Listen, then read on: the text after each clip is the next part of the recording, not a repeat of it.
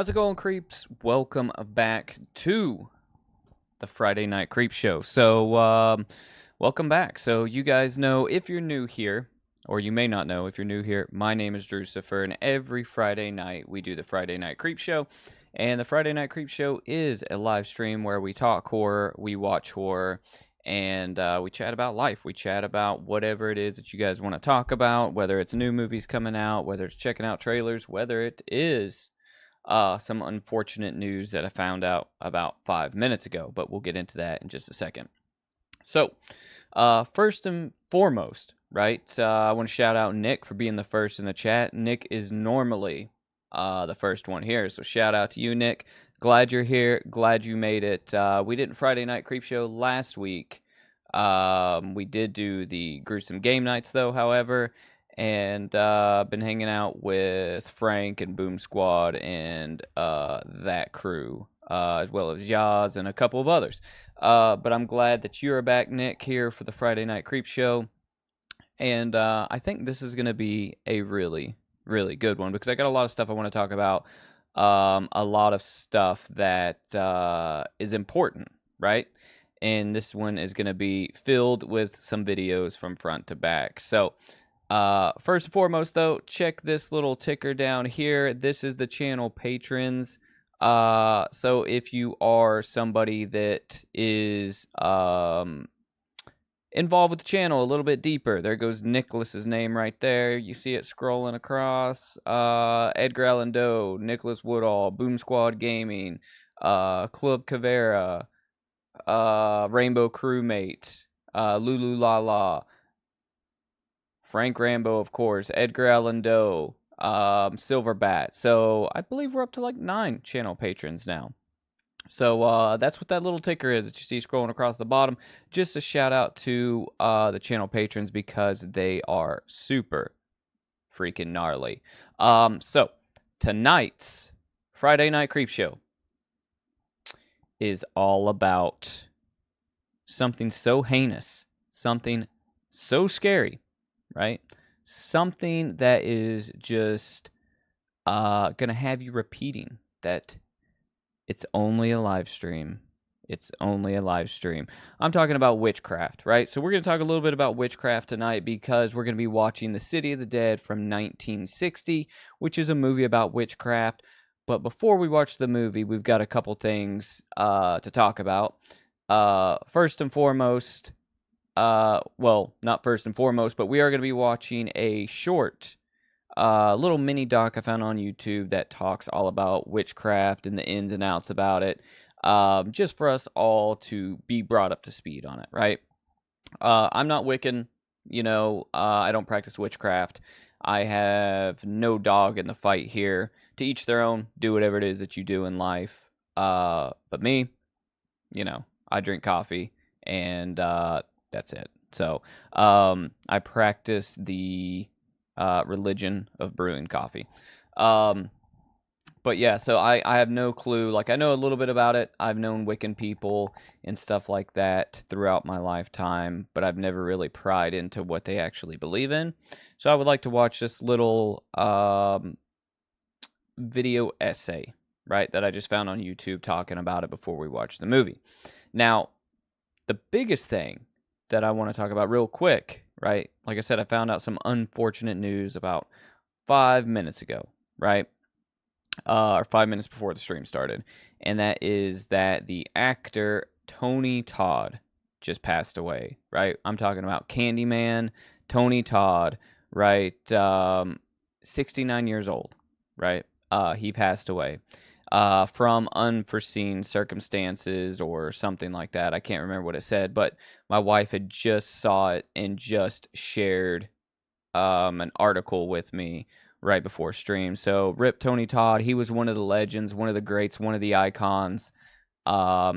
Sucks because the horror world is a little less awesome and a little less frightening with Tony Todd gone. So Hentoy, what's up? I'm glad that you made it. So what I want to do is I want to watch this real quick Candyman montage, just in honor of Tony Todd, and then we will proceed with the rest of the night's, festivities, I guess I could say. All right, so here's a quick Candyman montage. If YouTube tries to shut me down, I'll stop it, and then we will just regroup. So, you know how they try to do me here. Here we go, guys.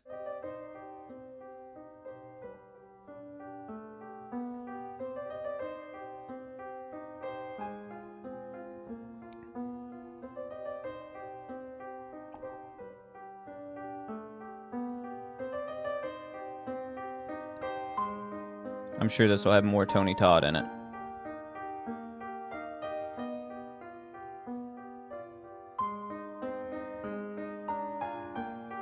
I hope so, anyways.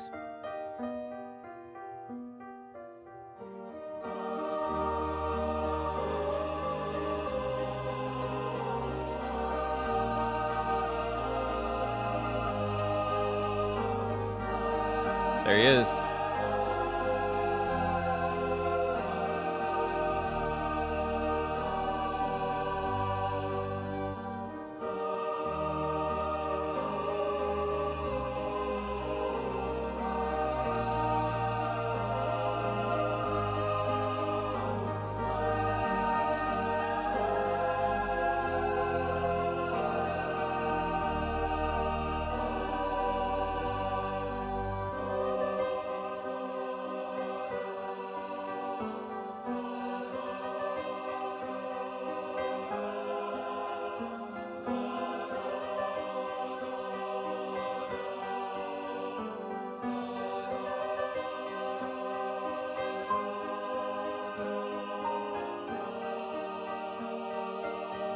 All right, so this video is clearly about the lady that plays her. I was hoping this was more going to be about Tony Todd.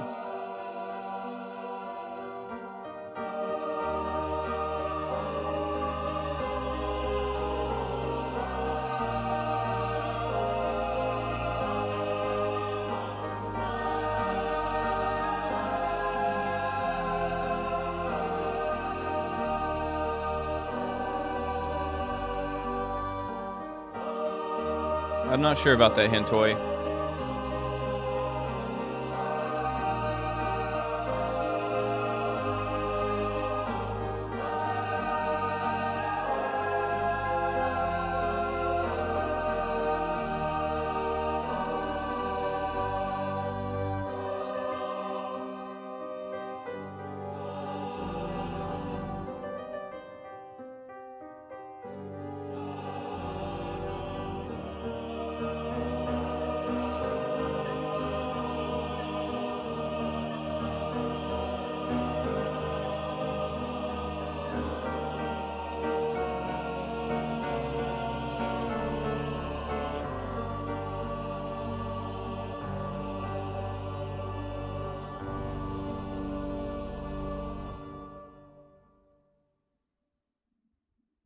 Okay, so, oh, I don't know what this is.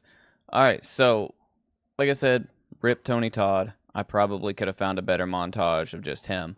I think that was more geared towards the actress that played Helen, the main character. But Tony Todd, like I said, he scared an entire generation.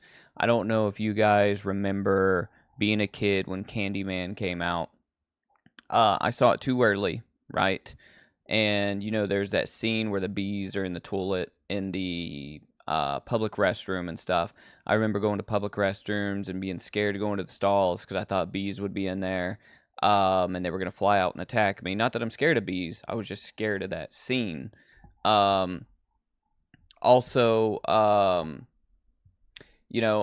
being in the bathroom, right? Like we played Bloody Mary as a kid until I found out about Candyman, right? So, you would go to the bathroom, turn out the lights, look in the mirror, say Bloody Mary 3 times, and she basically would come out of the mirror and kill you, or so we thought.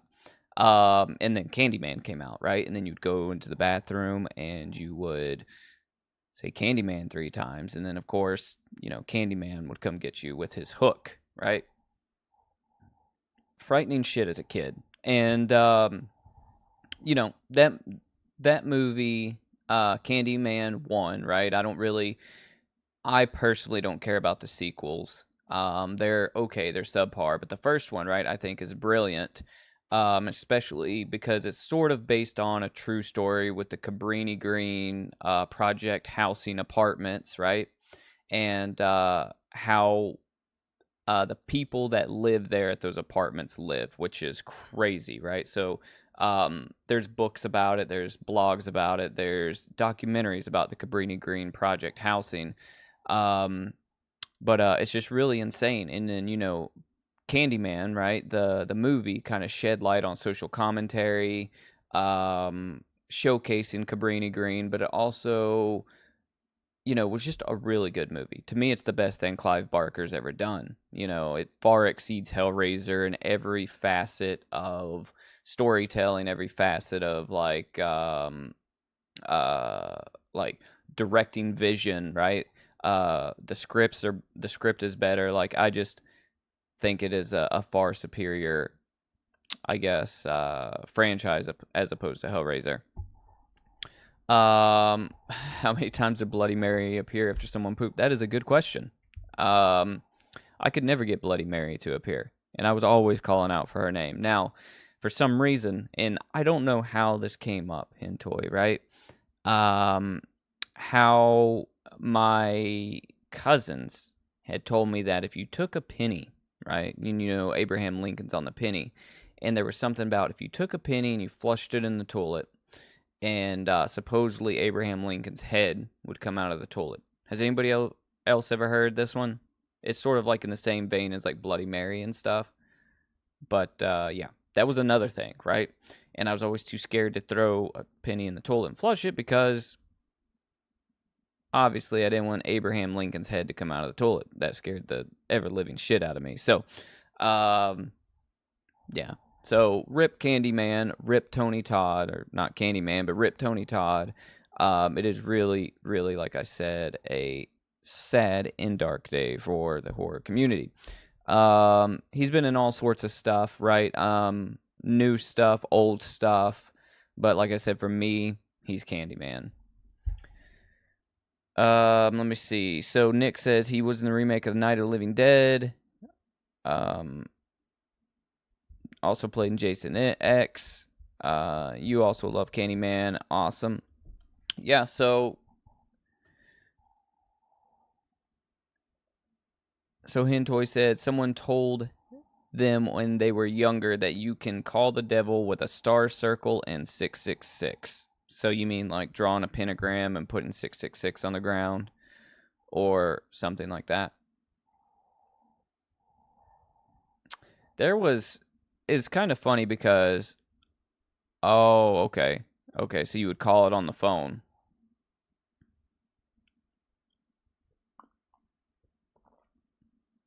Like, what would you do if the devil picked up the phone, Hintoy?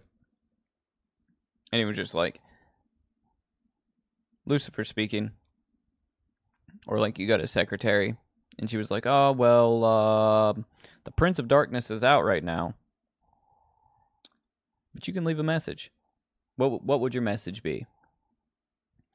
Tell him we need more death metal. Like you've never seen a pentagram like in real life, or you've never seen a pentagram ever.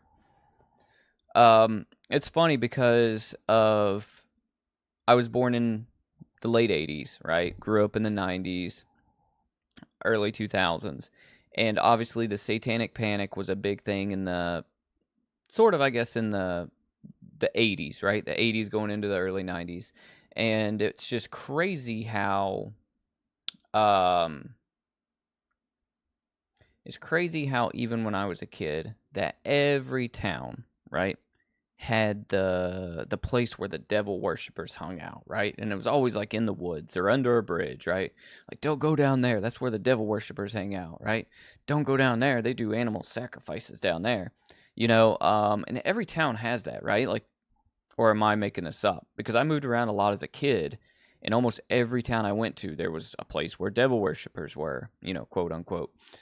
Did you guys face the same thing? Did people ever tell you, hey, like, that old abandoned house up there, don't go to those ruins, that's where the devil worshippers hang out? And it's probably because they had seen, like, somebody drew 666, on I don't know, an abandoned house with some spray paint. What's up, Frank? Glad you're here. Glad you made it. Hail to the king, baby. So, Frank, if you're just getting here, unfortunate news. Tony Todd passed away tonight, or today, right? I just found out right before stream, so that's kind of what we're talking about.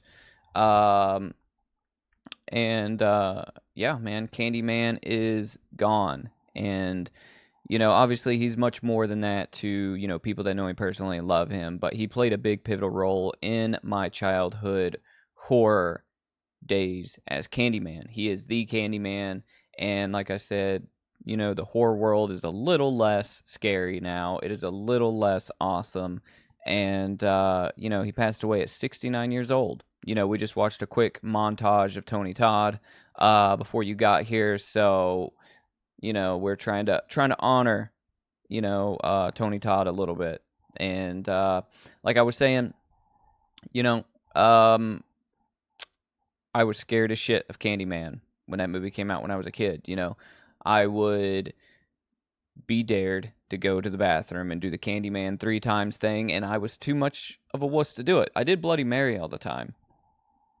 and I think that's because I didn't have a Bloody Mary movie. Candyman, no chance in hell was that happening. So you should definitely watch Candyman. Like I said, the first one is awesome. I know there's a second one. I think there's a third one. I don't know beyond that. And then the Jordan Peele one. I love Jordan Peele as a person, as a writer, as a director. I love everything Jordan Peele's done, but his Candyman was trash. I've seen I believe the second and the third one, but it's been forever. I just really like the first one.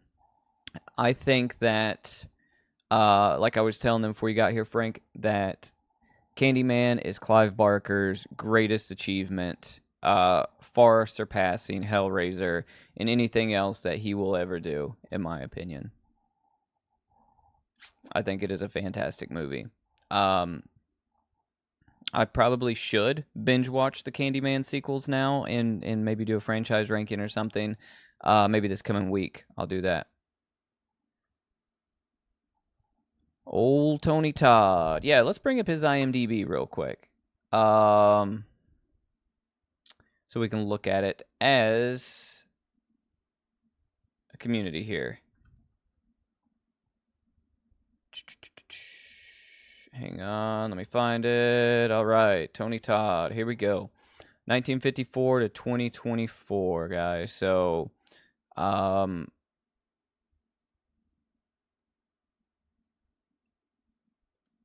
245 credits with 11 upcoming. So what I want to do is, let's see all.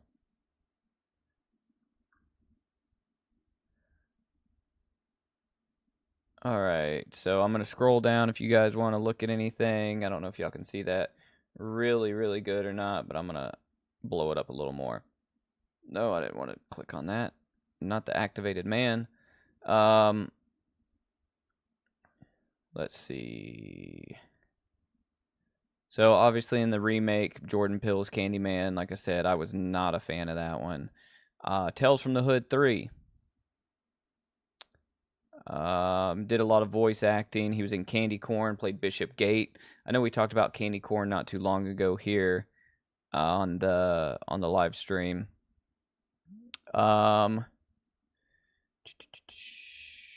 Yeah, Victor Crowley, obviously he played the Reverend in Hatchet, right? Let's see. A lot of stuff here, guys. Let's go back to let's go back to like the 90s. Yeah, he was just in that movie Splatter I watched too with Corey Feldman. That movie was something. Final Destination 2, Final Destination 1. Let's see. All right, so Candyman Farewell to the Flesh, 1995. The Crow, right? Forgot all about that. Candyman, of course, the original. Let's see what his debut film was. Sleepwalk, 1986. And he was in Platoon. Like, I know Platoon, but I don't know Platoon. Okay, I would like to watch that and watch for his role. Colors. Colors is another good one. Night of the Living Dead, like Nick said, from 1990. Yeah, it sucks, unfortunately. Yeah, I think that let's bring it up and let's see.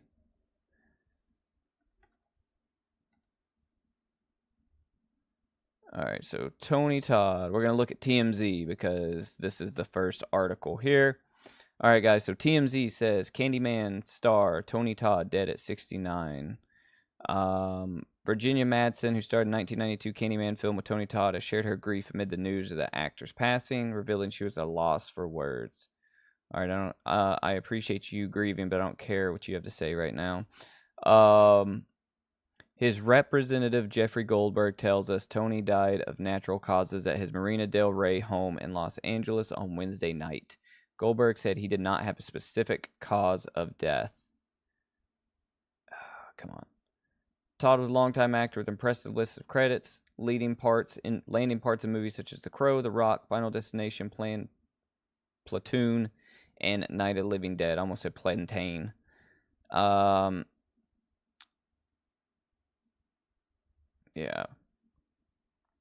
Tony Todd, man, 69 is a long life, but it's not long enough, you know. So rip to Tony Todd. Like I said, I hate it. It really, really sucks. What's up, Boom Squad? I got something for you right here. What you doing in my waters? Glad that you made it in. So, like I said, Tony Todd, rip. Biggest thing that we're going to talk about tonight, though, is we're going to try to spin this in a positive light. Maybe, right? Depending on how you look at life, right? Maybe it's negative, maybe it's a positive. But like I said, tonight we're talking about something so heinous, so terrifying, so vile, disgusting, and downright terrifying. We're talking about witchcraft, right? Like I said, tonight's movie, The City of the Dead, is about witchcraft. And like I said before, I don't know much about it. You know, I've known Wiccan people throughout my life. I never pried into what they were doing when they were talking what they talk, or whatever kind of like cards they were holding, or, you know, whatever kind of animals they were sacrificing. Don't know much about it. So we're going to learn a little bit about it. We're going to watch this 30-minute long YouTube video that tells us all about witchcraft, right? And if that doesn't scare you guys enough, then we're going to watch City of the Dead, 1960. And that movie is about a young college student that arrives in a sleepy Massachusetts town to research witchcraft during her stay at an eerie inn. She discovers a startling secret about the town and its inhabitants, right? This got a 6.7 out of 10 stars on IMDb. Like I said, this is from 1960. It is 1 hour and 16 minutes. Rated PG-13. It is supernatural horror, witch horror, mystery, thriller, right? What more could you want? Directed by John Llewellyn Moxey and written by Milton, how do you say this, guys? Subotsky? Subotsky and George Baxt. And this stars Patricia Jessel, Dennis Lotus, the one and only Christopher Lee, Tom Naylor, Betta St. John, Venetia Stevenson, Valentine Jaw, Ann Beach, and Norman McOwen. And we can't forget about Fred Johnson and James Dyrenforth. John Llewellyn Moxey, the director, is also known for The Avengers, 1967, as well as Genesis 2, Mission Impossible from 1969 to 1972, and Mannix. So I don't know none of that stuff. But like I said, I don't think the name Llewellyn gets enough play, right? Because first time I heard the name Llewellyn was in the movie No Country for Old Men, right? Main character played by Josh Brolin. His name is Llewellyn. And I was like, that is a weird ass name. But apparently that was a popular name at one time. What's up, Gamecock Chuck? Glad you're here. Glad you made it. Friday Night Creepshow. I am not a wizard. I think being a wizard would be awesome, but not one. Not one at all. Okay, so like I said, first thing we're gonna do is we're gonna watch this this video that's gonna tell us all about witchcraft, so we can get our mind in the right place for this movie. So Chuck, if you're just getting here, man, we're talking about the late great Tony Todd, aka Candyman, passed away today, right? At 69 years old. And it is a terrible time for the horror community because it's less scary now and less awesome, right? So we've been talking about that. We're going to watch a movie called City of the Dead from 1960. It's a movie about witchcraft, about somebody going to a town in Massachusetts and there being witchcraft going on. So we're going to watch this short little 27-minute long YouTube video essay documentary talking about witchcraft because I know nothing about it. So like I said earlier on, if you know, then you know, because if you look at the Patreon patrons right here, you'll see their names scrolling across the screen.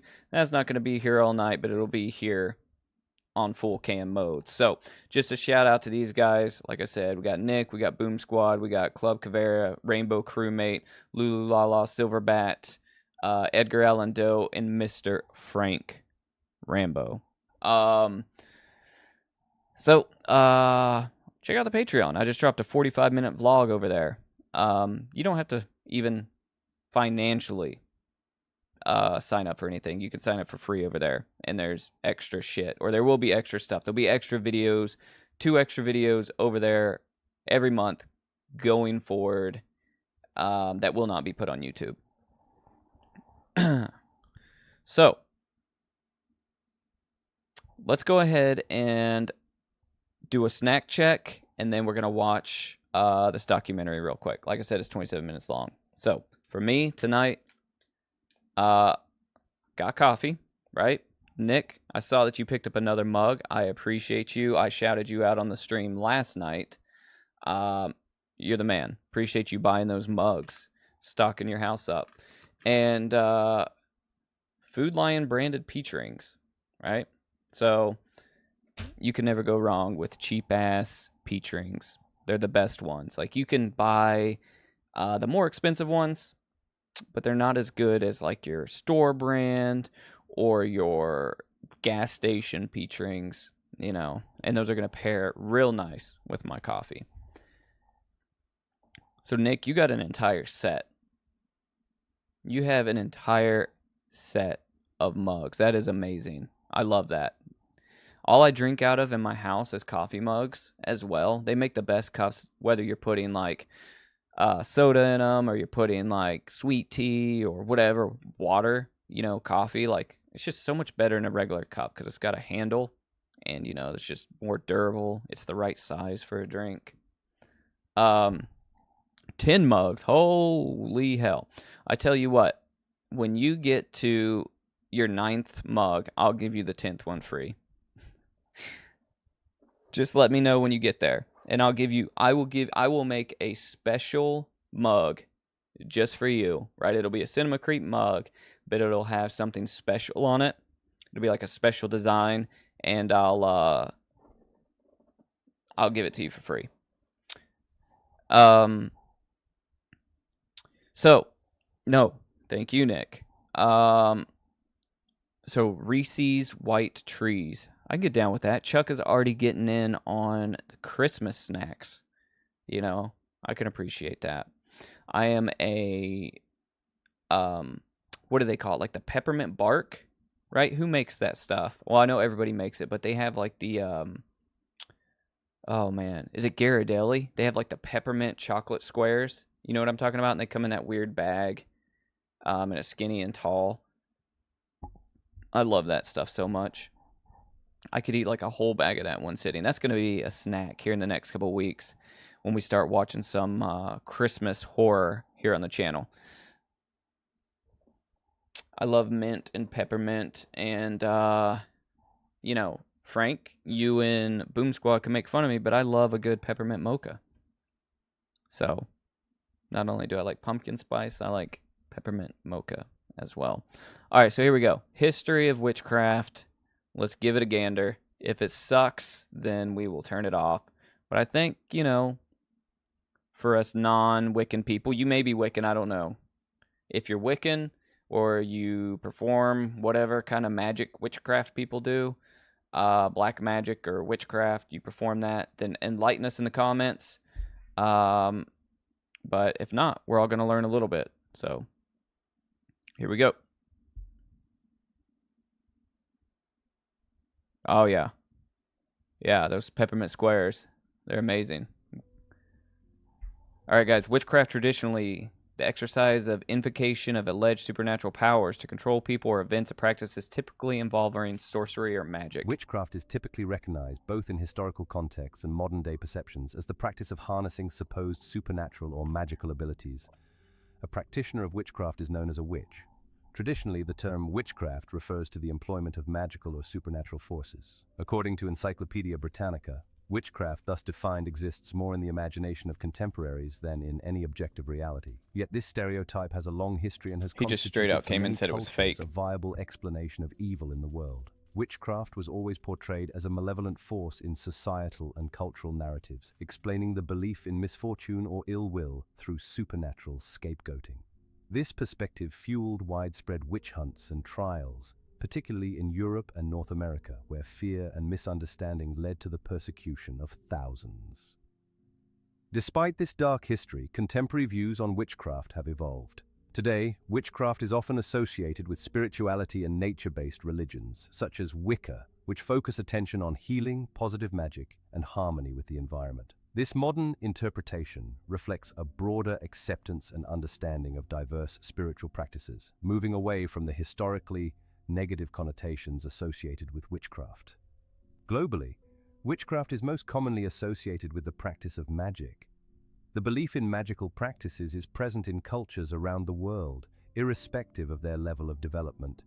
Many societies harbor a fear of certain individuals possessing the supernatural ability. The use of herbs, animal parts, and various substances in creating potions is common in witchcraft.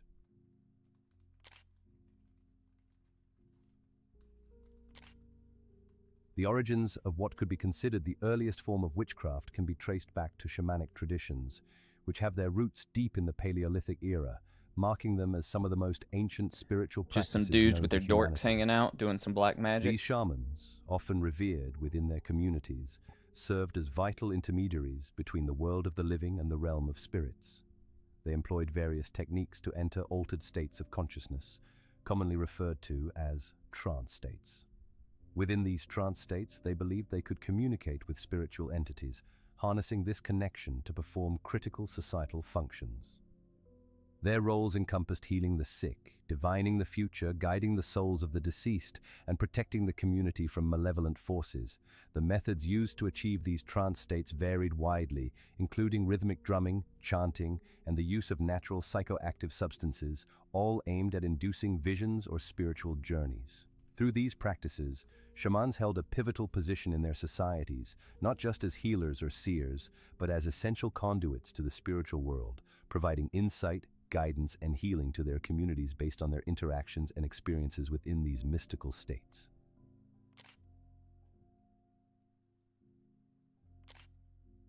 In ancient Egyptian culture, magic was not merely a peripheral or superstitious element, but was instead deeply woven into the fabric of both their religious beliefs and their daily lives.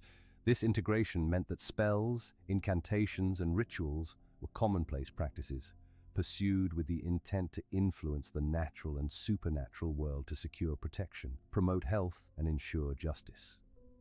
The Egyptians believed that magic was a gift from the gods that humans could use to maintain the balance of the cosmos, protect themselves from malevolent forces, and communicate with the deities. One of the most emblematic and enduring symbols of the significance of magic in ancient Egyptian civilization is the Book of the Dead. This collection is not a single tome, but rather a compilation of various spells, prayers, and incantations that were written over many centuries. The contents of the Book of the Dead were designed to guide the deceased through the dangerous journey of the afterlife, helping them overcome challenges, avoid perils, and enter the eternal paradise that awaited them according to Egyptian belief. These texts were often customized for the individual, inscribed on papyrus and buried alongside them in their tomb. The spells contained within the Book of the Dead encompassed a wide range of purposes, from protecting the soul from hazards to ensuring it had food, drink, and the ability to breathe and speak in the afterlife. The use of these spells reflects the Egyptians' belief in the power of the spoken and written word to affect the world around them and the afterlife beyond. In essence, for the ancient Egyptians, magic was a crucial tool for navigating the uncertainties of this world and securing a safe passage and a favorable existence in the next.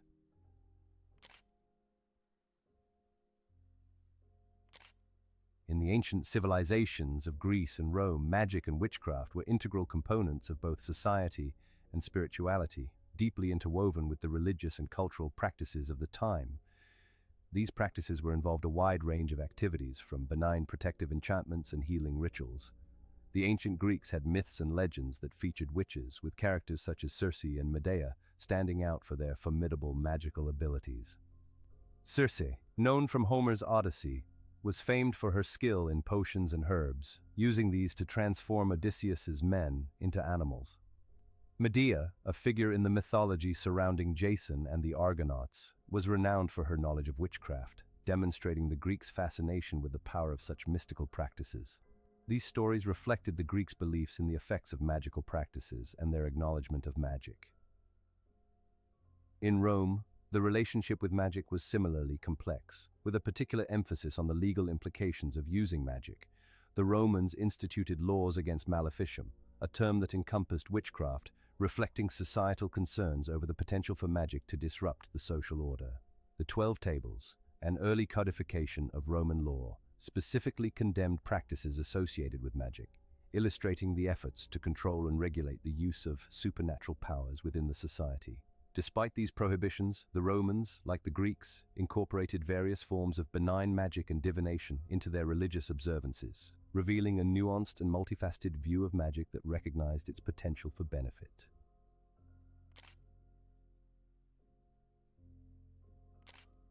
Witchcraft in African cultures, along with practices like voodoo and hoodoo, represent rich spiritual beliefs and rituals. Yeah, the Salem Witch Trials is I think they're going to talk about that a little bit often grouped under the broad term witchcraft, have Super distinct interesting characteristics and histories. In many African cultures, a healer may use their knowledge of herbs, That's gnarly. rituals, and the spiritual world to counteract the harm caused by others. In traditional West African spiritual belief system involves the use of magical objects which are believed to protect people. These practices often involve the use of amulets or charms, which are believed to contain magical powers. Voodoo or vodou is a more religious practice. It is a religion that originated in West Africa but is most closely associated with Haiti, where it developed among African slaves and incorporates elements from Roman That dude's frightening. Catholicism. It also has variations in other parts of the Americas, such as Louisiana voodoo in the United States. Voodoo includes the worship of spirits or loas, ancestors, and the use of rituals and ceremonies to communicate with the spiritual world. And finally, hoodoo, which is a more modern type of practice. Hoodoo is a traditional African-American spiritual practice that developed in the southern United States. It is distinct from voodoo and combines elements of African folk spirituality, Native American herbalism, and European folklore. Hoodoo involves the use of herbs, roots, and other natural elements to create spells, charms, and amulets for healing, protection, and influencing events. Unlike voodoo, hoodoo is not considered a religion but a practice of folk magic.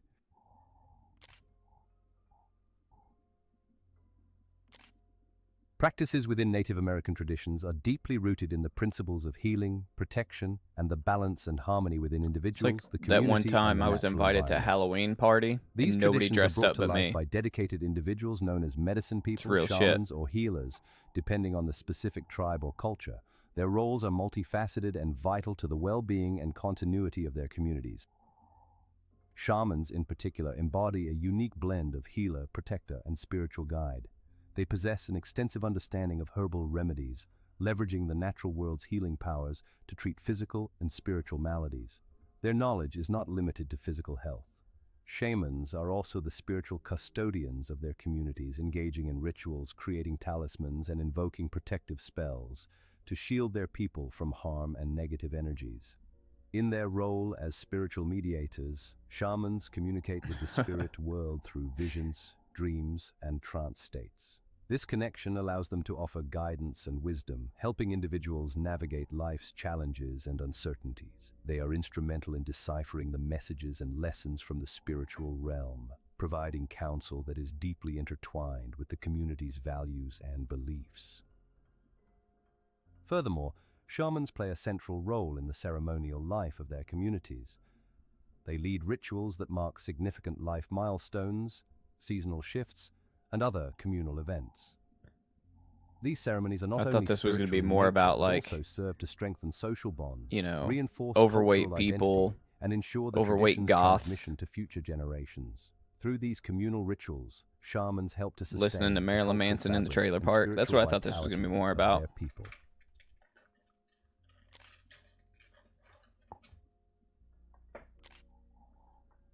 Wicca is a modern pagan, witchcraft religion that has gained popularity across the globe over the past century. It was developed in England during the first half of the 20th century and was introduced to the public in 1954 by Gerald Gardner, a retired British civil servant and amateur anthropologist. Gardner called it witchcraft and its adherents the Wicca, and it later came to be known as Wicca. It draws upon a diverse set of ancient pagan and 20th century Hermetic motifs for its theological feel like structure and Chuck's already ritual asleep. practices. Gerald Gardner is often cited as the father of Wicca for his role in bringing the religion to public attention. After his retirement, Gardner spent time in Asia, where he became familiar with various magical and esoteric traditions. Upon returning to England, he claimed to have been initiated into a New Forest coven, where he learned of an ancient yet surviving form Coven? of witchcraft. Gardner's claims about the New Forest coven have been a subject of controversy and skepticism among historians and Wiccans alike, but his teachings formed the basis of what is known today as Wicca. In the 1940s and early 1950s, Gardner began forming his own covens and initiated others into the craft, including notable figures such as Doreen Valiente, who would become an influential witch and author in her own right. In 1954, Gardner published Witchcraft Today, claiming to reveal the existence of a traditional witchcraft religion that had survived the witch persecutions of the early modern period. This was followed by The Meaning of Witchcraft in 1959, further outlining the beliefs and practices of Wiccans. Wicca is a highly diverse religion with no central authority, and practices can vary widely among practitioners known as Wiccans. However, there are some common beliefs and practices among Wiccans. Many Wiccans worship two deities, the goddess and the god, who are sometimes seen as facets of a greater pantheistic godhead. These deities can be understood and approached through various forms drawn from different cultural pantheons. Wicca is a nature-based religion, with a deep reverence for the earth and natural cycles, such as the phases of the moon and the changing seasons, which are celebrated through 8 seasonal festivals known as the Wheel of the Year. Wiccans practice ritual magic, including spellcasting, through which they believe they can enact change in the physical world. These rituals often take place within a consecrated circle and may involve the use of symbols, candles, herbs, and other tools. The Wiccan FRIDAY is an ethical guideline often summarized as, "An it harm none, do what you will," emphasizing the freedom to act alongside the responsibility to avoid causing harm. The threefold law is a moral principle, suggests that whatever energy a person puts out into the world, be it positive or negative, will be returned to that person threefold. Since the introduction of Wicca It has been spread rapidly, especially in the United States and other English-speaking countries. The rise of the internet and social media has also facilitated the Nate growth Dogg and diversification of 666. Wicca, making it easier for solitary practitioners to find resources, connect with others, and form online communities. Today, Wicca is recognized as one of the fastest-growing religions, with adherents from diverse backgrounds seeking its embrace of nature, magic, and personal autonomy.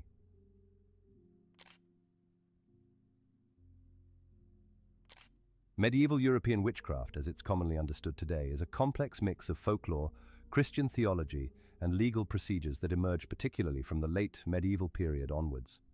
The Christianization of Europe, which spanned several centuries, played a significant role in shaping attitudes towards what was considered witchcraft, often conflating pre-Christian pagan practices with heresy and diabolism. Before Christianity spread throughout Europe, various forms of paganism were widely practiced. These often involved reverence for nature, the use of charms and spells, and veneration of deities and spirits linked to the natural world. Such practices were gradually demonized as Christianity took root. As Christian authorities sought to consolidate their spiritual and temporal power, Look at my man's pagan shoes right there, practices were the red increasingly shoes. condemned as heretical and diabolical. Rituals once seen as part of traditional religions were reinterpreted as acts of witchcraft, involving worship of the devil. A central feature of the witch stereotype that emerged was the belief that witches made pacts with the devil, renouncing Christianity and pledging loyalty to Satan in exchange for powers to harm others or manipulate natural forces. Witches were believed to attend nocturnal gatherings known as Sabbaths, where they participated in rituals, feasted. These gatherings were often depicted as involving flight on broomsticks or animals.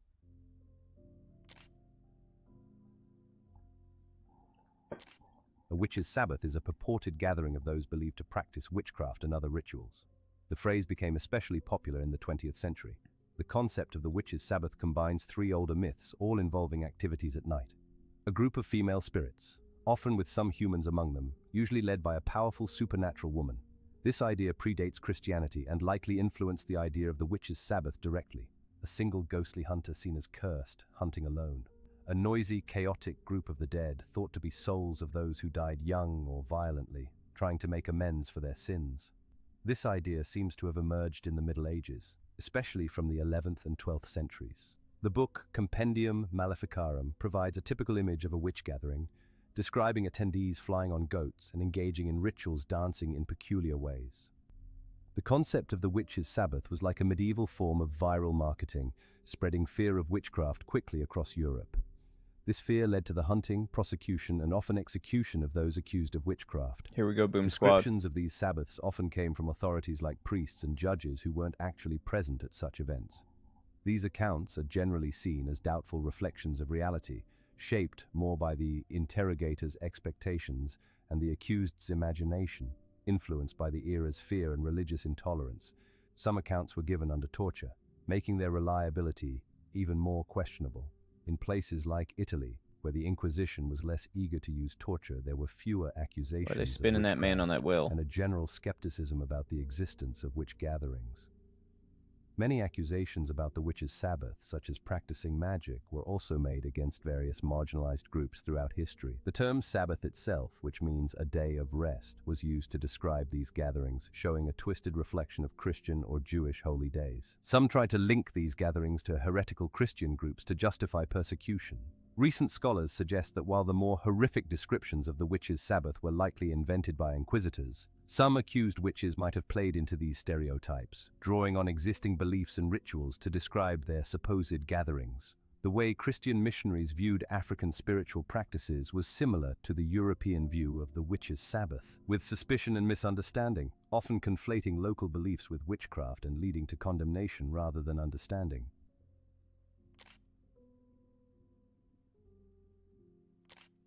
After Christianity gained popularity, a variety of practices previously accepted in diverse cultures began to be viewed with suspicion, deemed as originating from the devil.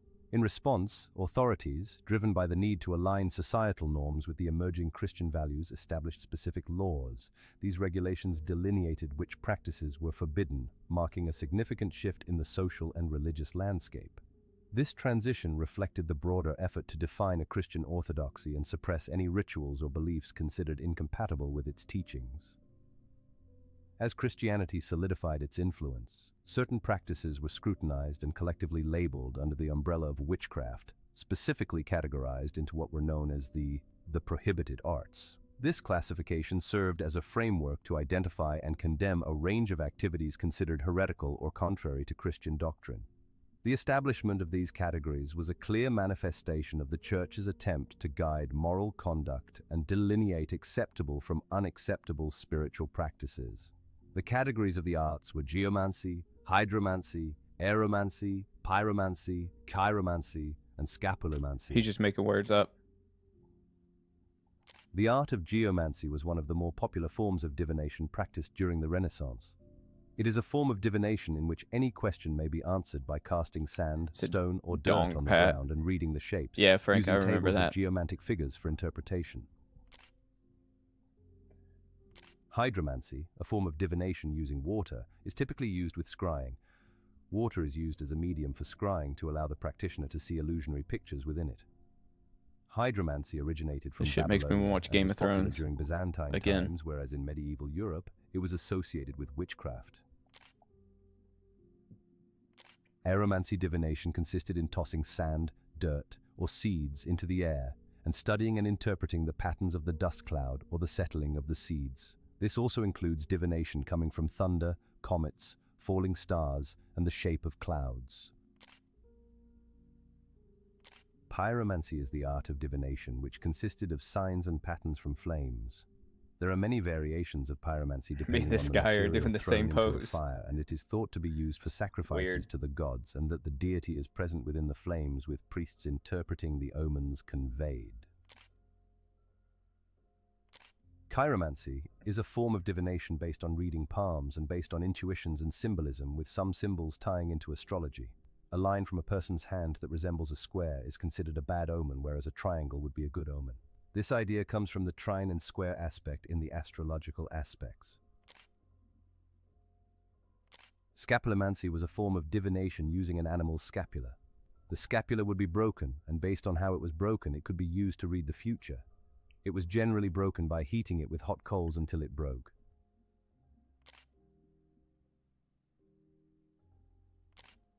The witch hunts, as we commonly understand them, began to take shape in the late medieval period around the 15th century. This period saw a shift from viewing witchcraft as a form of heresy to seeing it as a malevolent, diabolical crime against society. The Catholic Church played a significant role in the early development of the witch hunts.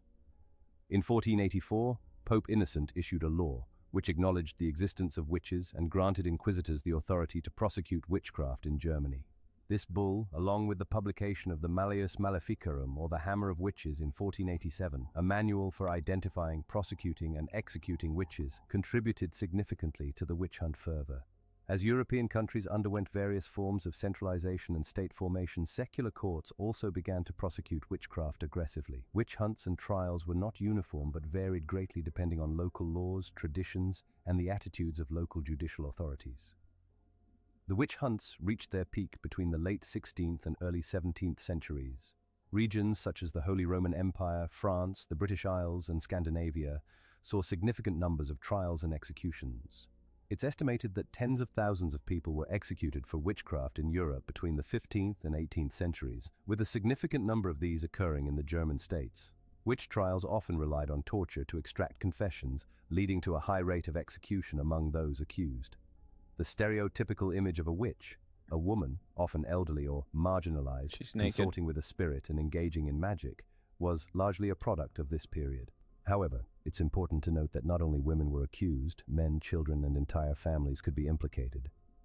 By the late 17th and early 18th centuries, the witch hunts began to decline. This was due to a variety of factors, including the increasing skepticism of the educated elite regarding the existence of witchcraft, legal reforms that made convictions more difficult, and changing social and economic conditions. The last known execution for witchcraft in Europe took place in Switzerland in 1782.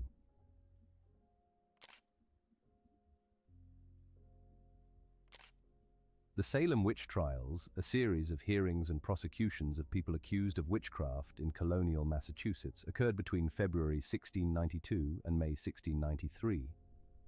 This episode is one of the most notorious cases of mass hysteria and has been used as a cautionary tale about the dangers of isolationism, religious extremism, false accusations, and lapses in due process.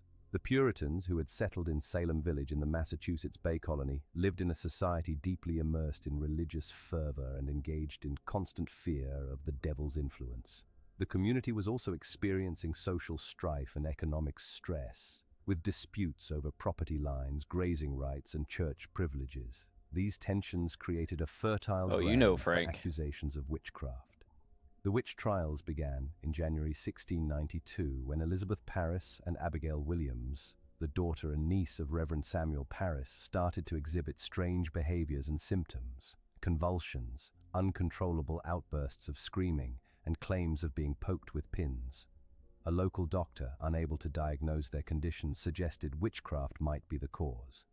The accusations soon spread, and more girls began to show similar symptoms, leading to a widening circle of accusations.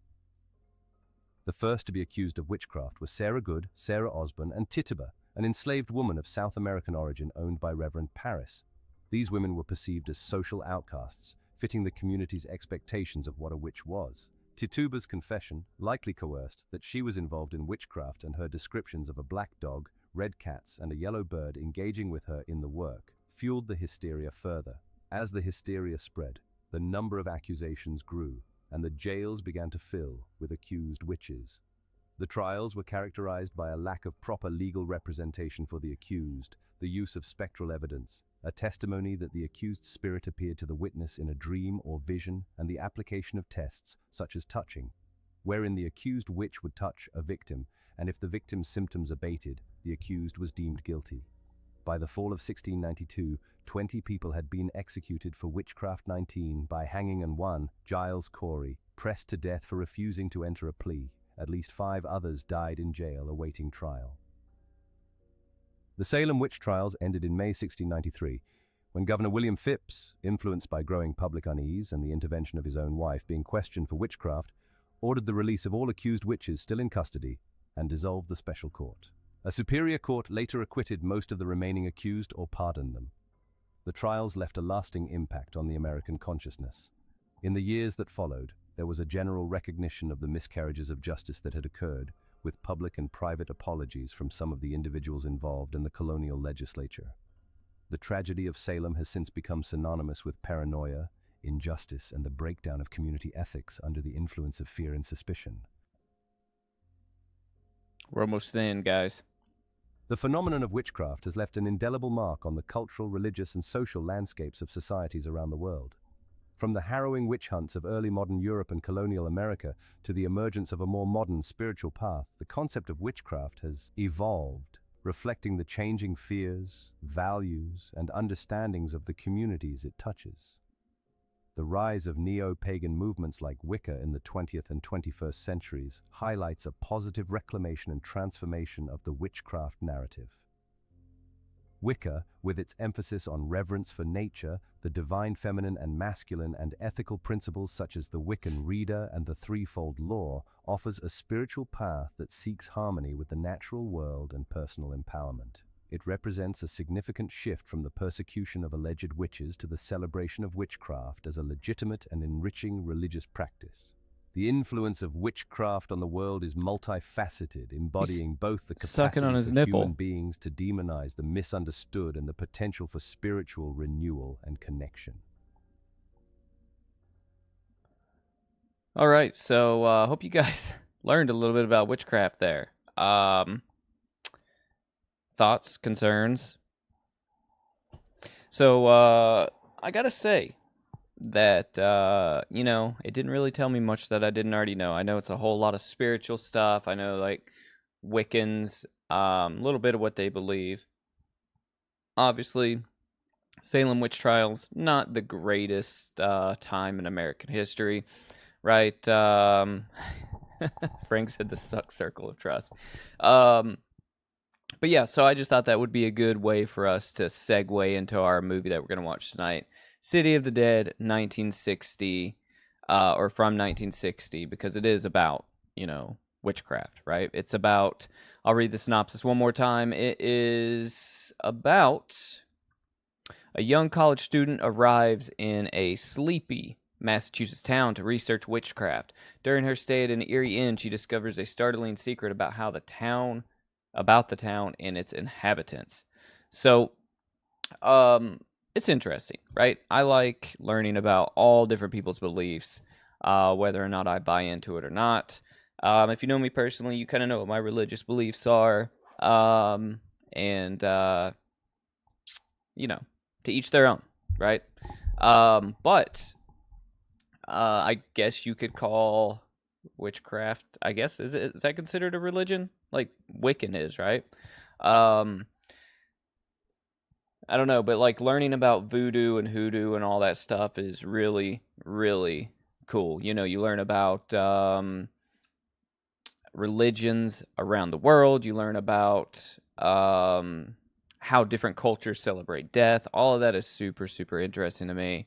Those were some of my favorite college courses that I took in college. Is when it would be I took a class called Death and Dying. That was really gnarly. It talked about how different cultures celebrate death, how they deal with death, and then obviously I took a couple classes that touched on world religions and talked all about that.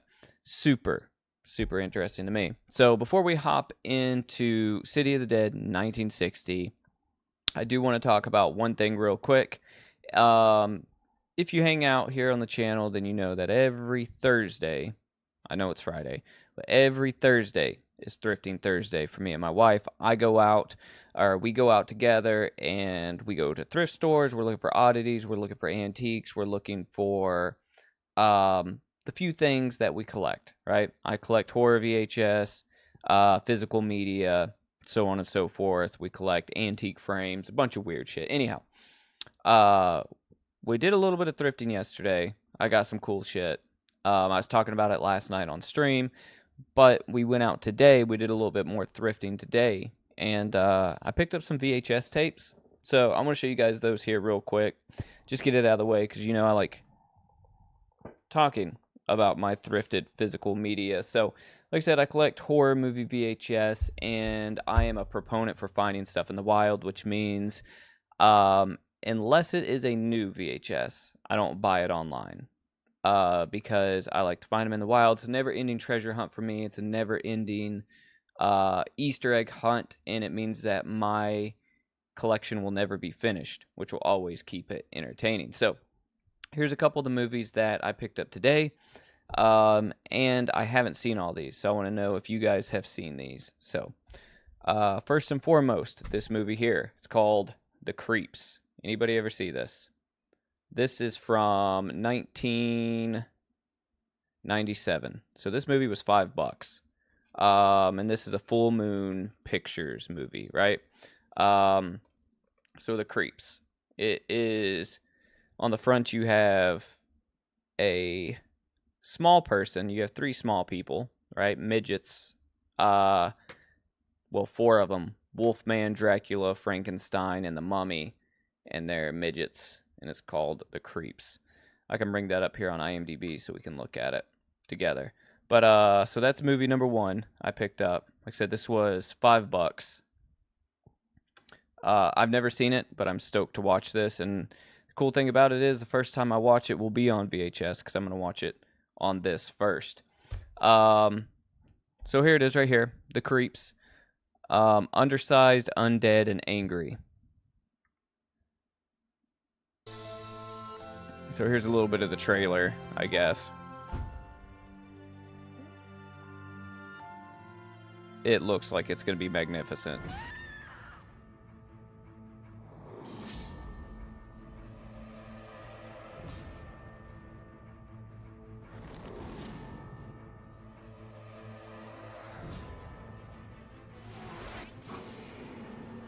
Yeah, I thought The Creeps was very fitting for all of you guys.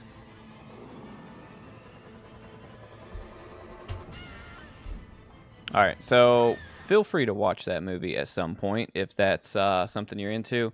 That's one movie I got. I've got 4 of them here, so I'm going to go through the other ones pretty quick. So you guys remember here on Friday Night Creepshow, we watched The Terror, right? Boris Karloff, Jack Nicholson. This was actually a really solid movie.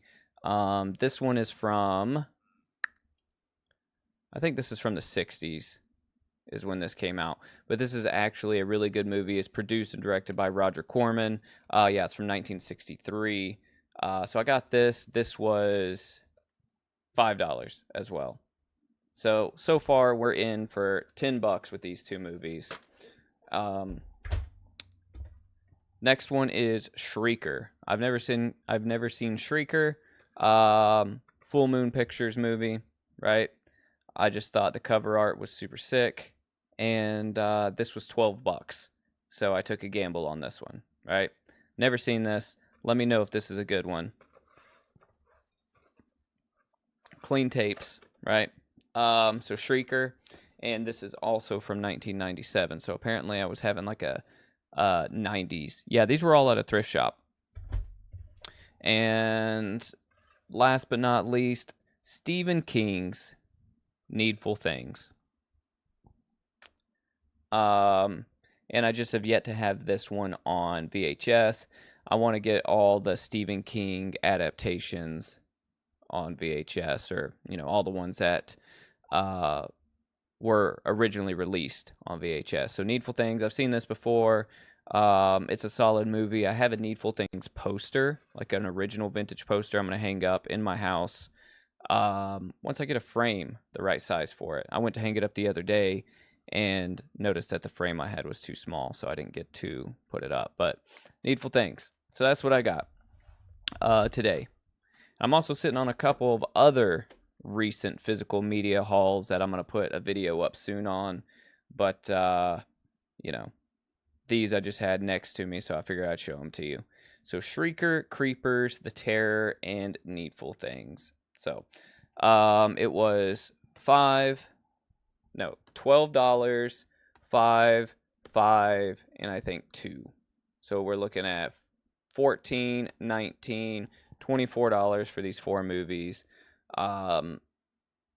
Movies have obviously gone up, and depending on what you buy, you're going to spend more money for. But, yeah. I almost picked up Leprechaun 1 and Leprechaun 2. They had them at the thrift store, but they were $20 a piece. So, I didn't get them. So, obviously, Frank, I believe you watched The Terror with us. Remember, that was that one that was in color, and it was shot really, really well. And it was very surprising that it looked as good as it did.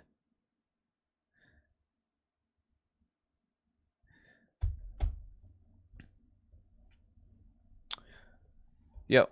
So I traded. I don't know what that equates. I traded my hard-earned cash, about 45 minutes, maybe. Yeah, about 45 minutes, maybe 38 minutes of working time for that. But yeah, so they were at a thrift store. I'm gonna go back, hit this thrift store again. They've got some good VHS. They've got some stuff locked away in a case. They had a Basket Case 3 poster that was already framed, and it was $60, and I had to refrain from picking that up as well. But I might go back and get it. But it is Basket Case 3. It's not 1 or 2. Like I've never seen 3. I've only seen the first 2. Anyhow, the poster was gnarly. All right, so let's go ahead and let's get into City of the Dead. If YouTube shuts us down, pauses the stream, hang out with me. I'll get it figured out. I'll have to turn off the movie, and we'll watch something else. But again, you guys know how I do. This is in the public domain. I checked it, rechecked it, checked it, rechecked it. But YouTube doesn't give a shit about my feelings. So if they shut it down, they shut it down, and then we'll figure out something else to watch.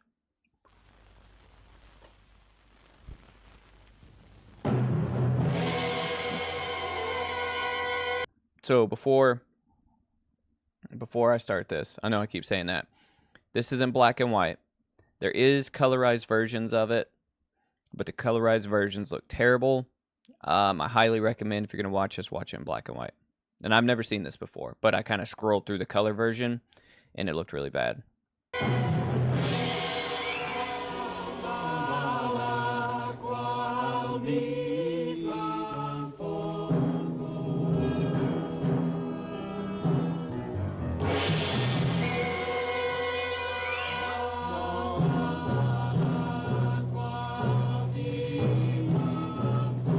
I'm already almost done with the peach rings.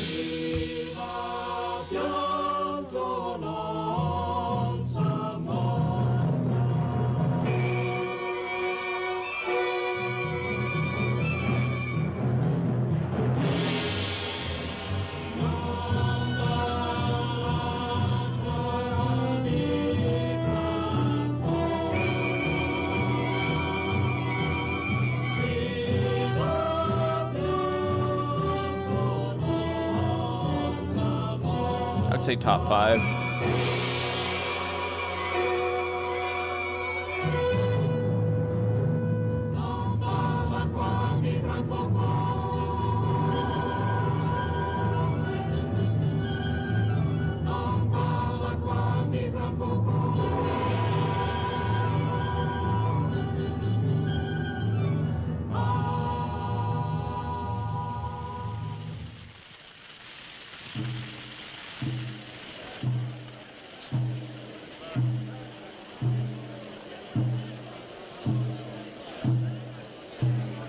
We should go back to dressing like Puritans.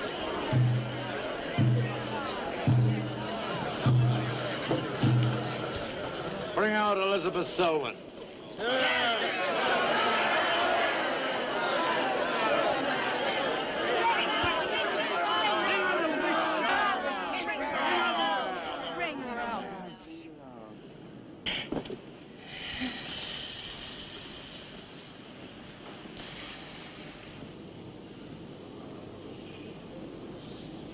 Witch!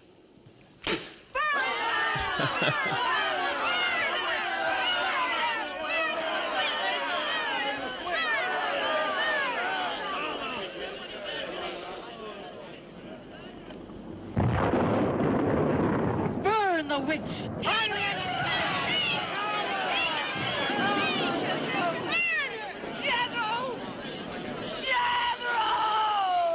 Jethro Kane, hast thou consorted with the witch Elizabeth Selwyn?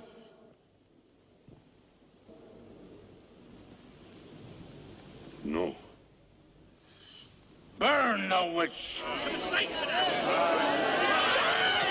A lot of help he was.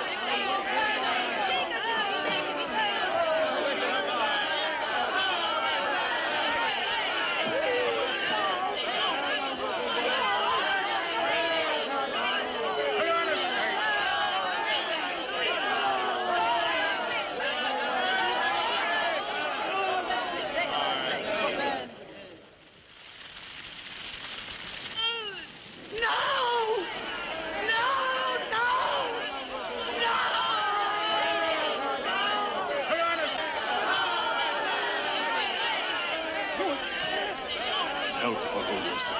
Help her. Elizabeth Selwyn, on this 3rd day of March, in the year of our Lord 1692, we, the people of Whitewood, Massachusetts, Basically Twitter. condemn thee as a witch.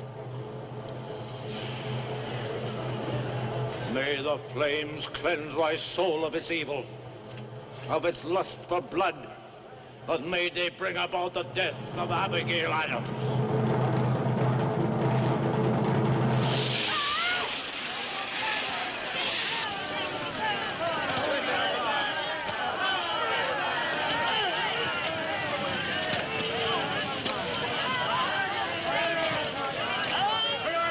Help her, Lucifer.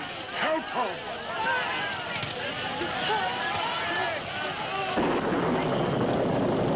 Oh, pumpkin spice is up there.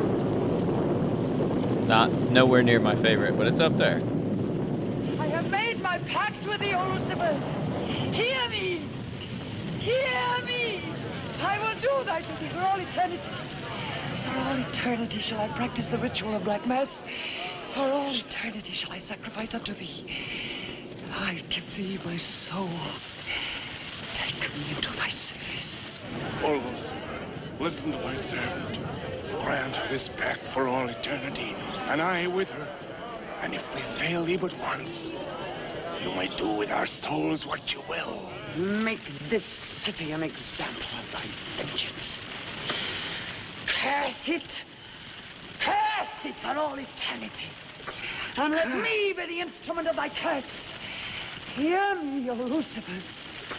Hear me! Making a curse. Curse. You're like, oh shit. Like, we fucked up.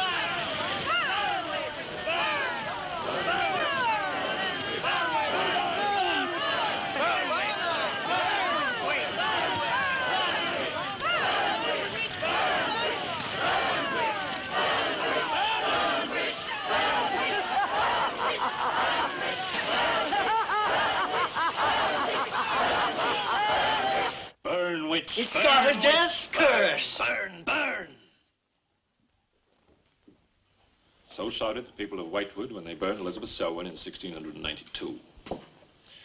Though, as I've said, little is known today of the actual practice of witchcraft in 17th century New England, superstition, fear, and jealousy drove the Puritans to accuse their friends and relatives of consorting with the devil. Raiding around huge bonfires, repeating vindictive chants, they consigned the poor creatures to the flames. The tortured souls cried out in agony as the flames mounted higher and higher. Burn, witch, burn, witch, burn, burn, burn. Dig that crazy beat. Shh. That will be all for today. Tomorrow will be my concluding lecture on the history of witchcraft in 17th century New England. I shall bring along some illustrations which I'm sure will interest you all. That's how I felt. I felt just like that guy when I showed y'all that video. Maitland! Since you chose to attend these lectures, I had hoped that it was in a spirit of scientific curiosity about the subject. That'll be all. Bill, how could you? He takes it all so darn seriously. He's got you all hypnotized. Oh, Miss Barlow. Yes, Professor. Can I see you for a moment, please? What about our date? How many? Look, I'll wait for you outside, huh? Yes, Professor. Rather a difficult young man, that. I fear that you are more of an attraction to him than my poor efforts. However, I've been reading through your papers, Miss Barlow. They show a very sound appreciation of the subject. I want to go to New England to do my senior paper. Mm-hmm. They're really quite good, you know. Well, I'm not quite satisfied. I feel I need some first-hand research. I want to get the atmosphere. Find out how widespread witchcraft really was, what the witches were really like. Well, that might take a little time, you know. Well, I have the time. My brother and I were going to spend our vacation with our cousins. What I'd really like to do is to get a room in the smallest, oldest town in New England I can find. Check through all the town hall records, recheck the libraries, talk to the Puritan descendants, make a really thorough investigation. Your brother is professor of science, Miss Barlow. I hardly think he'd be very interested in the history of witchcraft. Then I'd go alone. You don't think he'd object to that? You leave Richard to me. He's picking me up here for lunch. Hello, Bill. Professor Barlow. Nan here? Yeah, she's in there with him. Well, I don't like her getting mixed up in this witchcraft business. Why not? It's only part of our history course. I want to find out Professor how Barlow. widespread witchcraft really was. Before you go in there, could I have a word with you? Sure. Well, it's about Nan and me. Oh. If you're really serious about this, I happen to know of a town in New England. As a matter of fact, it's the identical place where the events occurred that I mentioned in today's lecture, Whitewood. It's quite a small place. It's a little bit off the beaten track, so maybe these directions will help you. Thank you. I think you might very well find what you're looking for there. I happen to know the woman who owns the inn at Whitewood. Her name is Newless, Mrs. Newless. So you just tell her I sent you. Raven's Inn, Whitewood. What's Whitewood? Now, Dick, don't be too upset, but I'm going to change my plans for the vacation. Change your plans? Yes. Going to a place called Whitewood for a week or so to do some research. Who are you? What about Cousin Sue? Why, she's expecting you for a birthday party on the 17th. She'll never forget. I can still easily make it by then. This is important. My term paper's got to be good. It could mean a scholarship. And I've made all the arrangements. Come on, Dick. You'll have a good time without Come me. on, Dick. My mind's made up. I'm going to Whitewood. But surely any good encyclopedia will give you all the nonsense you want to know about witchcraft. Witchcraft is not nonsense, Barlow. I'm sorry, Driscoll. Witchcraft, black magic, sorcery, to me it's nothing but fairy tale mumbo-jumbo. I'm a scientist, Driscoll. I believe what I can see, what I can feel and touch. The basis of fairy tales is reality. The basis of reality is fairy tales. Well, As a scientist, you should be familiar with that quotation. Yeah, well, I don't believe that somebody in Chicago can die of a heart attack because some woman in New Orleans sticks a pin in a wax doll. Maybe you don't, but practitioners of voodoo claim otherwise. Dick, you're just being difficult. No. When I look into a microscope, Driscoll, I see bacteria swimming, fighting, existing. That's real. These witches that were persecuted and burned in the 17th century were real, too, but they weren't witches. They were pitiful human beings, victims of hysteria. There are many eminent scholars who have documentary proof of the actual practice of witchcraft. Yeah, but how effective was this practice? Did any of these eminent scholars ever meet a real practicing witch? Did you ever meet a witch, Driscoll? Perhaps. Oh, come on, you're an historian. No witch ever survived the burning at the stake for all their pact with the devil. In 1692, Elizabeth Selwyn went to the stake. She was buried in a churchyard in New England. And yet 3 years later... Yeah? 3 years later, a new wave of blood sacrifices broke out in the village that had condemned her. The daughters of the elders who had condemned her were themselves found murdered with every last drop of blood drained from their bodies. And afterwards, people came forward to testify that they had actually seen Elizabeth Selwyn. Oh, stop. This would be more effective at midnight with howling winds and crashing thunder, and even then it wouldn't frighten anyone. Dick, I'm sorry, Professor Driscoll. That's all right, Miss Barlow. You won't be the first person to have scoffed at the subject. Honey, when you get to, where is it? Whitewood. Ah, yes, Whitewood. Well, send me a picture postcard of a witch. If possible, autographed. Now, let's have some lunch, eh? I'm sorry, I have a date.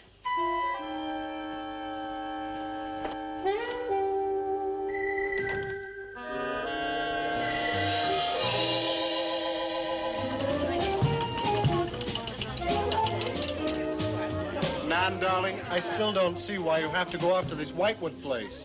Now, I thought we were going to have some time together during this vacation. You know I want to be with you. It's just this is important. Look, what the heck can you find that hasn't been found before? I don't know.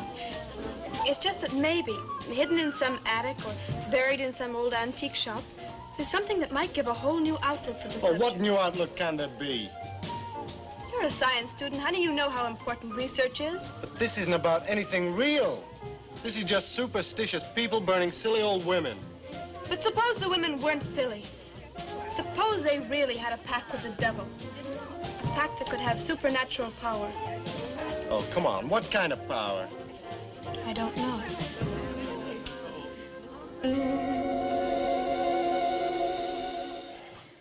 Oh, look, it's no use, Bill. We've both tried our hardest to talk her out of going. Do you really think she will find anything worthwhile? Well, I think we have to respect her desire to find something new, even if we don't agree with the subject. Agree with it? I've never heard so much nonsense as that guy Driscoll talks in all my life. Well, here I am, all packed. Oh, I suppose there's nothing I can say will stop you from going, huh? Yeah, well, I'll put this in the car.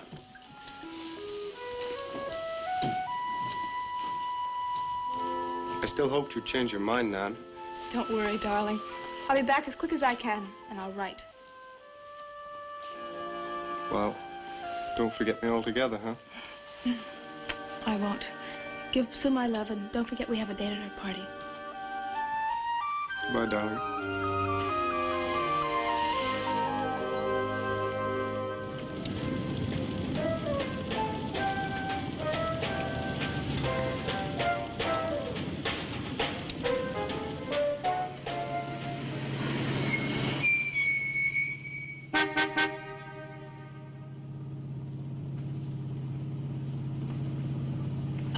Excuse me, can you help me? I seem Look to at be that lost. fog. Sure, if I can. I'm looking for the Wamport Road. Wamport Road, hardly anyone uses that anymore. Well, my friend gave me the directions. Take Road 28A, turn onto the Wamport Road, bear left at the fork through to Whitewood. Whitewood? Am I that far away? No, ma'am, not far. Not many God-fearing folks visit Whitewood nowadays. If I were you, I'd... If you'll excuse me, I'm in a hurry. Which way is it? Well, follow this road about 2 miles. You come to a fork. There'll be a sign, Wamport Road. Turn left, keep straight. There'll be Whitewood. Thank you very much.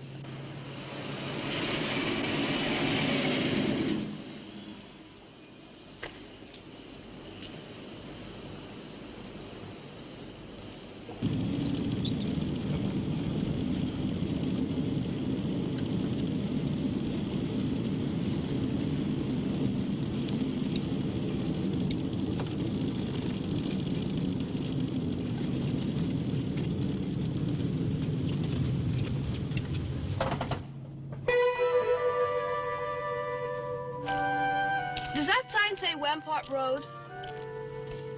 Wamport Road, yes. Oh, good. I was afraid I missed it. Is it Whitewood you seek? Yes. I, too. Would I be imposing if... No, of course not. Get in. Thank you.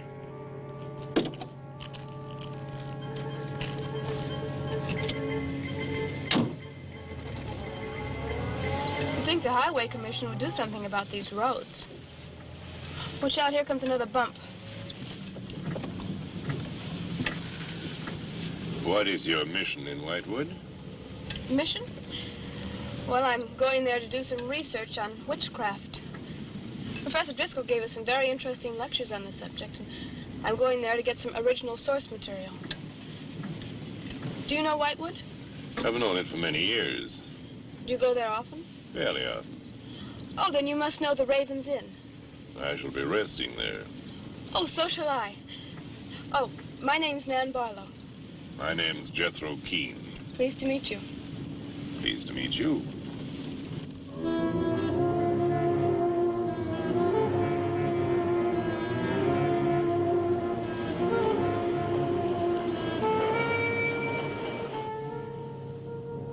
Just like a picture out of a history book. I feel as though I were in the 17th century. Why hasn't Whitewood been written about? It's off the beaten path. Few tourists come here. To Whitewood, time stands still. Look at that church. Must have been beautiful. What a shame they let it get so run down. Straight on? Yes, follow the road around.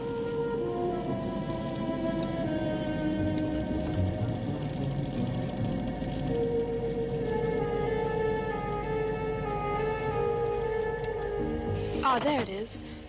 What a lovely old building. 17th century at least.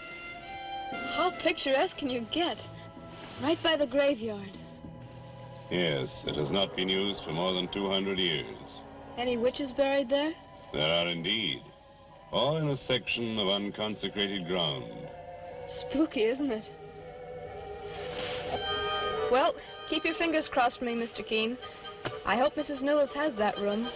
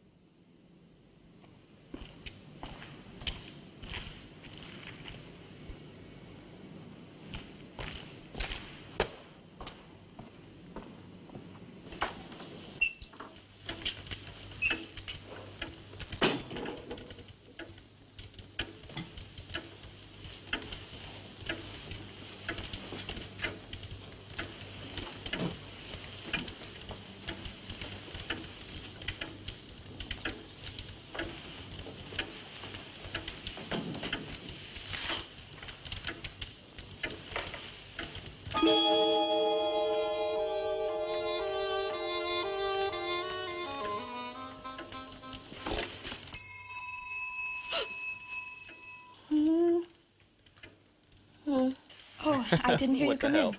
Are you Mrs. Newless? Oh, I'm Nan Barlow. I was told I might find a room here. I was recommended by a friend of mine, Professor Driscoll. Perhaps you know him. That will be all, Lottie.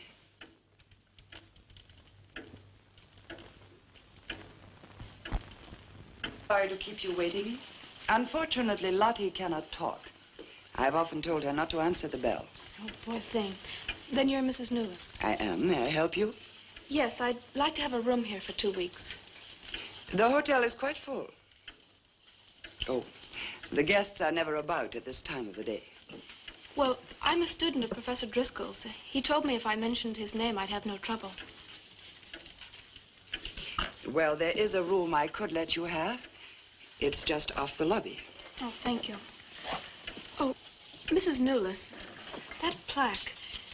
Is it true that Elizabeth Selwyn was really burnt here for being a witch? She was? And do you believe she was a witch? Come along. I'll show you to your room. I hope you will be comfortable.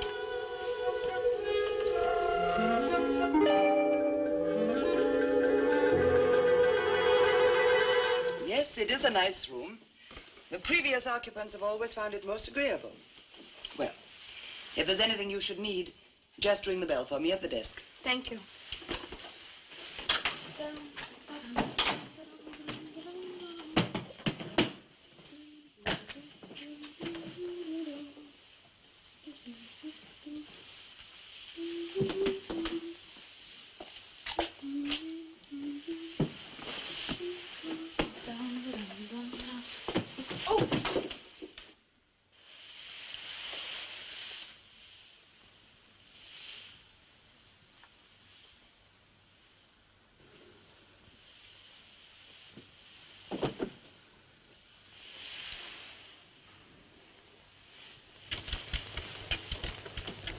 I love these old black and white movies It's been like so this. many months.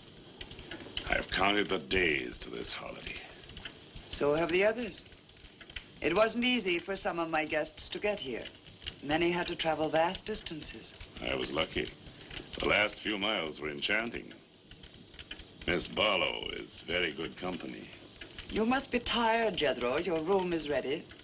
And the festivities. I am prepared.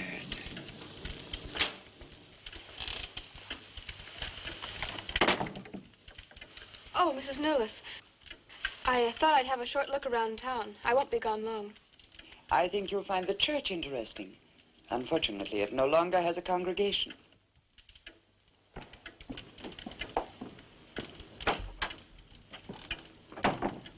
He will be pleased.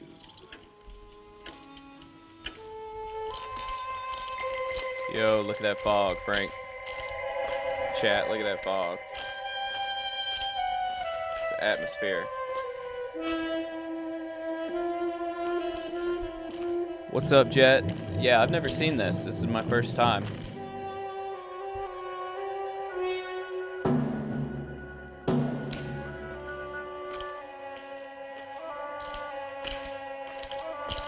Welcome to Cinema Creek.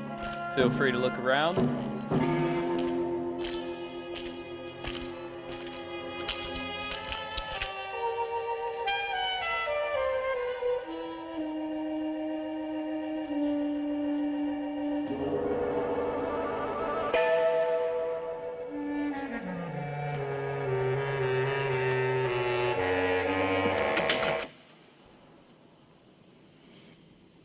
I'm told this was once a house of worship. It is still a house of worship. I am the reverend of this church. As long as the breath of life is within me, this house shall remain God's house. Must have been a beautiful building. For me, it is still beautiful. I'm sorry. What a shame the people have let it fall into such a state. Strangers rarely come to Whitewood. Who are you? I'm Nan Barlow. I'm staying at the Raven's Inn. Why have you come to Whitewood?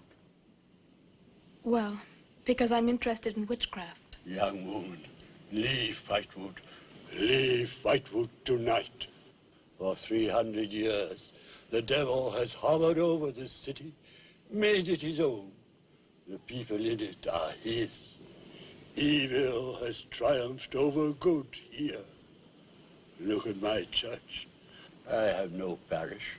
No one worships here. His is the power. What power? Leave Whitewood. Leave Whitewood tonight. I beg of you. What power? Leave before it is too late.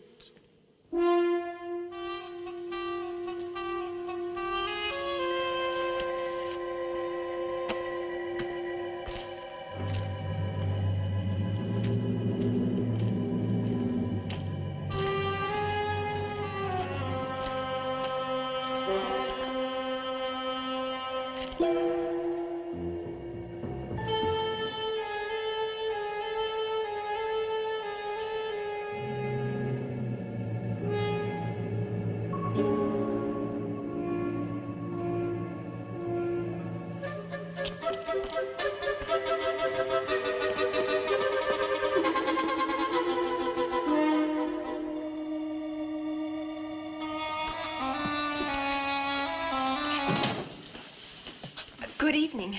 Good evening. Please excuse the mess. We haven't been open long. You have some very interesting things here. Yes, they belonged to my grandmother. When she died, I came back to sort things out. Oh, I'm sorry. Then you don't live here? No, my family lived here for generations, but I've just been back a few weeks. Would you like to have a look around? Thank you. Oh, I didn't mean to frighten you when I came in.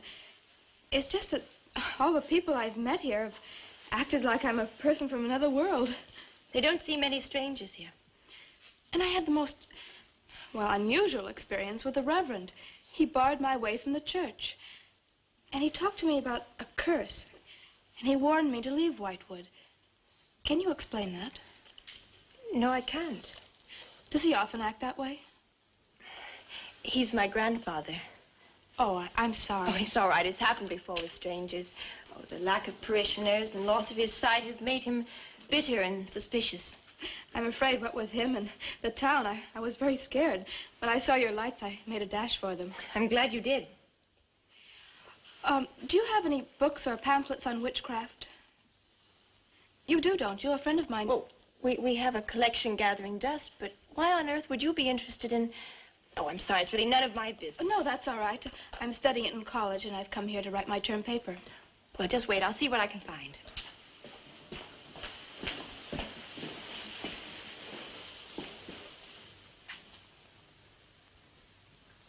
That's Elizabeth Selwyn, burned as a witch, March 3rd, 1692. Yes, I know. I saw the plaque in the lobby of the hotel. You're staying at the Ravens Inn? Yes.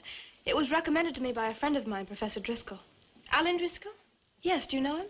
No, but my grandfather speaks of him. His family come from here. Oh, I didn't know that. Here, I think this will do for a start. What a lovely locket. May I see it? I believe it's quite old. Oh, it is. You're very lucky. I'm even more lucky to have found this.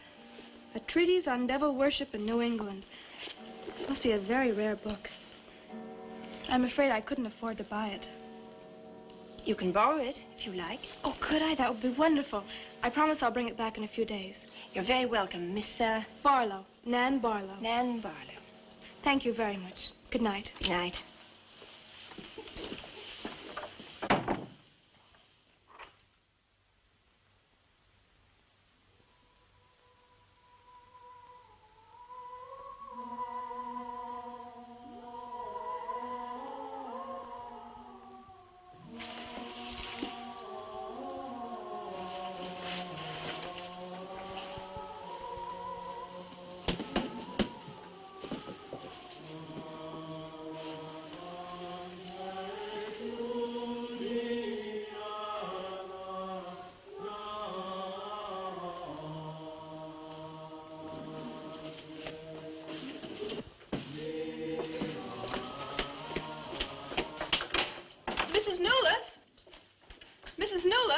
Yes, Miss Barlow? I've heard some strange noises in my room. Oh, possibly the water in the pipes. This is a very old inn. No, it seemed to be coming from the cellar underneath. I hardly think so, Miss Barlow. The cellars do not extend beneath your room. Then why is there a trapdoor in the floor? The ground was filled in many years ago to strengthen the foundations of the building. But I'm sure Well, if you insist, I will come and see.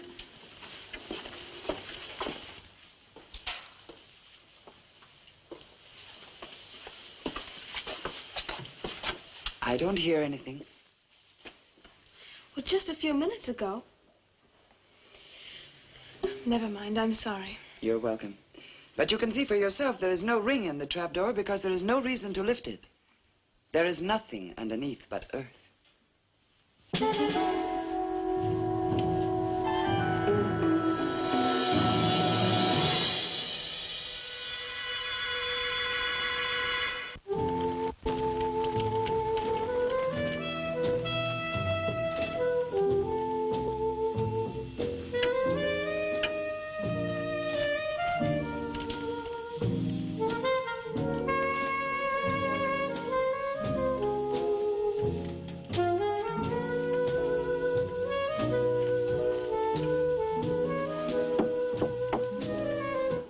Come in. Oh, hello, Lottie. Come in. Oh, I don't need any more towels. I haven't used mine, and they're quite clean.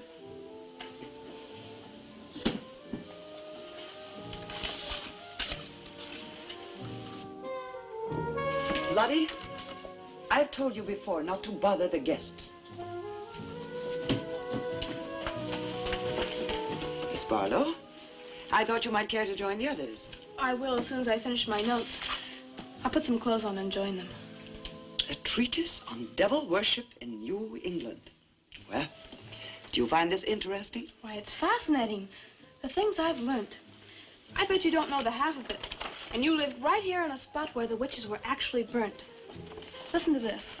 On Candlemas Eve, February 1st, in the year 1692, a coven of witches, a coven that's 13, some men, some women, whose power came from the devil, gathered beneath the Raven's Inn to perform a black mass in the honor of Lucifer. The witch, Elizabeth Selwyn, later to be burnt at the stake, marked a young girl for sacrifice by obtaining an object of value belonging to her with which to call her, and leaving in its place a dead bird and a sprig of woodbine. The witches sacrificed her on the altar and drank her blood at the hour of 13. What's the hour of 13? Well, personally, I have never heard a clock strike more than 12. Now, how about joining the dancing? In a little while, I promise. Oh, by the way, I seem to have misplaced my locket. I remember having it in my room, and now it's disappeared. Oh, I'm sorry. I'll ask Lottie. Well, I'm not saying it was stolen. It's just, I remember having it on the dresser, and now it's gone. I would appreciate it. Of course. I'll look into it immediately.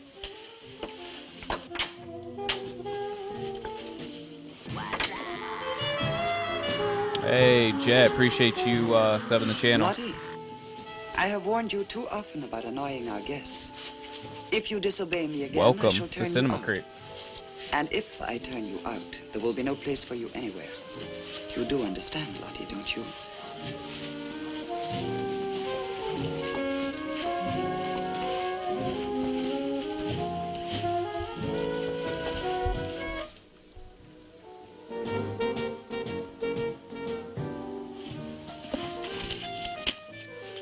Well, we got a lot of horror here.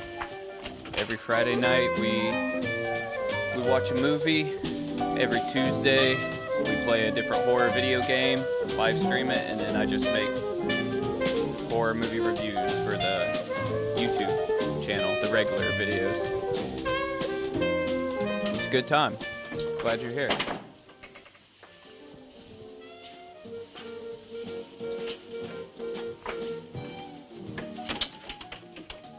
Calm down, Frank.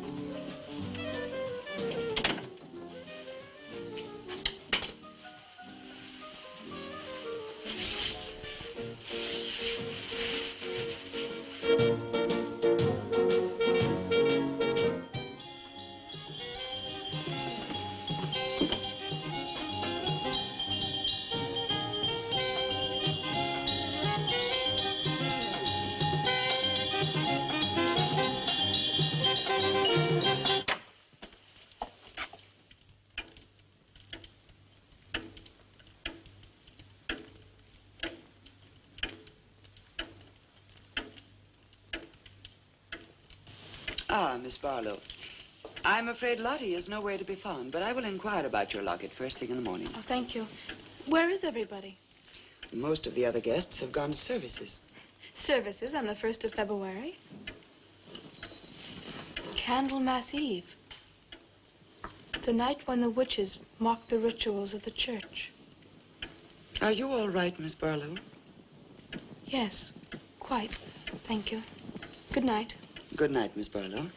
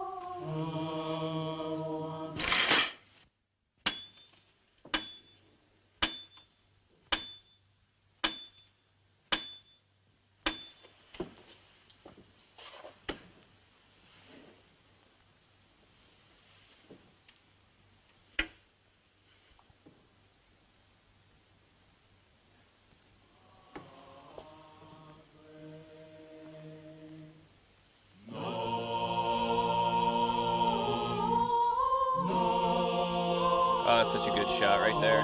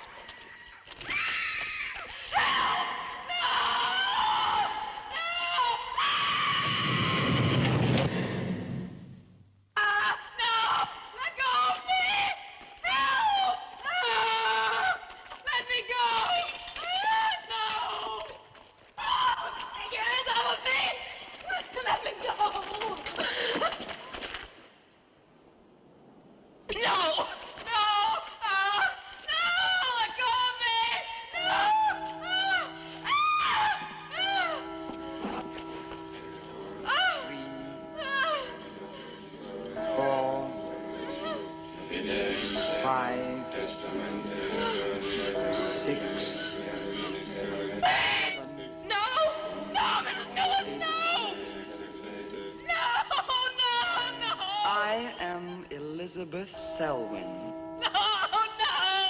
11. No! Let go of me! Let 12. go! Hey!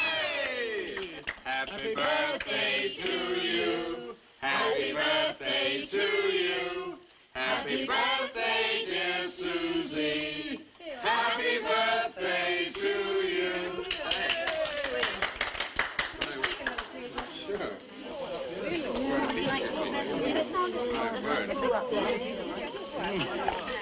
Yummy. Delicious. Dick, have you got any idea what's happened to Nan? I'm sure she'll show up. She probably met a good-looking he-witch and is bringing him along to the party, only their broomstick blew a gasket. Well, it's not like Nan to be late for anything. Aren't you a bit worried about her? Oh, she'll be here. I'm sure she'll make it. Oh, it's probably here now. Well, you answer the door, and I'm going to put a record on for some dancing. All right.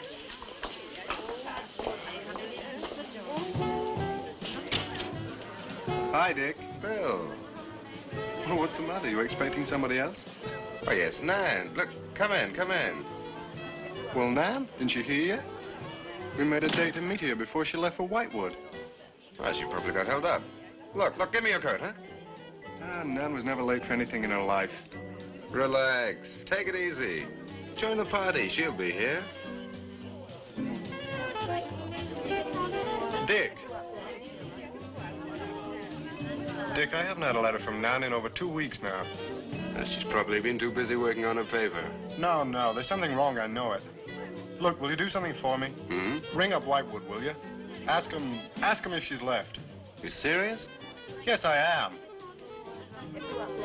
Okay.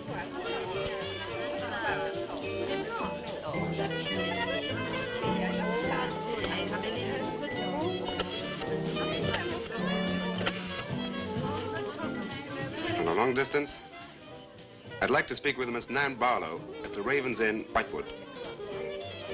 No, I don't know the phone number. What? Didn't she give you the phone number? Oh, I know, but that's my sister.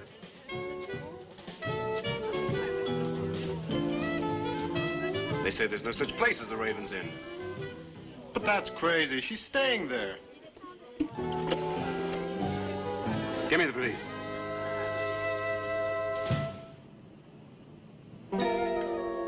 She left in such a hurry, she must have forgotten to return it to you, Miss Russell. She seems such a nice girl, too. Wouldn't have thought she was the sort who'd forget to return a book. We cannot always judge by our first impressions, can we? I'm not usually wrong about the people I lend my books to. Well, perhaps you'll be more careful in future. Thank you for letting me have it. Remember me to your grandfather.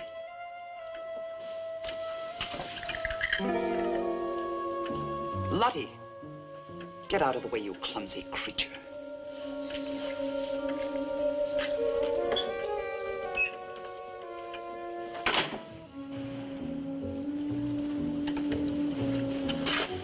Can I help you? Yes, we're from the sheriff's office. We had a call this evening. A missing persons report from some college kid named Nan Barlow. The party calling said that her last known whereabouts was the Raven's Inn. And Barlow, that's strange. Yes, I met her. When did you last see her? About 2 weeks ago. She came to my shop and borrowed this book. It's quite valuable, and so not hearing from her, I decided to come and get it. Mrs. Newless had it. May I? Yes. A treatise on devil worship. I must put this in the report. Peculiar things some of these college kids do nowadays. Well, thanks for your help. Come on, Charlie.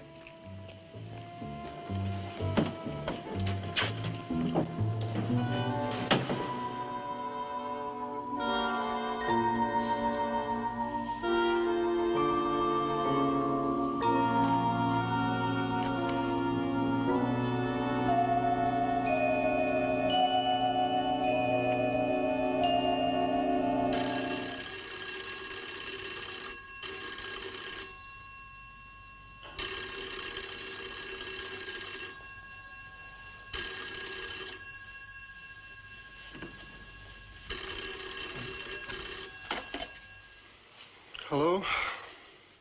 Yeah? It's police. Yeah? Okay, thanks. Thank you.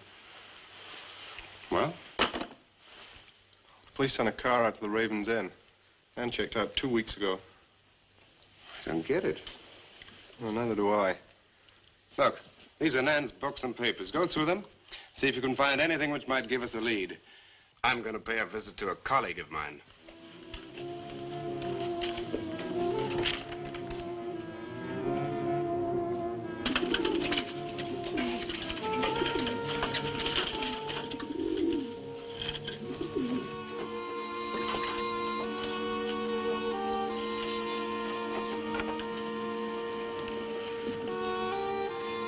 O Lord of light, accept this sacrifice.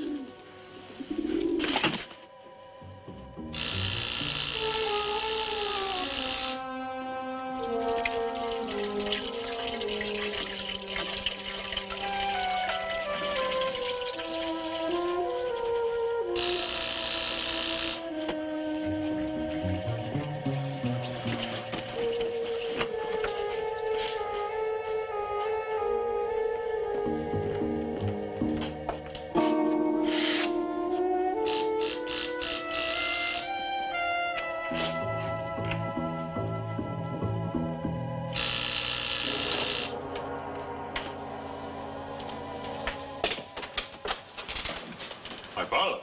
May I come in? Well, yes, of course, please do. Can I take your coat? I tried to phone you last night, but I guess you weren't in.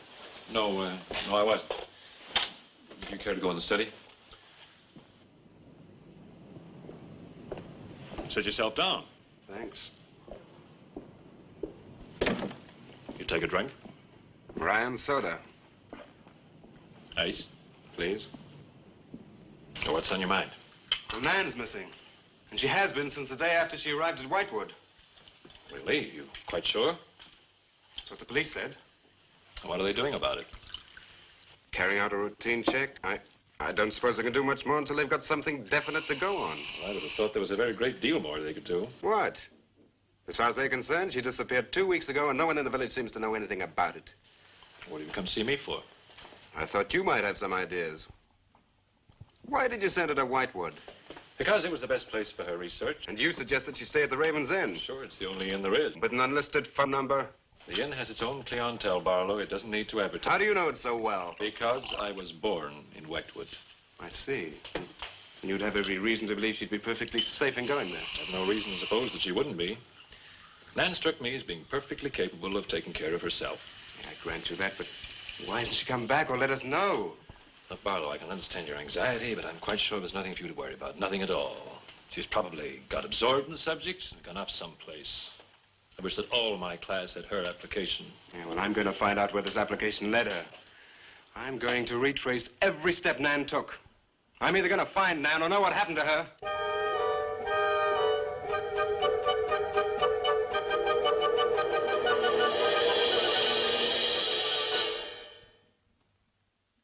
I can't stop you from going. No. I'm not afraid. Afraid? Why? Well, if anything did happen to your sister and somebody else went along to try and find out about it. Same thing might happen to them? Possible. You seem to think something happened to my sister then. No, I just think you're jumping to conclusions, Barlow. Maybe, but I shall find her. Professor Driscoll, Yes. I don't like to disturb you, but may I see you? Well, of course, please come in. Good luck in Whitewood. Thanks.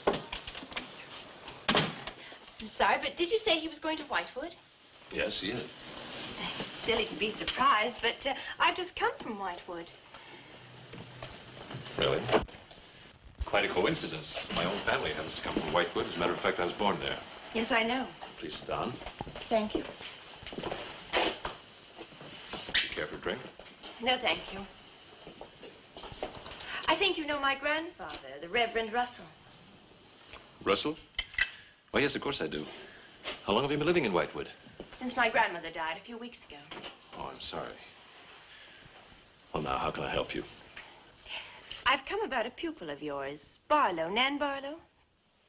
Yes? She came to Whitewood 2 weeks ago. I met her and liked her, and she told me that she was a student in one of your classes, that you recommended that she stay at the Raven's Inn. That's quite right, I did. Well, that's what I've come to see you about. On the day after she arrived, she disappeared. Oh? Later, the police came asking questions. Her family were worried. I thought you might have their address. And why do you want her family's address? Because I have something of hers I want to return. Well, you just leave it with me, and I'll make sure they get it safely. Well, I don't want to trouble you. If you just give me their address. As you wish. Her address is Dorchester Street, 225. She lives with her brother. As a matter of fact, he's a colleague of mine. You just met him. He was leaving when you arrived. Now, if you'll excuse me, I've got a lot of work to do. I'm rather a busy man at the moment. Of course, thank you for your help. Not at all. I hope it achieves something. Well, you will remember me to your grandfather, won't you? Yes, of course. Goodbye. Goodbye, Miss Russell.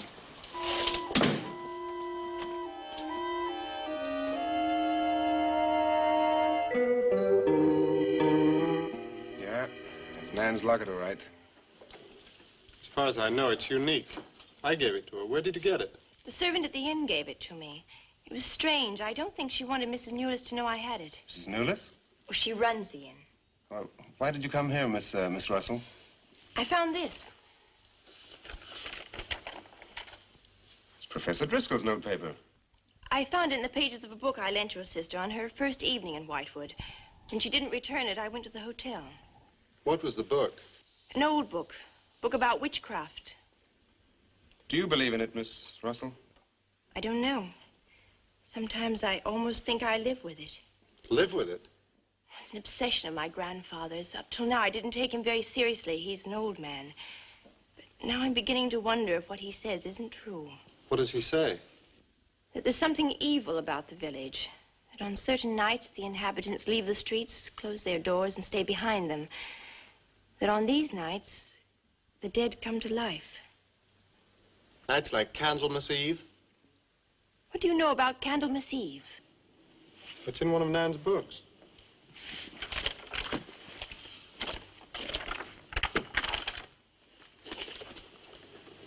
I don't believe it.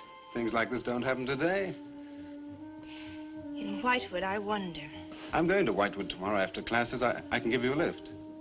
Thank you, but I must get back. I can't leave my grandfather alone. He's blind. May I come and see you when I arrive? I'd like to have a talk with him. Please do. It's the house next to the church. Goodbye. Bye. I'll see you to the door.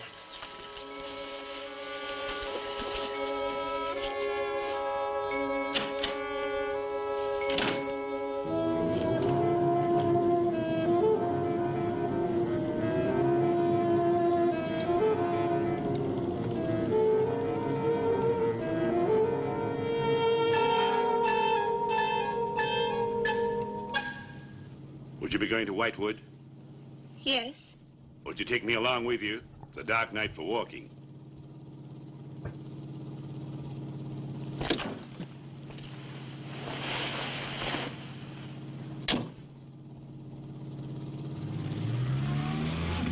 You're the Reverend Russell's granddaughter, aren't you?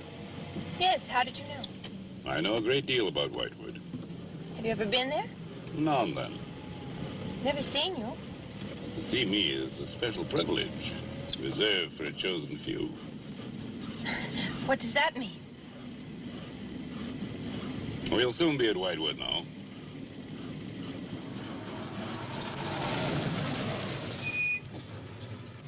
This is as far as I go. You will...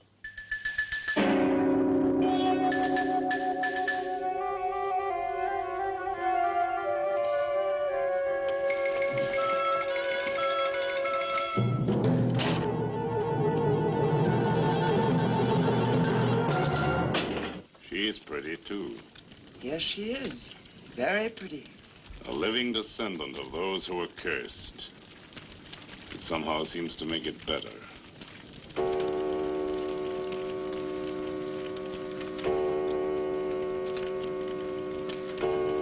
Another day. And tomorrow. The witch's Sabbath.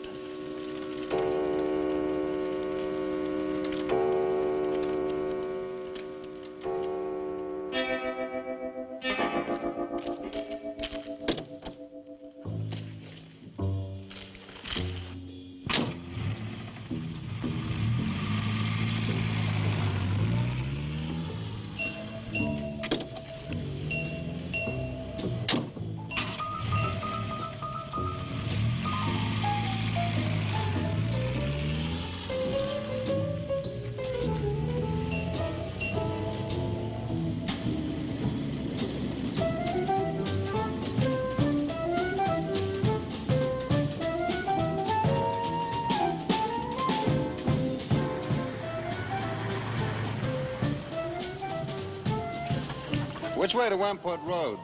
Straight ahead, fork in the road, you see a sign, turn left. You heading for Whitewood? I am. Many people head this way? Not many. Is this the only way in and out of the town? In this direction, yep. You wouldn't remember by any chance a pretty girl in a convertible about a month ago? The Barlow girl. Read about her in the papers. Never seen her again. Told the police. Thanks.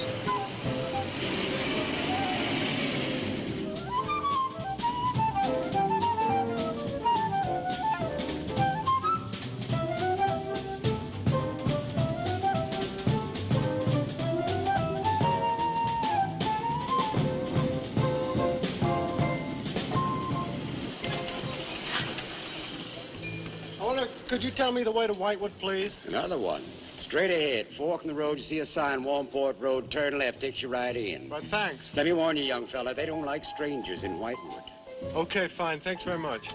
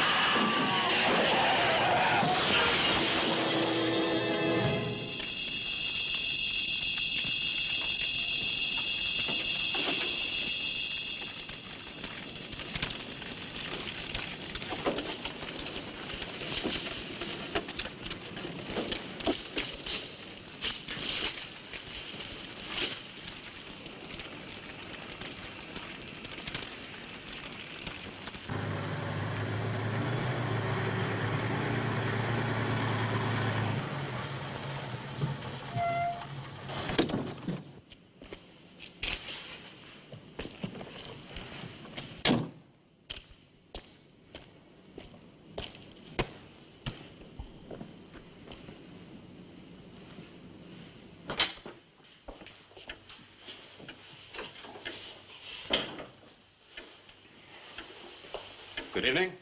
Good evening. I'd like a room, please. The inn is closing. I'll only be here a few days. But the inn is closing. When? In 2 days. Well, if you don't mind, I'd like to stay until then. If you insist. Could I have the same room my sister had? Still available, isn't it? Yes, it's available. Mrs. Newless, you told the police that my sister checked out. You are mistaken, Mr. Barlow. I told them that on the morning of February 2nd, I went to her room and found it empty, her bed not slept in, her luggage and car gone, and her bill unpaid. Well, you can put the charges on mine. When was the last time you saw her? On the evening of February 1st. It was shortly before midnight. She'd been in the lobby here dancing with some of the guests. She seemed to be enjoying herself. Did any particular guest pay a special attention to her? And not that I noticed. Your sister kept very much to herself. You know why she came to Whitewood? It is not my habit to inquire into people's private business. Would the fact that she was investigating witchcraft have antagonized anyone in the village? Hardly. There have been other students here, you know. Besides, your sister was a very agreeable and likable young woman. Well, have you any idea where she might have gone? None. Thank you. Now, may I see the room? As you wish. It is this way.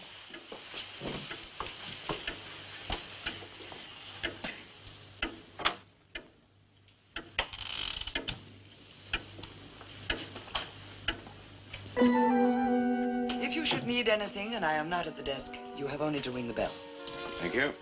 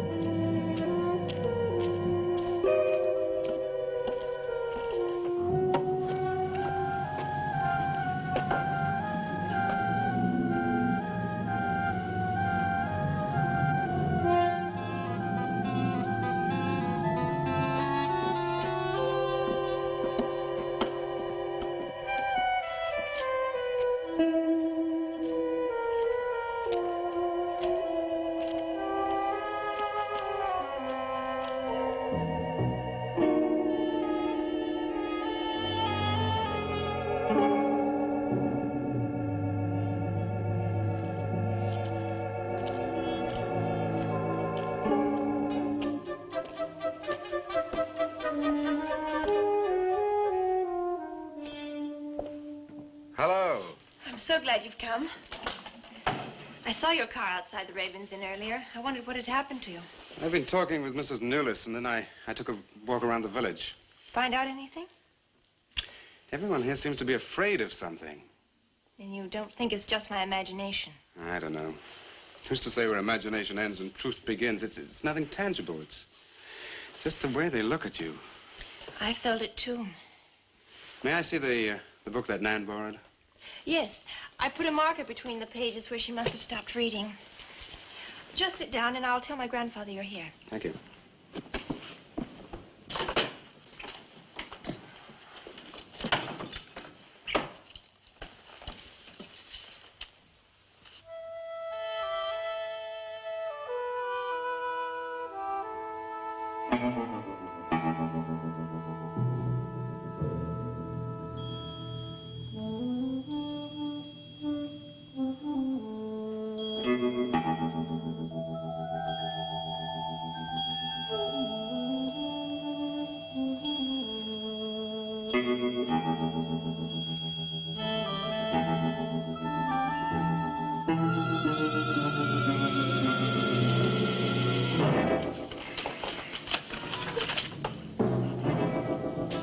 I warned you, Lucky.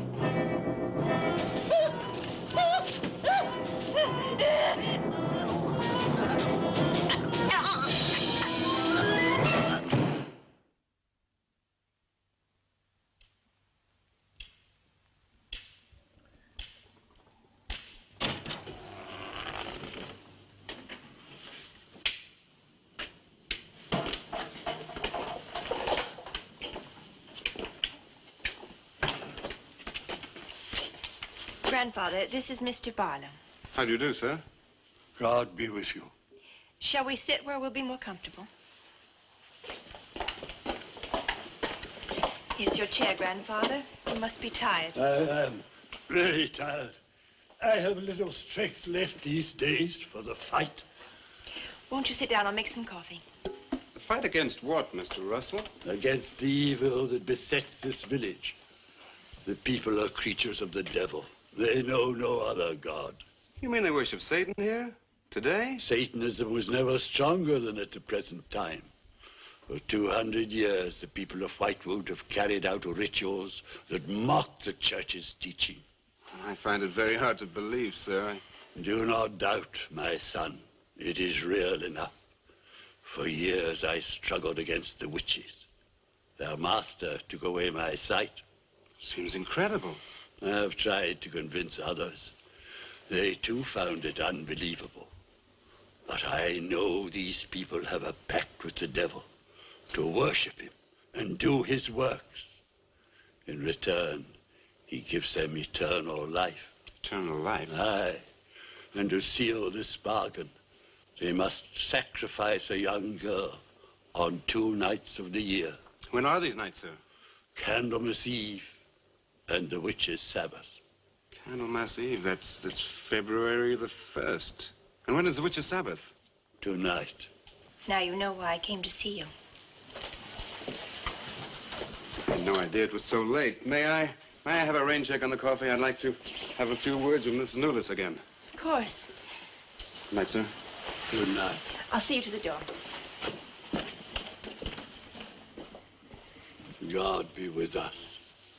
Oh, Miss Russell, do you think that Nan's disappearance is connected in some way with these witches' ceremonies?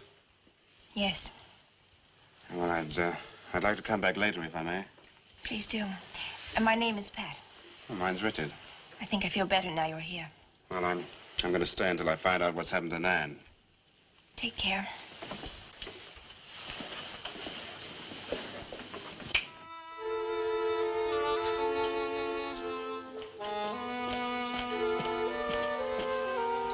Now drink your coffee before it gets cold. You must not see that young man again tonight. Why not? The devil comes in many disguises. I'll get you a spoon. Grandfather, there's a bird in the drawer. It's got an arrow through it. Go and look on the front door.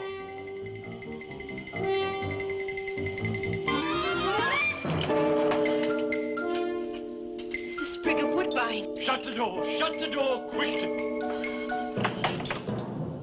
Grandfather, what does it mean? Now listen, my darling. This is their sign. The witch's sign. What can we do? We must leave here. Leave here immediately.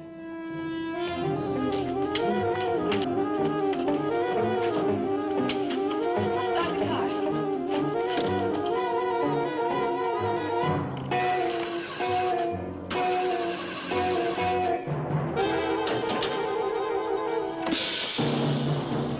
Something's wrong. They've wrecked the car. Barlow! Phone Barlow!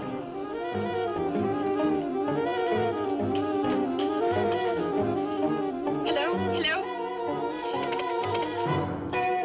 Hello, I want the Ravens Inn.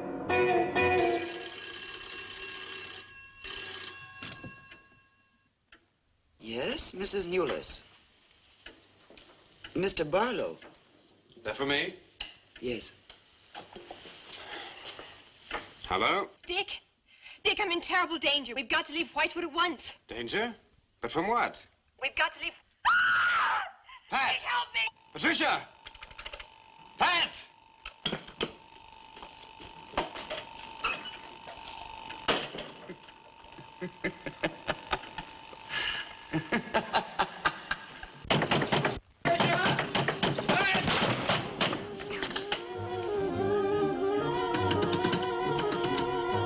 Pat! Patricia! Mr. Russell, are you there?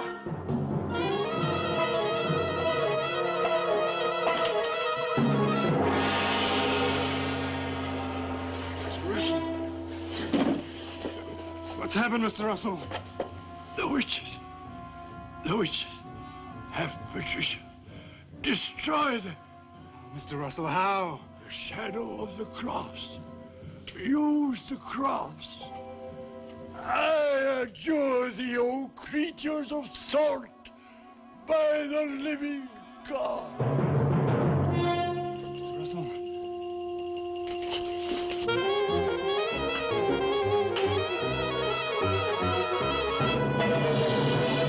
Maitland! Maitland, what's happened?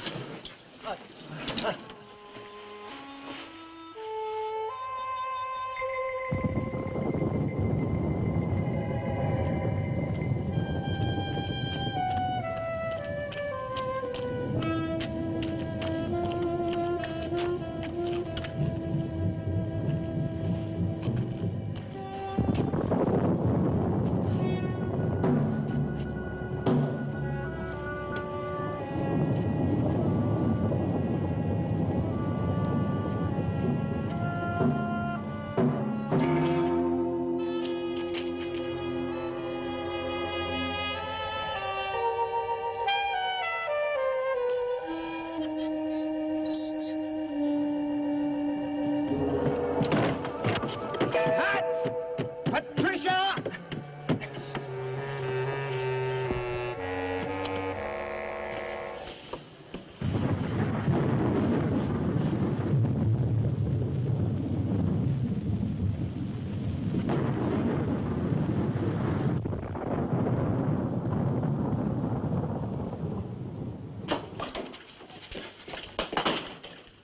Hello. Hello, operator?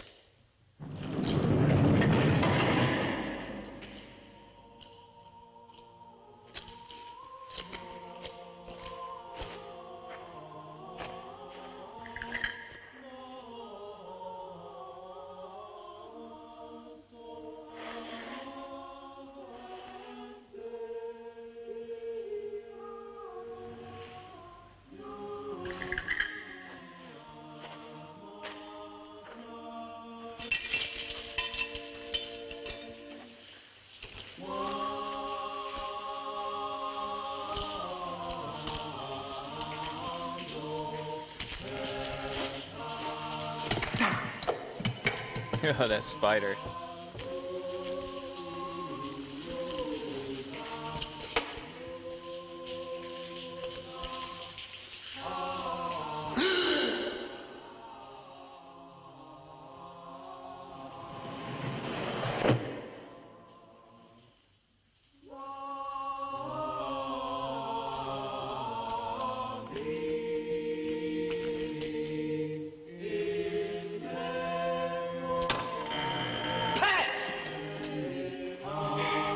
We've been waiting for you. Dick, these are the dead who killed Nan. Barlow. Help me.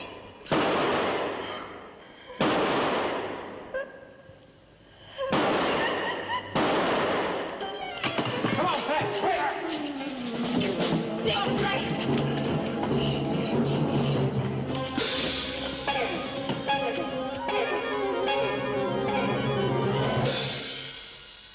Dick!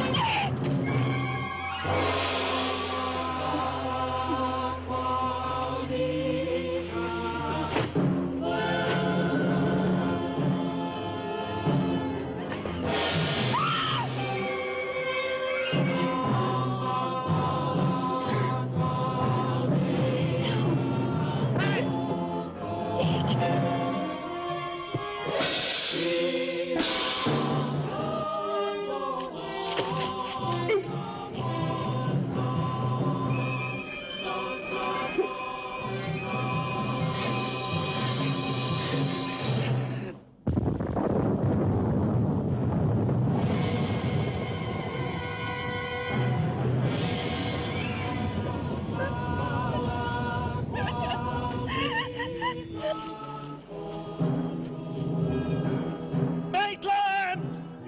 Get to a cross! A cross! A shadow of a cross!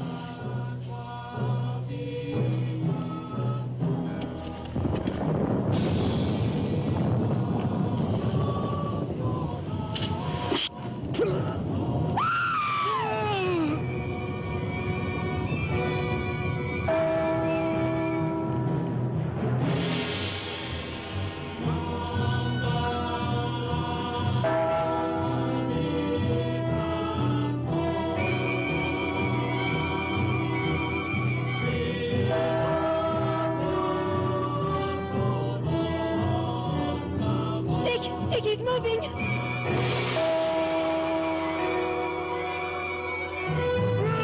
Lift the cross!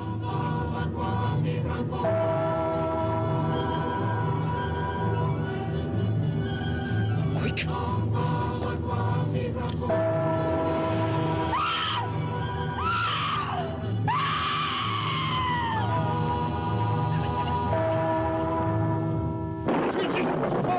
I'm jersey by the living God!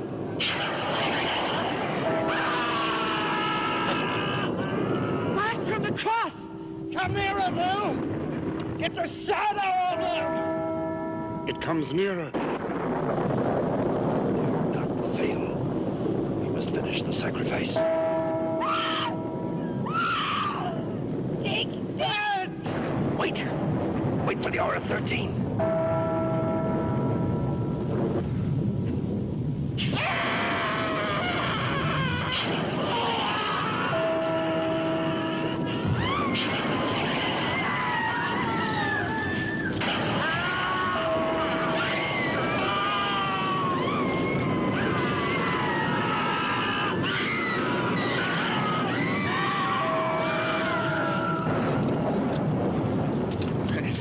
You right? I think so.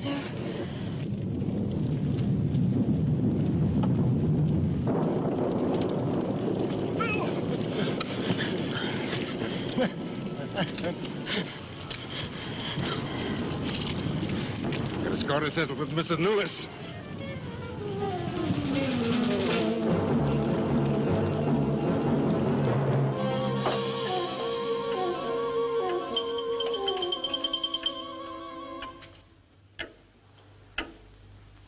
You stay here.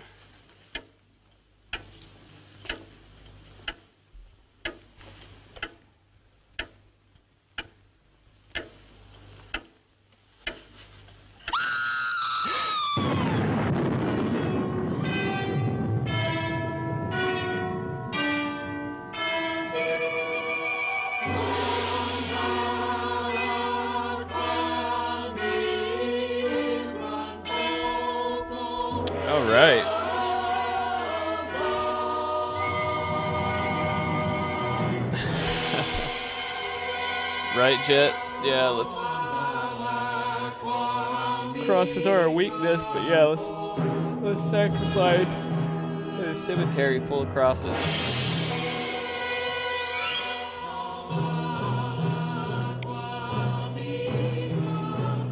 Alright, so, that was City of the Dead from 1960. So, I gotta say, if I'm gonna rate that, Jed, if you're new here, I rate stuff in creeps because cinema creep. And I'm gonna rate that a 4.5 out of 5 creeps. That was solid. I enjoyed that one a lot. And like Jet and Frank were saying in chat, like they don't make movies like this anymore. You know, like there are people out there. Like I think Jet mentioned Ari Aster. You know, we have Robert Eggers. We have oh geez, who's the other guy? There's a handful of filmmakers that are making movies kind of like this, right? To where it's slow burn horror. It's not a lot of gore. It's not a lot of blood, which I can appreciate. I can appreciate a gore fest, right?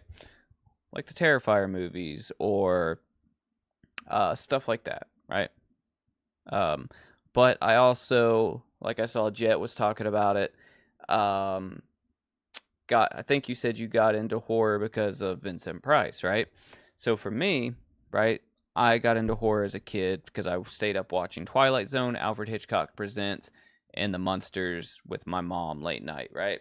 So that's what got me into horror. So it wasn't ever straight into like 80s slashers, right? I got into stuff from the 60s and the 50s first, and that sort of kind of shaped and molded my love for horror.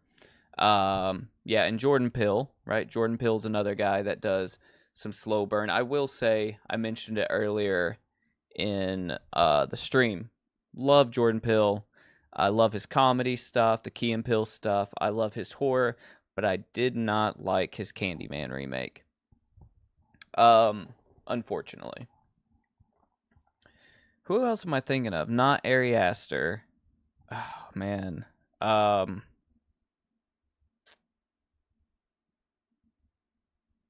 There's another guy. Not Robert Eggers. Who am I thinking of? Modern day filmmaker.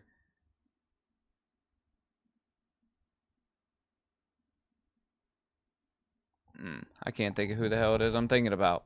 But there's another one. There's like a trifecta or like a small group of them that are, you know, really, really like still kind of pushing this type of film, you know, and I would say Robert Eggers being the number one amongst those guys. Ty West, of course, you know I love Ty West. Slap ass. Yeah, I love Key and Peele skits. Those guys are just so freaking hilarious to me. They kind of get my comedy. Well, I wouldn't say they get my comedy. I mean, they have the same kind of sense of humor that I got, where it's just almost too dumb that it's only funny because it's really, really stupid. Or it's just dry humor. So, beginning of the stream, Silverbat and Jet, we watched like a 30-minute documentary on the history of witchcraft. And it was kind of interesting, you know, because, like I said, I'm not up to date on all things witchcraft, Wiccan, and all that.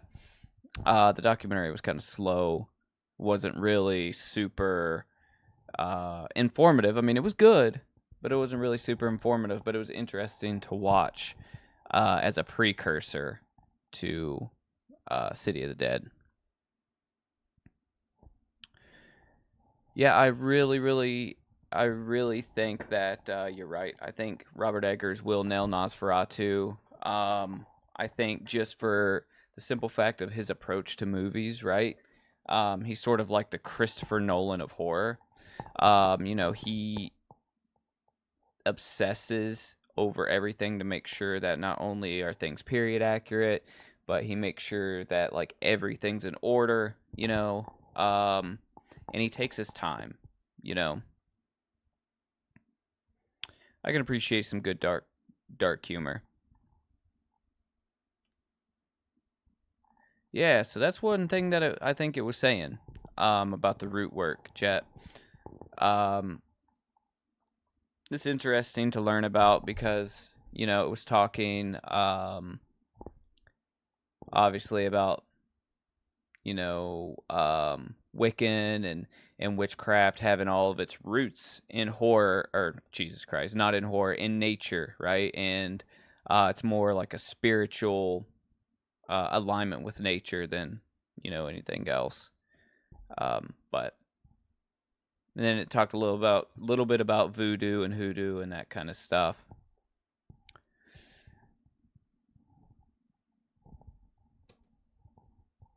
Yeah, not a huge fan of remakes myself. I feel like the street trash remake that's coming out is going to be garbage. We talked about it a little bit on the channel. I have a video up where I talk about it, and I'm not looking forward to that. Now, I will say there's a handful of remakes that I really like, right? But for the most part, not a huge fan of them. But I am looking forward to watch that Toxic Avenger remake when that comes out.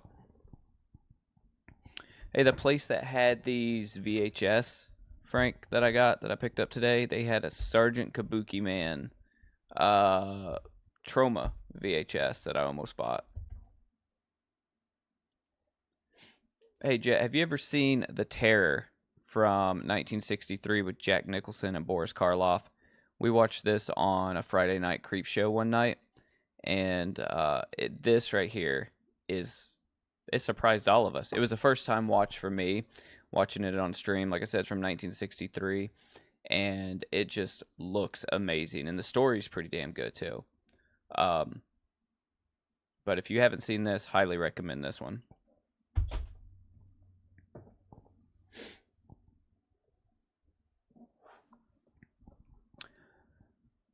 So I'm going to find us another little video about witchcraft to end this stream, to watch before we end the stream tonight.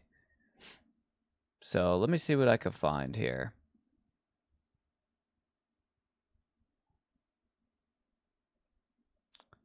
So there's a lot of... I live on the East Coast in the mountains. Not really in the mountains, in the foothills of the mountains, right? In the shadow of the Appalachian Mountains, right?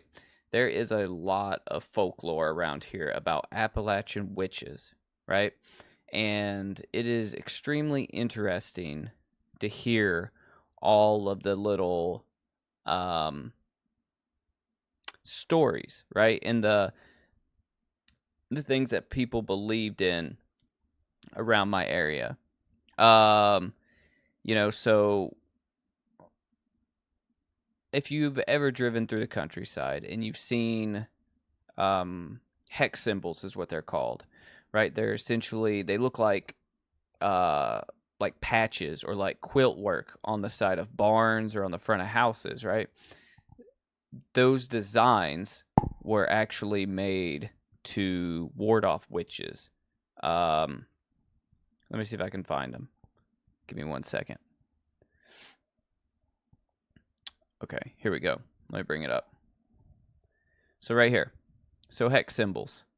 Form of Pennsylvania Dutch folk art related to fracture found in the fancy Dutch tradition in Pennsylvania, Dutch County. So this is all over the countryside, right? So if you go by and you see this on barns or you see this on houses, right? There's a house actually in my neighborhood that has this above their doorway. Well, let me see if I can open this in a new tab. right? So stuff that looks like this, then that's what it was. It was for like warding off witches and evil spirits. So if you drive to the countryside and you see that sort of thing, you know, where I live, this stuff is all over the place, right? It's just on barns. Like I said, it's on people's houses. And it was really interesting for me to learn that, because I had no clue. I thought it was just like some sort of like southern country design that people did, but let me see if I can find something talking about.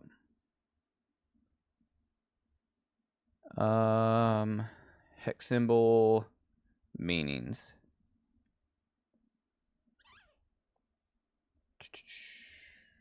Okay, we'll just go here to Wikipedia. Let me see.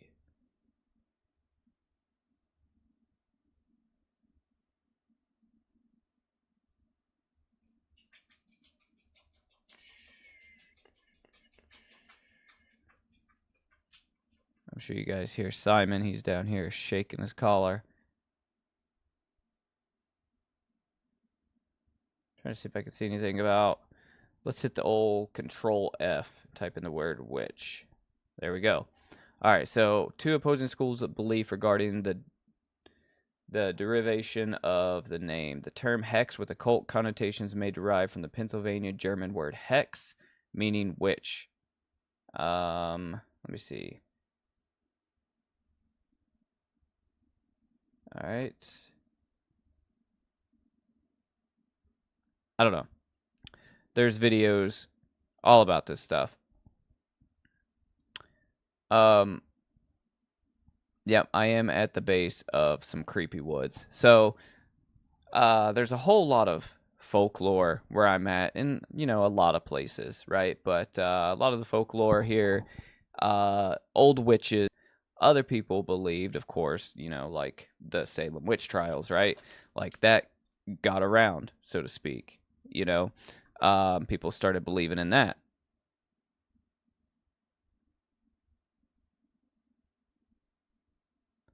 I don't know if... Okay, I think my stream is back. Okay, it paused for a second.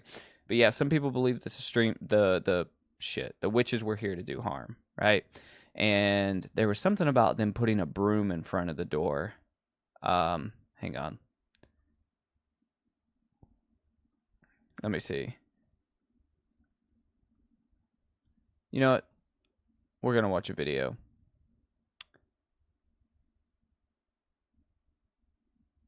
Because why not? Hate seeing ads. So this is a 12-minute long video.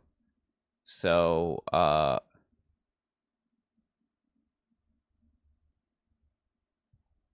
let's see. This is talking about witches of Appalachia. So this is the area I live in. And hopefully this is entertaining. I don't know if it will be or not. If not, we'll turn it off. It's 13 minutes long. All right, here we go.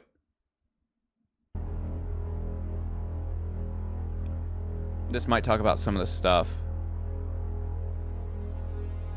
You cried because the witches didn't come for you? That's funny, Jet.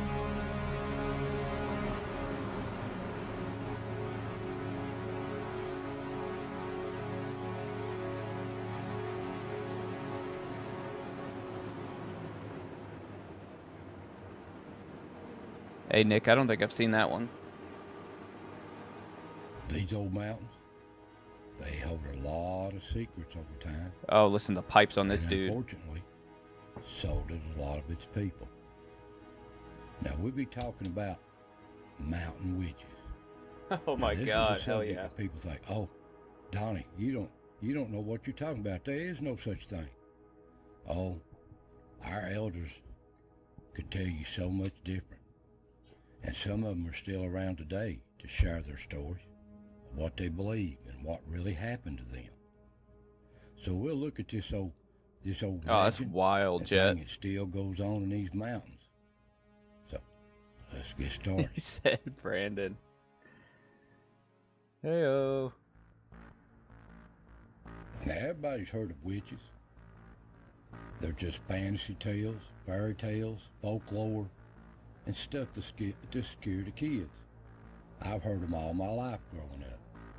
My grandmother used to tell me about them all the time, these witches, flying and moving around, trying to find little kids. And she'd scare us to death with visions of a witch looking like this, going around snatching up little kids and eating them. But that was just for the children. But on a serious note, fact is stranger than fiction in these old mountains. Now, best I can figure some research, this is not my specialty. I'm not much on this subject, but I thought I would share this with you. Best I could come up with the different kinds of witches in these old mountains over the years that our elders have told us about is one, of course, the evil witches. These are ones that evil witches themselves with evil, the devil, and all the dark arts. And these are the ones that cause mischief in these mountains for so much misery for so many people. And the next up is the witch doctor. The witch doctor is the people that would counteract the evil spells and hexes put on people and farms and animals by the evil witches. They were the good witches. And then there was the medicine witches, which cured all the ailments and took care of all the sicknesses through the natural herbs of the mountains. They knowed all the roots and plants to cure people. And that's what they done, more like a medicine woman. And the fourth one is water witches. This is a common one. This still goes on today. I know I can do this myself. This don't work for many people. This is where you find water and things under the ground. So, let's get started. Now, a lot of people think, well, there ain't nobody believes in that crap. Well, yes, they do. The elders did, and they still do to this day. Hey, there we go. Look at these barns. Now, when I growed up, these barns were just barns. I never seen none of these hex symbols put on barns. It's more of a trend nowadays than it did anything, just decorative. But it wasn't back then, especially in Pennsylvania and the northern Appalachians. They put these on barns to protect from evil spirits and hexes from mountain witches. You can see here, they're still going on today. But like I said, it's more of a trend now and just decorative. It's a deluxe barn. That's a tank right there. We'll start out with some history. There's a lot of history on these witches. Now, way back in Europe, they had a lot of witch problems. They accused a lot of innocent people, I'd say, of witchery, and they executed them. They burned them at the stake or hung them. And a lot of them escaped over to this country, and a lot of people that come into this country, especially German, Dutch, they brought a lot of their traditions with them. And unfortunately, I would say some witch traditions too. And a lot of people have been executed in the East for witchery, and a lot of people have suffered for it, some innocent, some not. And back in these old mountains, they migrated with the settlers. And old history here in Tennessee, everybody's heard of the Bell Witch. Right here's a story on it. Everybody knows it. If you don't, it's not hard to find. Even done a lot of research in it. They can't figure that one out. A lot of newspaper articles on it too, from way back. Even one of our experts, Andrew Jackson, had problems with this. History on that. Now, these old mountains, these people live so hard. Some of the remote, ruggedest places you'd ever see. And they tried their best to scratch a living off the land. And some people were good, and some were not.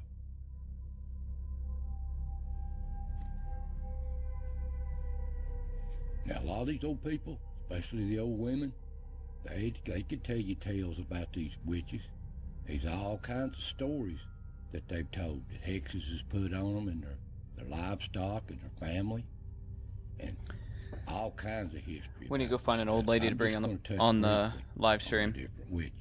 Talk about witches. And most of these people in these mountains were real religious. They attended church regularly. They believed in God, the Lord Jesus Christ, and they read the Bible all the time. And the Bible says of all this evil in the world, and they believed it. They believe in evil curses, and they believe in hexes. That's just part of just like superstition in these mountains. Now, first up we talk about is the evil witches. Those are my favorite ones. That put hexes on people and their farms, their livestock, their family, people. They were just up to mischief, no good. A lot of people said reports that when they milked their cows, the cow would go dry, not superstition. But their cows would, instead of giving milk, they would give blood. And they would claim the witches had put a hex on them. So they didn't know who it was. You never know who was doing this against the family or the farms or the people. They never did know. Somebody had a revenge against the family or just a family feud. You never did know. They couldn't really know who it was, so they couldn't just accuse people. If they did, they'd be their own mountain justice here. They didn't need nothing else. Granny with They'd a shotgun. take care of it themselves. That's the way it was in these old mountains. So they never did know who it was. So they would get a witch doctor, somebody that would counteract these spells that the evil witch was putting on these farms or these people. And whatever that bad witch, evil witch hex they put on them, the witch doctor would counteract it. So whatever happened that they had made a curse or a hex on, it would reverse it. It would happen to the person that caused it. And I've heard all kinds of stories about this. Now these old people in these lands, they worked hard. And they had a lot of sickness in here too. Remember, now we're going to talk about medicine with you. These people didn't have no doctors, no medicine. They lived off the land and the cures that the land provided. Here's the ones you're talking about, Jet. Now what we be talking the about Hillers. is what they called granny witches, medicine women, herb people. These people solved and fixed cures off herbs, roots off the land, especially the old Native American people. They really know these herbs, roots, and plants to cure people. And a lot of these babies, they got sick, they couldn't help them, but a lot of them, they cured them too with these roots and medicine. That's the way it was in these mountains. Now it's said that these medicine women and these old granny doctors, they could cure a nosebleed with a verse out of the Bible. And here's the verse. And when I passed by thee, I saw thee polluted in thy own blood. I said unto thou, waste in thy own blood live. Yea, I said unto thee, when thou hast waste in thy own blood live. That's the Bible verse, and it stopped bleeding. Now we get into these mountains again. We get into water witches. This is the last of it. And all the known witches. This is a common thing. They just called them that because it was mysterious how they could find water. Now some people could do this, and it'll work for a lot of people that don't even know it'll work for them. But some people, it don't work. Here they use willow sticks, different types of wood, and it didn't matter what sex you was. If you was able to do it, you could do it. It was a mental thing. This is one they still cannot comprehend how it works. It's a mental thing. There's a force in nature that this works, but it don't work for everyone. Now here, this is me. This is what I use. It does work for me. I didn't believe it either. For years and years ago, somebody showed it to me, and I found my busted water lines and stuff. It's just simple coat hangers I use with no handles. And when you come across what your mind is set on looking for, it will cross, and there it be. And I'm absolutely positive that it works because I've used it. And you can make your own. Just an old regular metal coat hanger. You cut it here. Are you done with Oh, come clicking on. away those annoying Yeah, believe it or ads not, every time you're Jet, online? that's literally how everybody talks where I live just at. an example. And here's I'm what not I from do. this area, This but is everybody how I that cut 'em is and bend 'em. sounds Put 'em like in my this. This is a force in nature that man cannot understand. But it does work. I factually The know. mechanic, the guy at the gas station, You can even the buy these crackhead, online. they all sound I like was this. surprised to see these when I was doing some research. You can buy them. But why buy them when you can make them? Now, these old mountains and these old people, they're real religious, but they're superstitious. And they've seen things happen in these mountains that we couldn't even comprehend the stories that they could tell us. These mountains are so beautiful, but they're so mysterious. But this is what And it they looks like still where I live forces right in here, nature pretty much. That man like 10 minutes up never the road. understand. Most Mountainous of these like old that. stories are just wise tales and folklore. But there's a lot of truth in them too. So whatever you hear as a folklore or a little legend, there's some truth behind it or it wouldn't be there. Now these mountains are so mysterious, but they're so beautiful.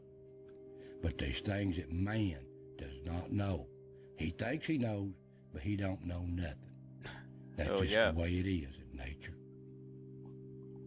Now I hope you've enjoyed this. I just touched briefly on some of these mountain witches. If you really get interested in this, I'll leave a link in the description under the video where you could really listen to some of these old people that's been interviewed on what they think about mountain witches. So, I want to thank you for watching, and I'll see you next time. All right, Donnie Laws. Okay, so, interesting. That dude did have some pipes, though. He had a unique voice, but like I said, that's how a lot of the country people around here sound. Let me see. Oh, Appalachian Witchcraft for Beginners popped up when I typed that in. There's another video called Appalachian Granny Witches, Appalachian Mountain Witches. I mean, this is a lot of search results. I mean, look at this.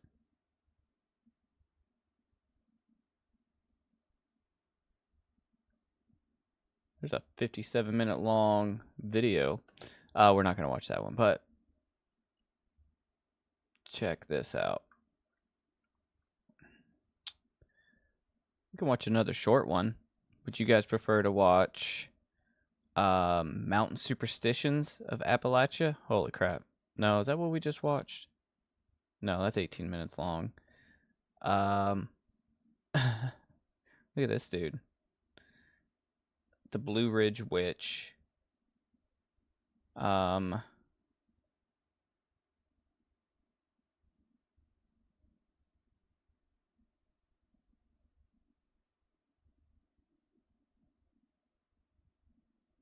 on, let me see what I can find.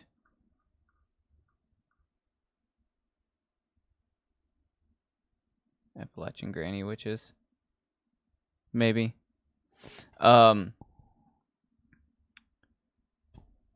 Yeah, I don't know. I'll see if I can find something else real quick. It's really interesting, though, you know, that some people, they grow up with that, and that is, like, their life, right? They grow up, and they're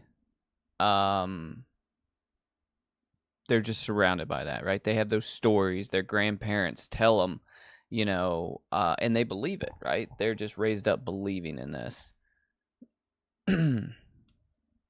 What's up, Dead End? Glad you made it in. Hail to the king, baby. So, tonight's live stream has been all about witchcraft. So, we watched City of the Dead from 1960, which is a movie about witchcraft, right? We've watched a witchcraft mini-doc. We have watched something about Appalachian witches.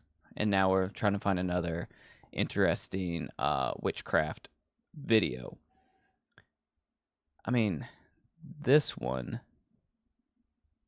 What time is it? It's 2 a.m. We got time. We got time. He's a man in his 9th decade of life. Let me scroll through this real quick and see. She called her to ride me.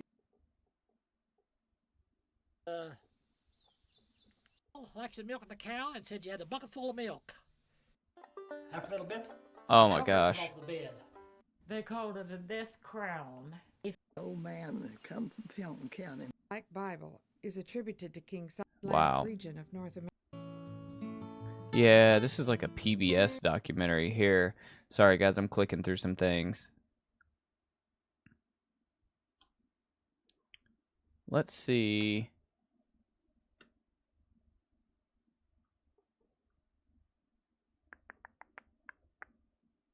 I don't want to watch something that's like Nat Geo.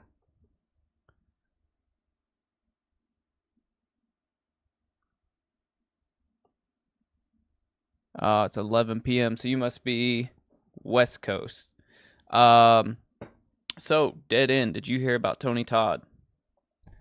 We have already mourned the man and talked ad nauseum about our love for Tony Todd, but our man Tony Todd is gone but not forgotten, you know? So does anybody have any ideas for throwing out something witchcraft related? Because if you do, I'm game to hear it. I'm just scrolling through YouTube right now to see what I can find.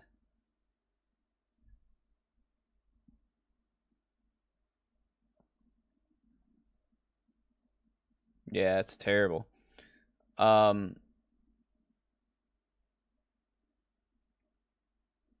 Okay. Well, here's what we're going to do. I'm going to play this PBS documentary on Appalachian witchcraft. And then, in the meantime, while we're watching that, I'm going to probably try and search for something else. Where did that go? Yeah, so, yeah, The Craft is, that's a classic. A freaking classic. This is going to have some interesting old men in it. So, if you thought the last guy was interesting, then feast your eyes upon this.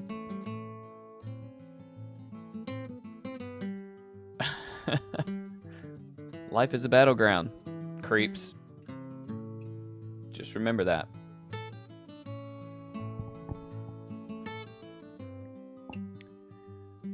We're going to probably scroll through this. This is 57 minutes long.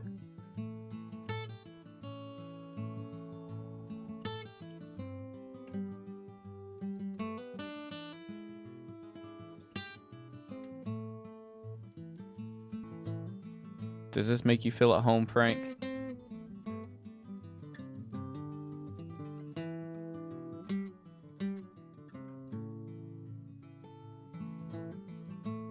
The Appalachian Mountains, if you don't know, right, they span basically the East Coast. I'm in Western North Carolina. I think this video takes place in Georgia, which is like 3 hours from me. But it's a long mountain range.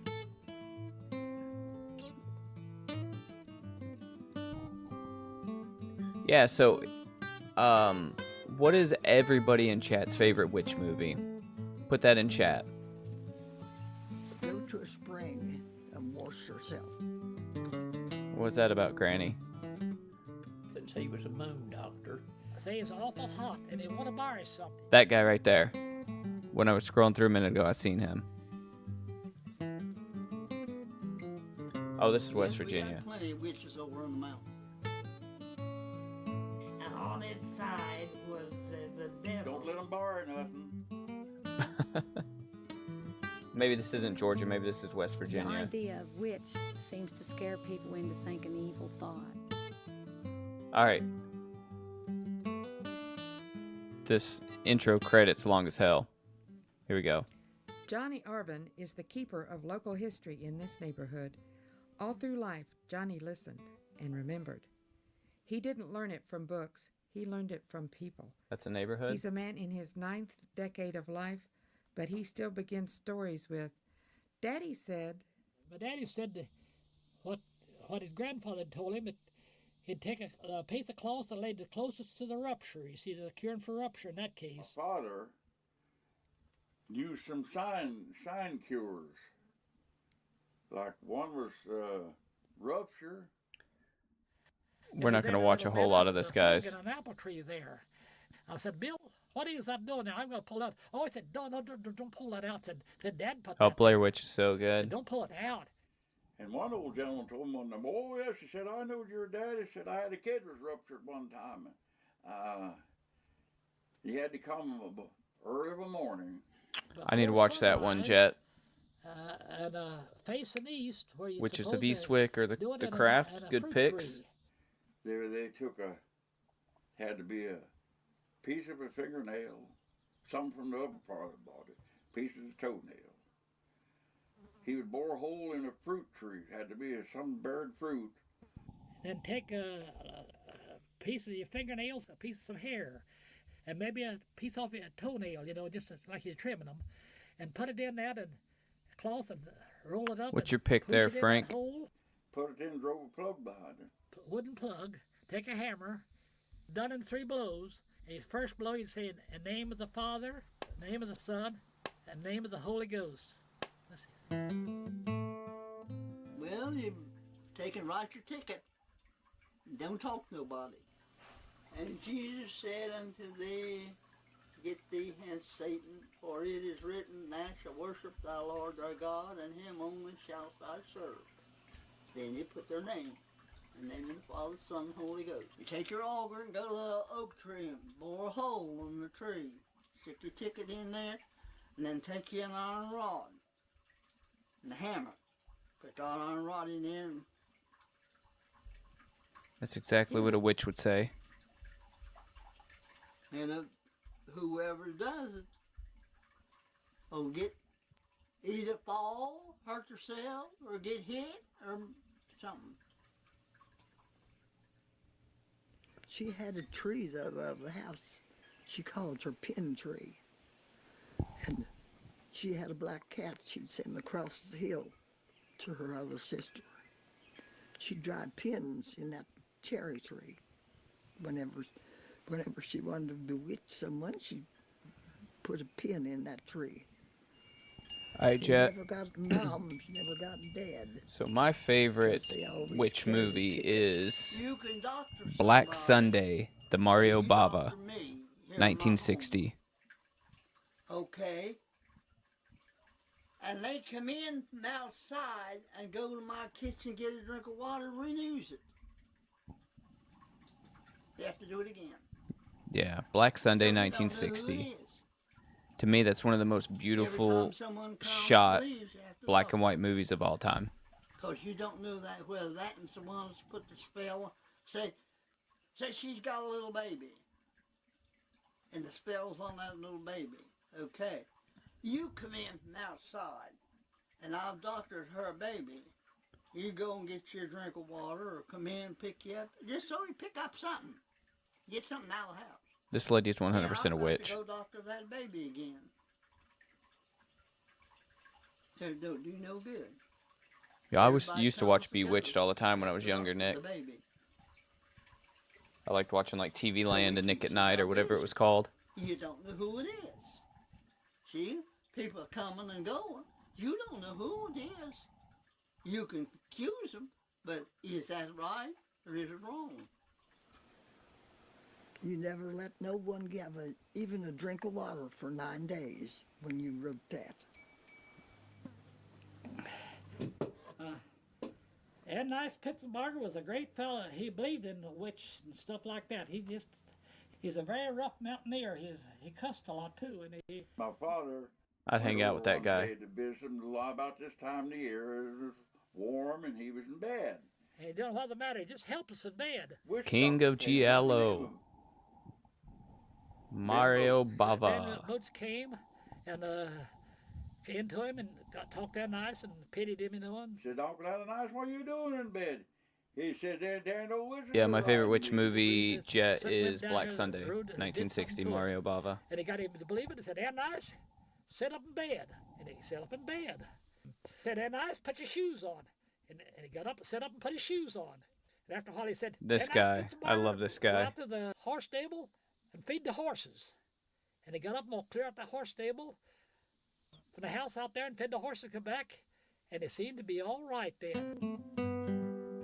She did this magic work, witchery they called it. So she had a certain stone in the fireplace that she would remove and lay on her hearthstone.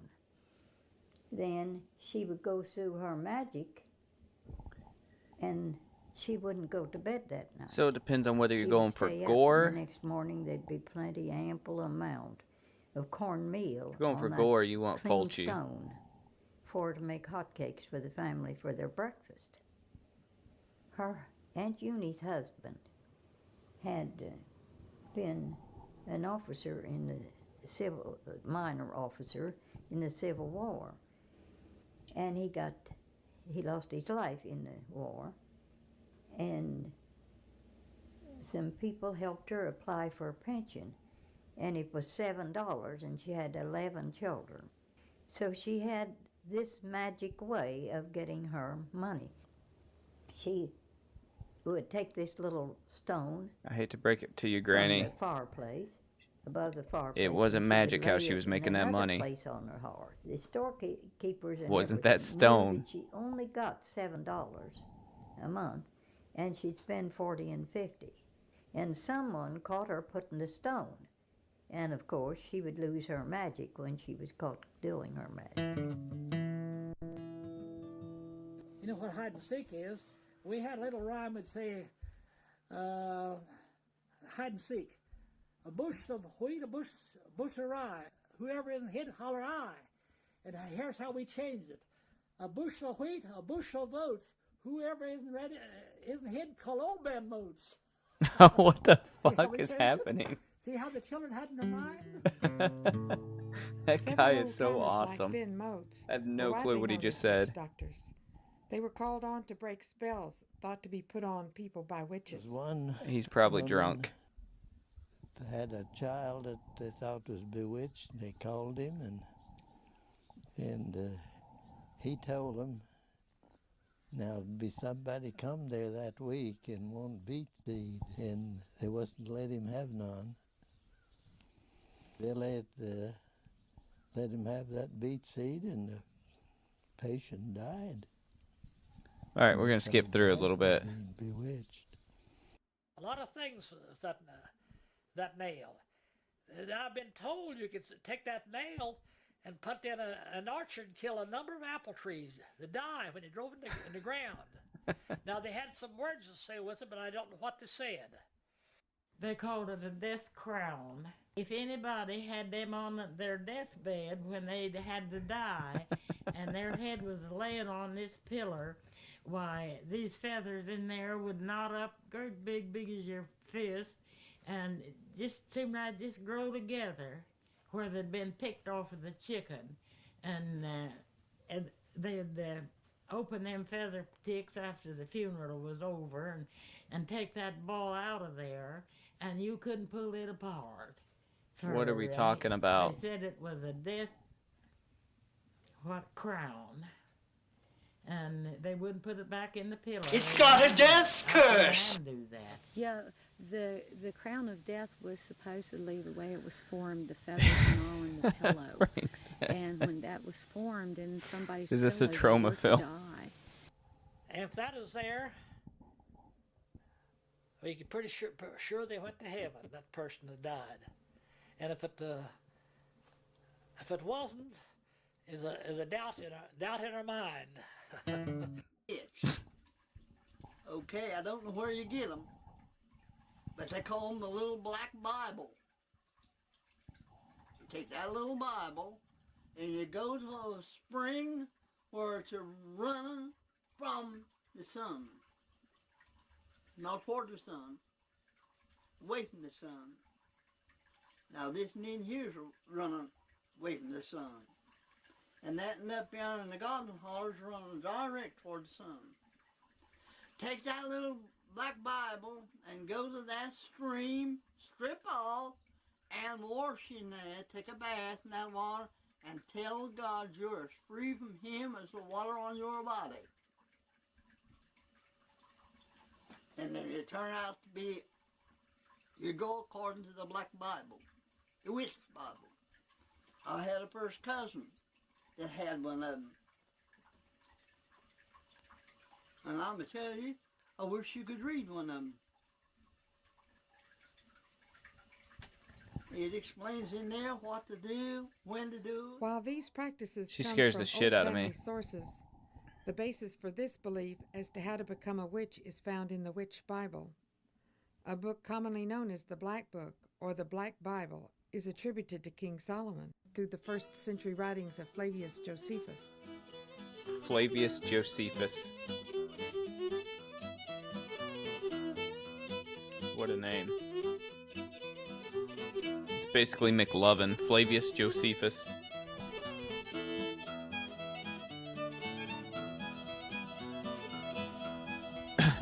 The fire alarm went off.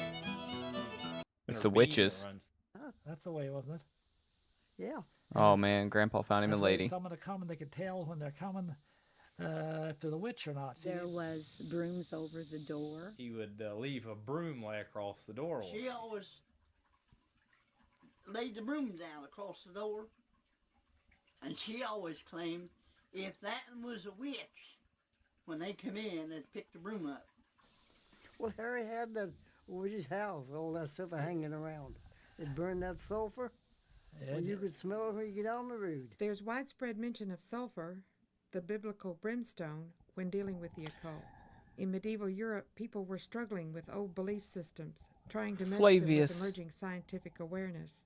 McLovin. At this time, the field of alchemy developed out of ancient Islamic belief.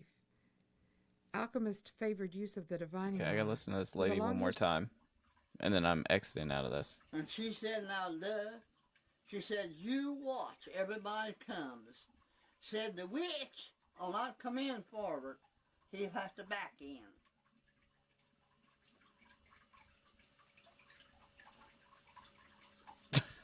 Pause, dramatic And pause. I don't know how many people come there.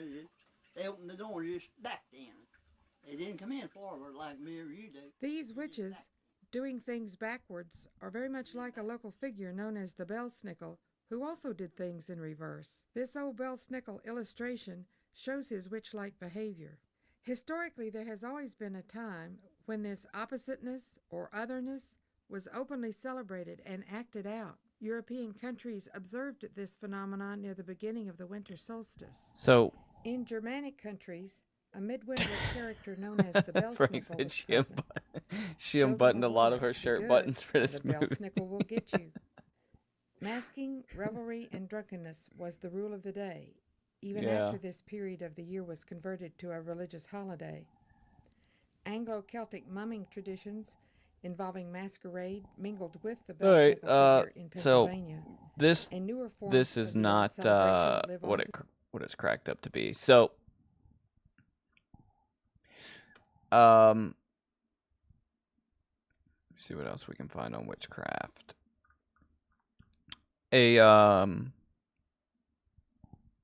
there any Australian witchcraft stories?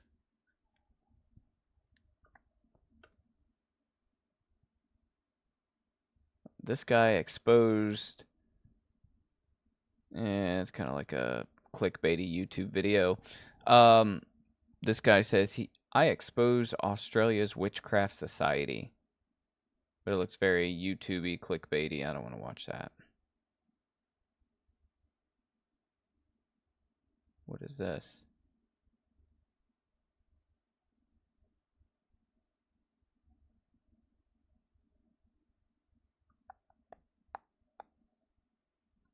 Pagans Down Under. But it's only a minute long. Hey, that's us. Right now. It's weird.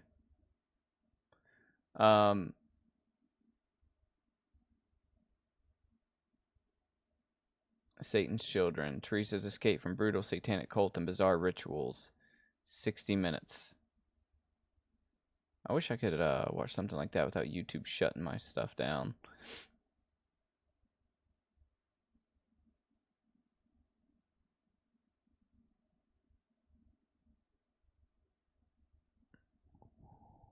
Alright, let me see what I can find. Monos Hands of Fate. Is that how you say that? Monos?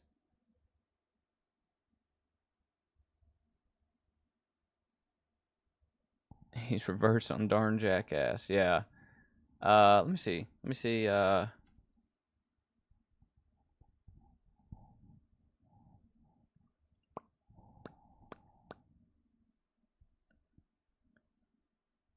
I wonder if I could watch this.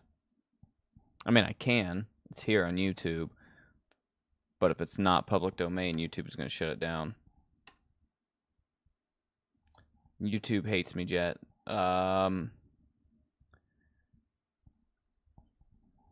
Most of the time, they'll shut down my stream, and I'll have to like quickly pick something else before it just shuts it down completely.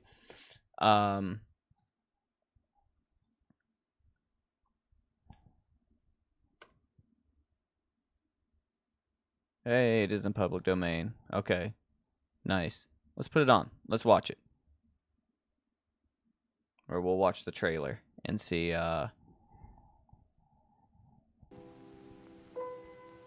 see what we think here.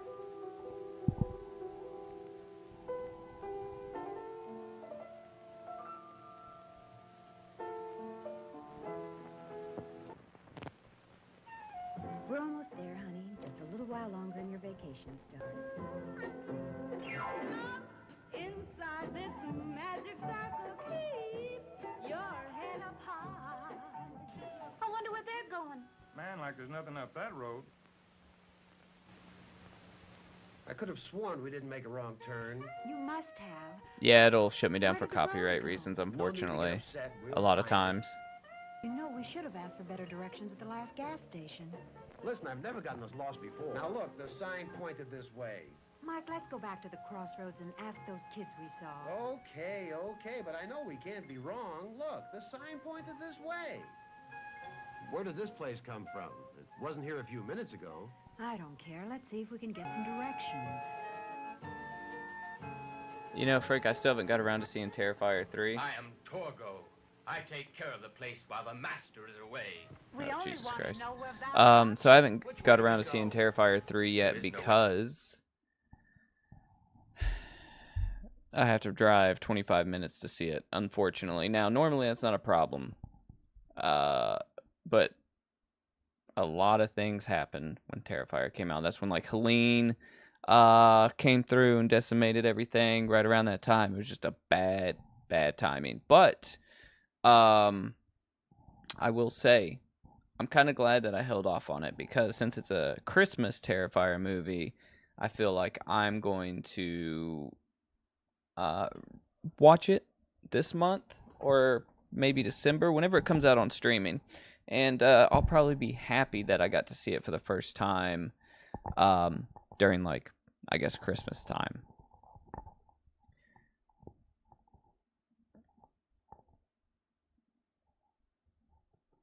Yeah, the whole movie of this Monos Hands of Fate, that's interesting that the entire dialogue was added later. You could definitely tell. That looks like it was dubbed over later. So Heretic is out now. Nick was talking about earlier in the beginning of the stream. I think that one would be worth going to see, maybe. I definitely was looking forward to that. And today I saw that Black Cab with Nick Frost.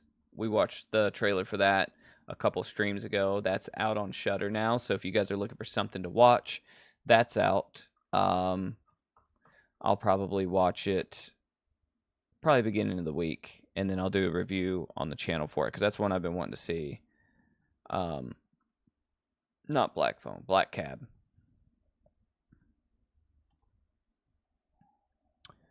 This one here. So like I said, this is currently on Shudder. So this is something I'm looking forward to. It could suck, but I like Nick Frost. So it has a 4.2 out of 10. So if that tells you anything, you know, if you pay attention to that, which I don't, not the Shudder ratings, but it looks like it would be good.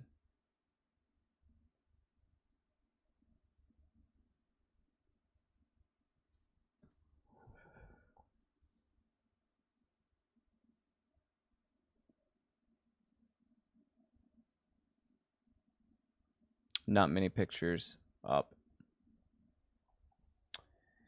So what did you think about Beetlejuice Silverbat?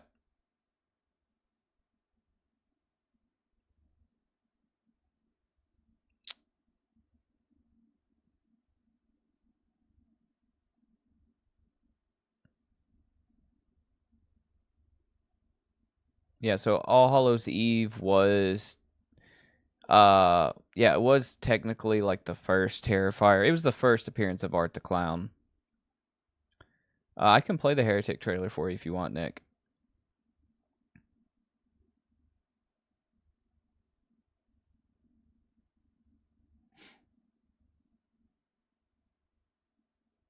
The commercial for the Heretic. So I haven't seen if they've had a secondary trailer. I haven't seen it. I only saw the first trailer when it first dropped. I did a... Let me see. Hang on a minute.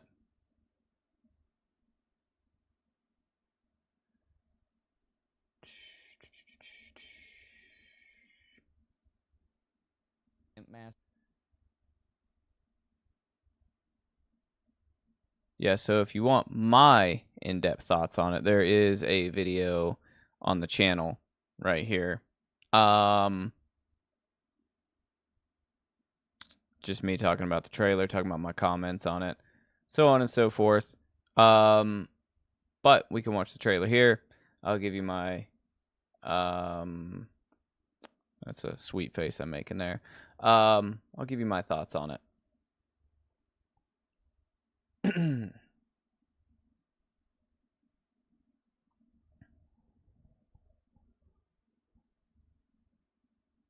Hang on, let me watch it on YouTube. That way I'm not blocking the view.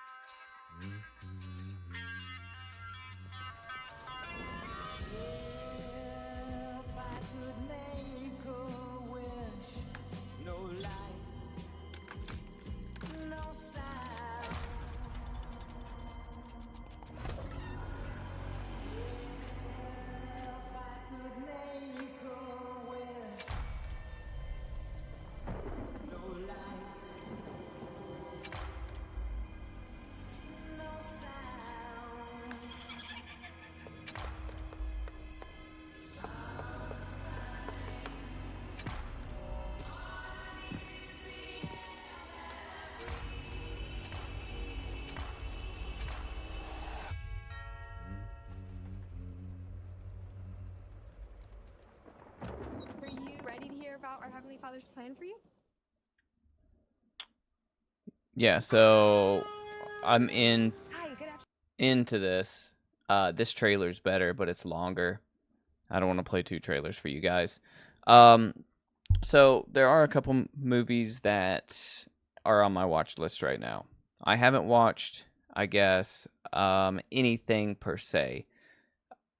I watch stuff on and off, but since I've been streaming a lot lately, a lot of my movie time is, you know, getting eaten up by streaming. So it's like a catch-22 for me for this channel. The more I stream, which I love to do, the less time I have to make the other videos, the less time I have to watch movies, etc., etc. So it's kind of like, as I figure out what I'm doing on the channel, do I want to stream one week and then make videos one week, or how am I going to do it to keep up with everything? Now, I have been watching this. Let me see if I can find a trailer for it. And I mentioned this the other night on stream. I really think you guys should give this a shot if you have Hulu. Let me see if I can find it. This is called Out There. It's like an episodic. I don't know how many different episodes they are, but it's a series. And this has been really good so far. There are a lot of things that happen out here that you really can't explain. UFOs. Ghosts. Witches. Aliens. They are real. This is put together really well. Crimes that are hard to describe. No, The 8 cases episodes. remain a haunting mystery. This gives rise to speculation about what could have happened. Humans need an explanation. We have to have the mystery solved. We don't have proof of what happened to Granger. He is still missing, and the whole investigation is fishy. I saw claw marks around that curve. Then something jumped on our car. A lizard-looking thing. I said, whatever you do, do not go up there. But they didn't listen to me. There were crosses and stones around her body. I was screaming just to help me, but it was too late. People don't just vanish off the face of this planet. So where is he? We got calls saying if you don't stop pursuing this, we'll have you killed. That was when it all exploded. The case files are fully redacted. Where are you hiding? Start looking. So yeah, I would watch this if you're just looking for something to put on. This is the kind of shit I put on when I'm going to sleep. Worth a watch. I've watched 3 episodes of that, and so far they've all been enjoyable.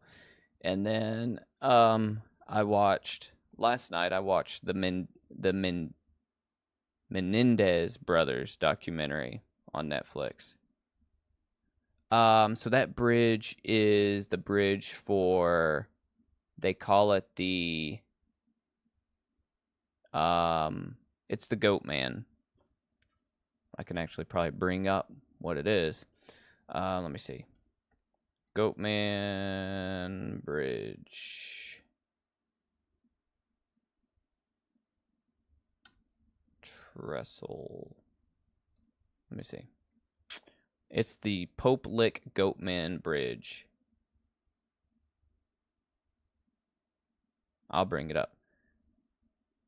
So this isn't the actual like Hulu video. This is just somebody's YouTube video about it. These mushrooms make you feel better. But I recommend watching the Hulu episode about it. Rentals on Booking.com opens the door to more guests, like this bunch. Yeah. These lovebirds. All right, so check this out. A Denton County bridge is the focus of a terrifying ghost story. Goatman's Bridge is a 138-year-old structure connecting the cities of Denton and Copper Canyon. And as legend has it, if you visit, you may not be alone. Madison Sawyer takes us there.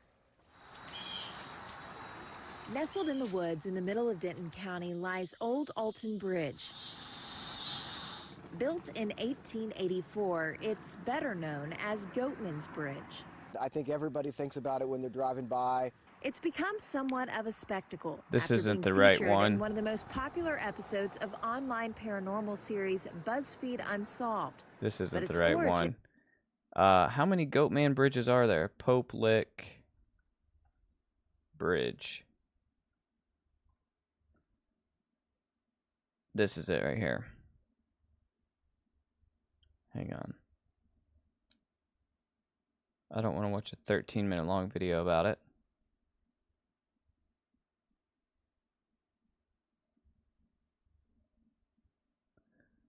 I'm trying to find a short one. So apparently a lot of people go up here and they die.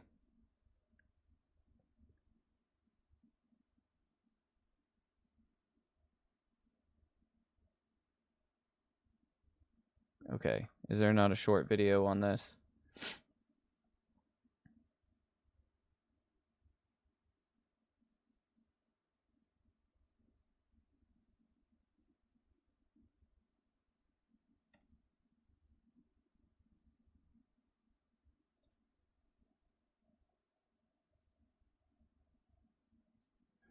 So apparently what it is it's this, in Louisville, Kentucky, it's this trestle bridge, right?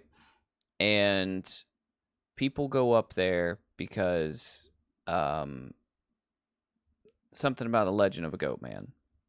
And you can see this goat man on the bridge, and if the goat man sees you, his eyes glow and he throws you off the bridge, essentially. But what's happening is people are saying that when you see his eyes glowing, it actually is the lights of a train coming and basically draws you into the train, right?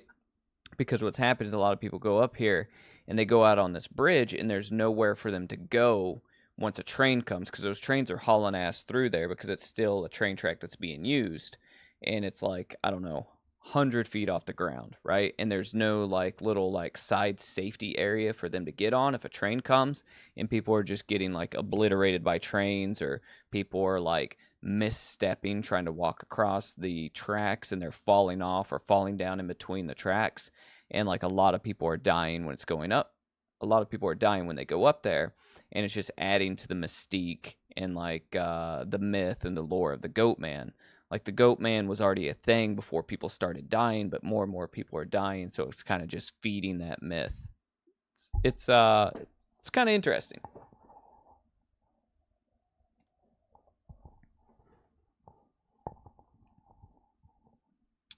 Frank, did you say the Menendez brothers know how to party?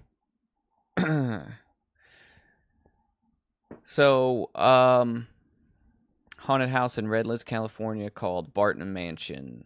So was this like a haunted attraction, or was this like a supposedly in real life haunted house? Does anybody have any haunted stuff like near where they live? Like in real life haunted stuff?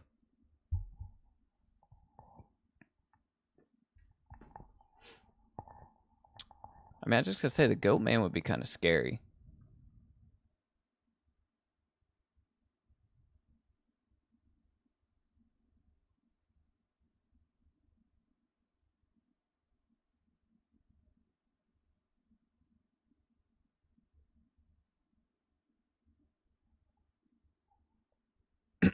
Since the 1800s, yeah.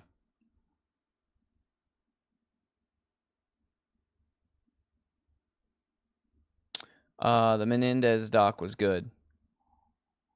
The only reason I watched is because I kept seeing it. And then I started just getting Google articles, like news articles and stuff, because I go through like Google News every single day when I wake up just to see what's new, what's happening. And it's always something about the fucking Menendez brothers. And then I finally was like, okay, last night before bed, I was like, I'm going to put this on. I'm going to watch this. And it was really interesting, but it makes you think if they're actually guilty or not, because I don't know if you guys know what happened, but the Menendez brothers killed their parents when they were like young adults. I think one might have been 21, the other might have been I don't know, 17 or 18 years old. They killed their parents, and their dad, Jose Mendez, was like a huge businessman. I think he was like the CEO of like RCA Records at one time. He was the CEO of like Hertz Rental Car. And he had like a bunch of different businesses, right? They were extremely wealthy. They lived in Beverly Hills. But the Menendez brothers basically gunned down their own parents with shotguns in the living room of their mansion. And it goes and it talks about why they did it. They actually admitted to it. Like, they're like, hey, like, we did this. And, you know, I love true crime documentaries. You guys know that about me, so it's just one that I had to watch. But it's worth the watch, especially if you don't have anything else going on, or you don't want to commit to a, you know, like a horror film or something. You want to put something on as background noise. Yeah, legitimately one of them looks like Ben Stiller. Could definitely be a distant relative. Has anybody seen this movie?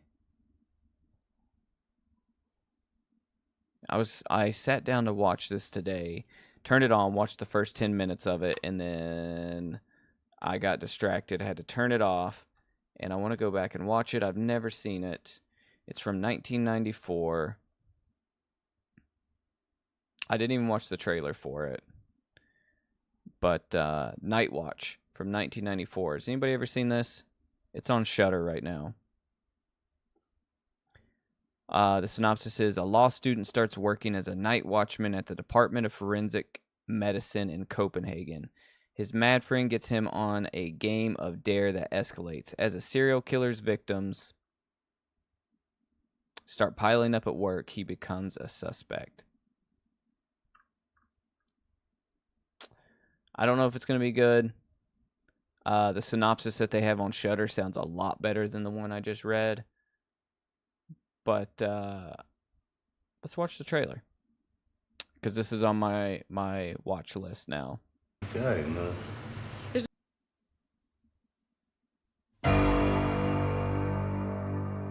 Og de har sat dig ind i, hvad det her handler om. Nej, ikke rigtigt.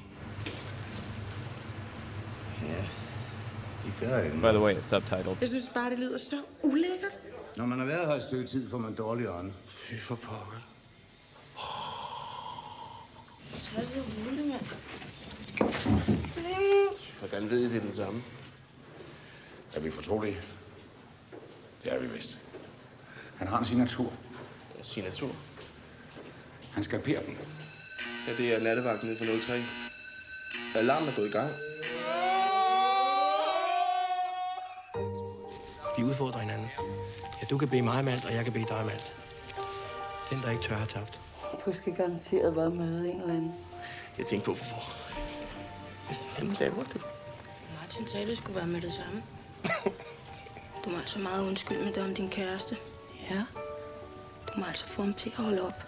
Martin? Jeg vil ikke gøre dig unødigt nervøs, men hvis det her er, This hvad looks jeg like tror, shit. så står der en meget farlig person i mørket lige bagved dig og ånder dig ned. Oh, now it looks better.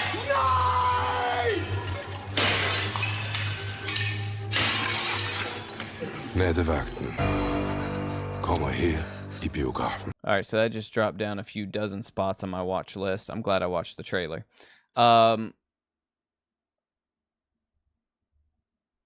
Is it the guy from Game of Thrones?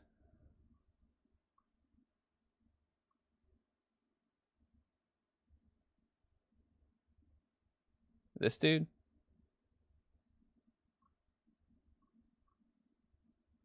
Hey, it is. It's Jaime Lannister. Interesting. I would have never made that connection. Yeah, so that just dropped down on my list. It sounded a lot cooler on Shudder. Like, the synopsis sounded a lot cooler. Unless that trailer is just really, really bad and doesn't do it justice. I'm not as eager to watch it now. So yeah, with the Menendez brothers, they, if you don't mind me giving you a spoiler, so they got sentenced, right, to life without parole, and then now they try to get an appeal, but they were turned down for a federal appeal, and now they're doing some other process to get some different kind of appeal.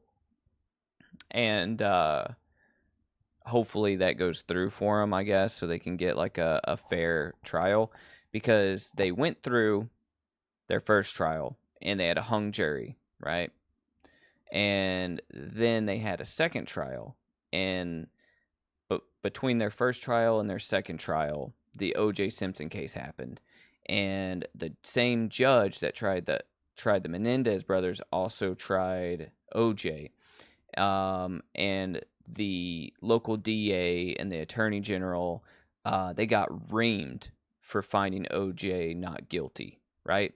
So as soon as the OJ case was over, then they did the oh geez, I'm having a hard time talking. Menendez brothers' second trial, right? And they were determined to give them a guilty verdict, just because they didn't want to let off OJ and then let off the Menendez brothers. So, yeah. So they're trying to get another trial based upon that. Now, with that, like, you know, obviously the dudes, they admitted to killing their parents. So it's like, well, how is that ever a case for them getting off? Apparently, according to them, they were sexually abused by their father, all this stuff. And, you know, so that's why they killed him. And they were sort of brainwashed and conditioned to think that they could never get away. So that's why they killed their parents. And their second trial that they had, the judge and all of them said, hey, we're not allowing you to include any of that stuff about you guys being sexually abused. So the jury, just based upon not having any of that evidence and it not being sort of like a self-defense case, they just got convicted and got sentenced. So they really kind of got like screwed over on their second trial. Mendez brothers. Yeah, I brain rot, man. Menendez. But it's a really good documentary. You know, now I know what's going on. Now I kind of know that I'm not sure that whether they're innocent. Well, I mean, they're not innocent, but whether or not they should be let out of prison or if they should spend their entire life there, because they've been there for 30 some years already. I think 36 years.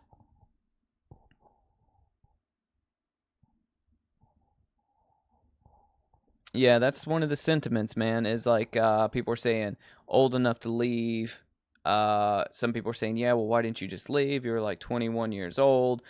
Other people were saying, yeah, that's not how mind control works. I'm just glad that I don't have to be on the jury for that, because I don't know what I would say, you know? Yeah,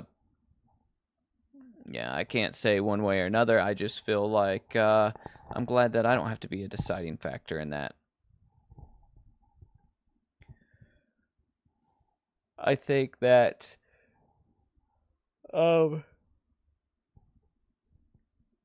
it's a good documentary, though, and if you're at all interested in the case, you should watch it. But yeah, I watched that. I need to stop watching true crime and freaking watch some horror movies, man, because I am behind. Let's see what's on Shudder right now.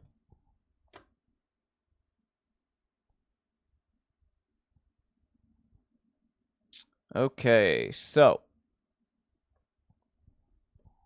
here is what is on Shudder as of now. So obviously we talked about Black Cab. That's something that I want to watch. Looking forward to that. I hope it is good, like I anticipate it, right?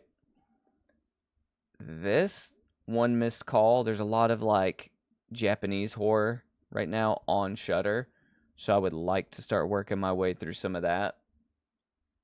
Watch a little bit of Korean horror, and I've watched like some Takashi Mike stuff, but there's a lot of like Asian horror that I haven't seen that I would really like to start getting into, because Korean horror, Japanese horror is normally always really, really well done. See, they have all of these right now.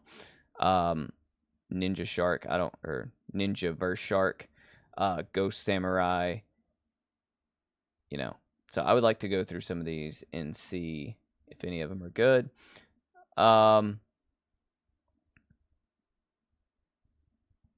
me see here. The Doc of Chucky. I do want to watch this. This looks like this is going to be a really well put together documentary. What is this? The Exorcism. I want to watch this. I still haven't seen this with Russell Crowe. Not crazy about exorcism movies, but I feel like I need to watch it. I started watching this, Azrael, right here. I fell asleep during it. So probably within the first 15 minutes. So I do not have a I guess anything to really say about it.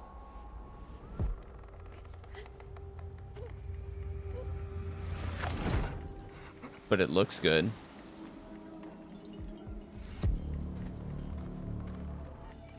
After the rapture, those left on Earth will suffer in silence.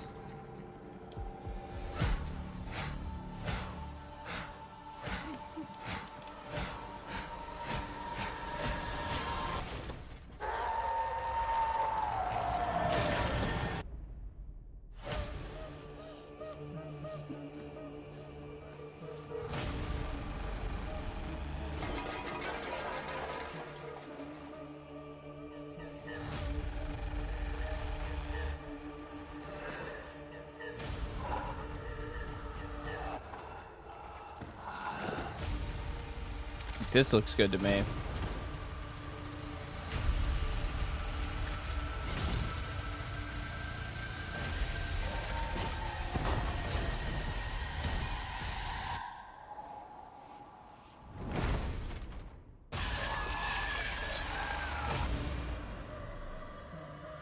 What do you guys think, chat? Think that looks decent? Would y'all watch that? It has 4 out of 5 skulls here on Shudder. I'm just not crazy about this trope right now in a world in which no one speaks. You know, like, we have A Quiet Place. There was another movie that came out like that. I just, you know, not stoked on that whole trope that's getting popular. That's my only drawback about it. But I do like that it's only 86 minutes long.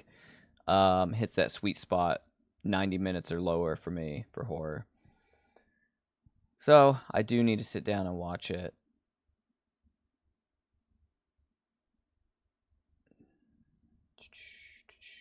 Newly added. Let me see here. What do we got?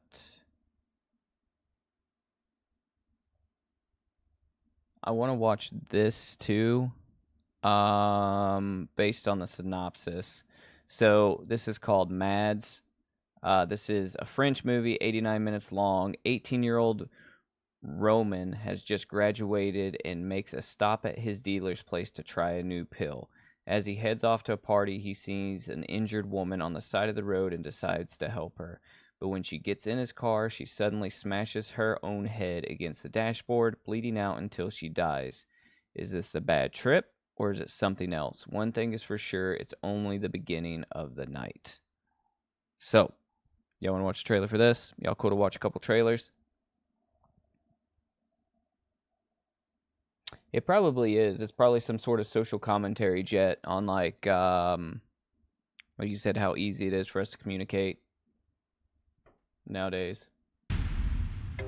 Y'a quoi dedans? Je sais pas, gros, c'est pas moi qui cuisine.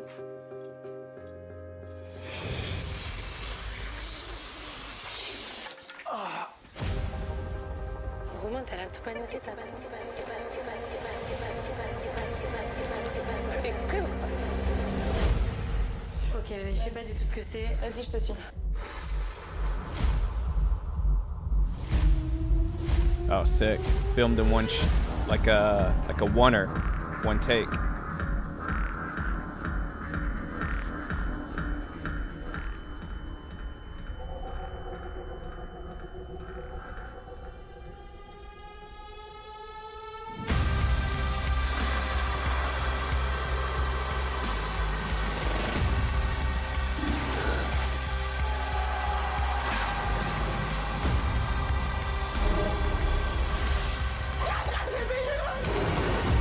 Oh man, YouTube.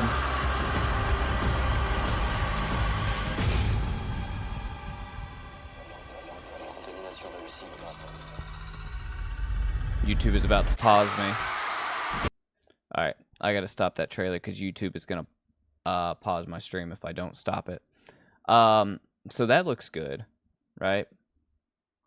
Like I said, I assume will be another subtitled one unless you speak French. YouTube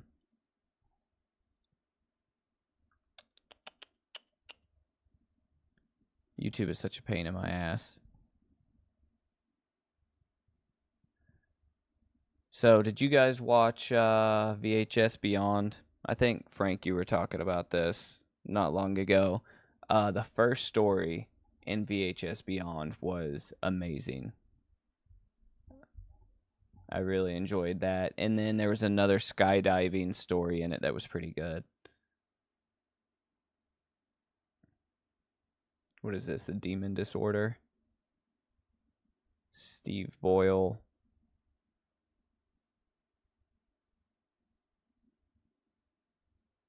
It's pretty shitty that you can't just watch movie trailers without YouTube wanting to, like, kick your ass.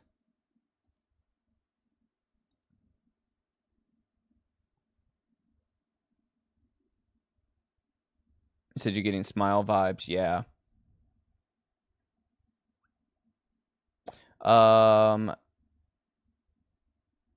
New horror movie called Home Education. Let me see if I can find that, Nick.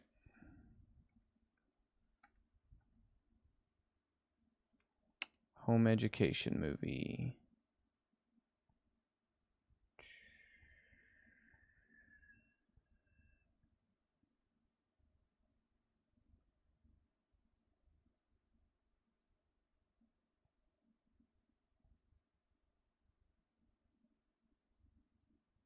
Okay, a homeschool girl begins to question. A homeschool girl begins to question her domineering mother's teachings when their beliefs face the ultimate test. This is Rotten Tomatoes.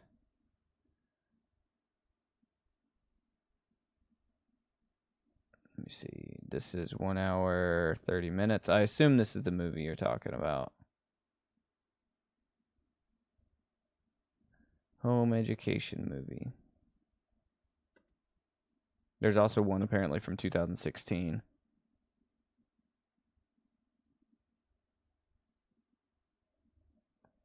Let's watch the trailer.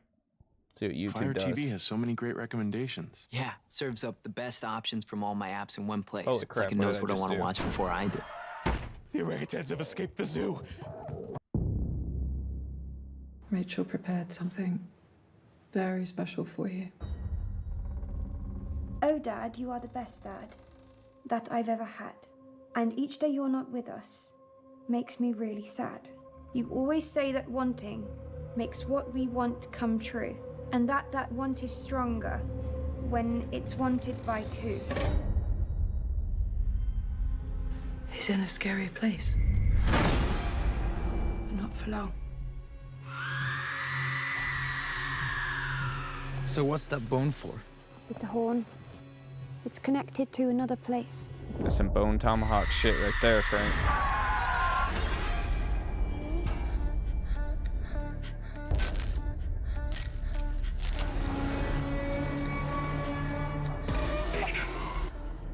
Dad? Where are you? I'm next door.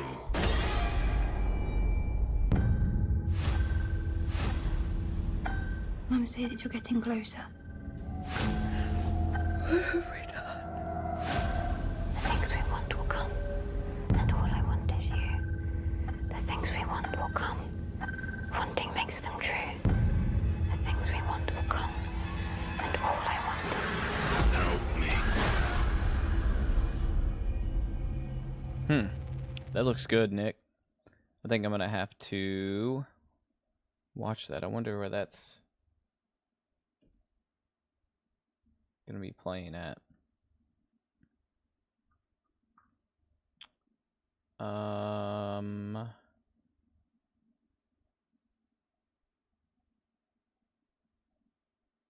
Let's see. So this is looking like... What the hell is that logo? Okay, so Google Play, you can watch it for 15 bucks. And that looks like that's the only place you can watch it right now. Yeah, that looks good. I'm going to have to check that out. Oh, it's on Vudu? Nice. So that might be the place to watch it then.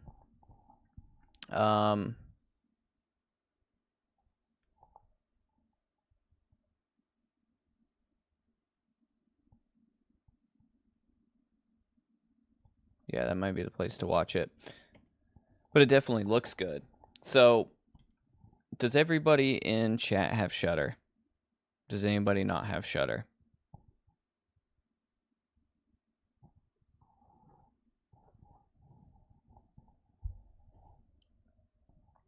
I think I'm going to wrap up this stream in like the next 10 minutes or so. But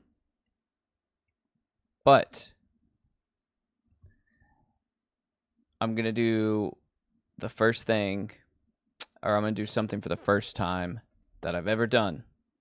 Silverbat, you don't have Shudder? Okay, so Nick, you don't have Shudder either?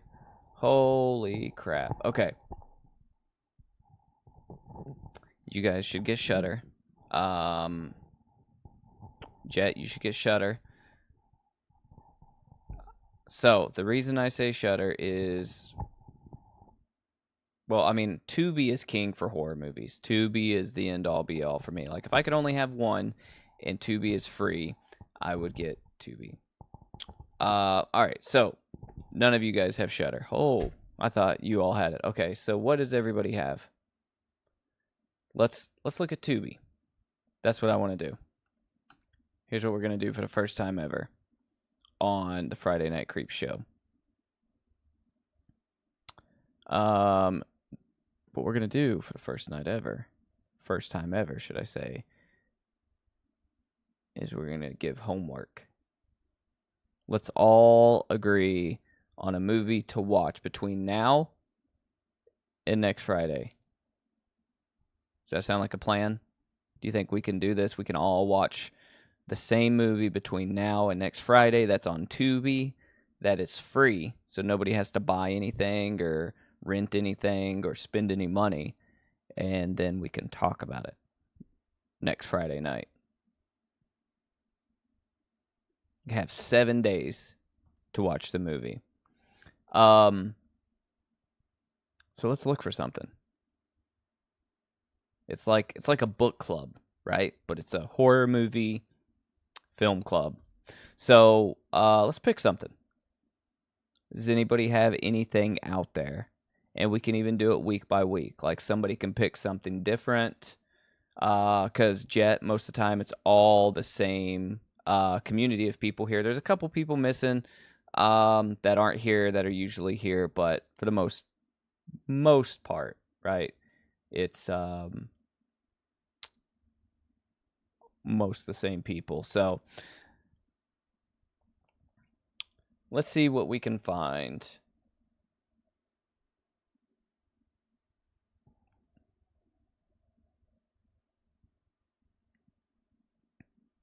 Terror Train is good. Dead End. We're trying to figure out what the movie should be. Frank says 7 Days. Killer Clowns, but not the one from outer space. So you mean just like a killer clown movie? Let's see what 7 Days is.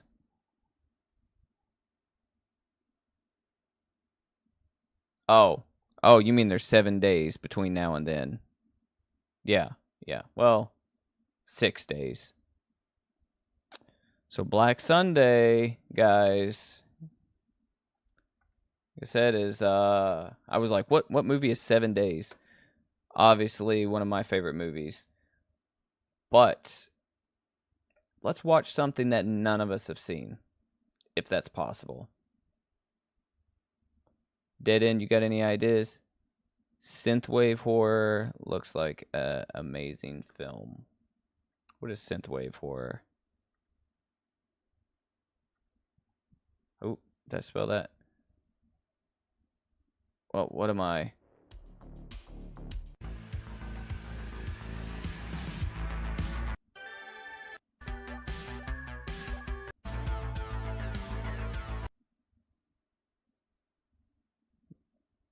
Wow, what the hell am I looking at?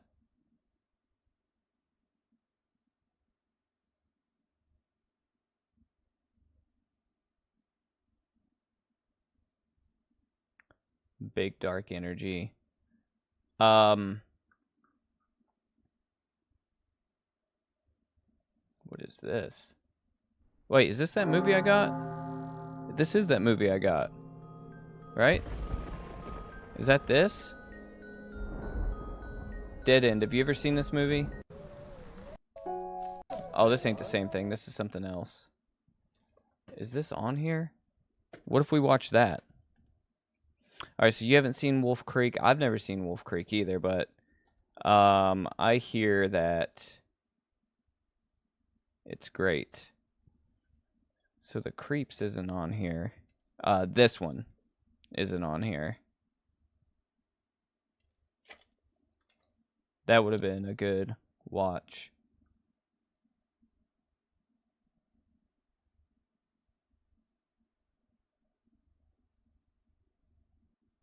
Oh, it is right here. It is on there. Okay, so we're gonna have a short list. Okay, so, and what I mean is we'll pick out of a few. I'm gonna write this down. Hang on. So the Creeps. Will be one we can pick out of, because I don't think any of us have seen it. Has anybody seen Wolf Creek? Has everybody seen Wolf Creek?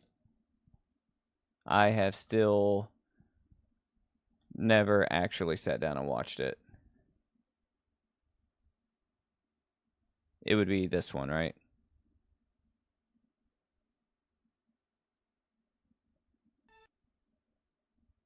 From 2005. Hey, backpacking friends break down in the Australian outback. Oh, wait. Have I seen this? I don't think I've seen the whole thing. I think I've seen bits and pieces of it. Not enough to, like... I haven't seen enough of it to formulate a... okay, so Frank has seen Wolf Creek. Silverbats hasn't. Yeah, Creeps is the one with the mini monsters. It's the one that this VHS is about. Have you seen that? Dead End or Jet?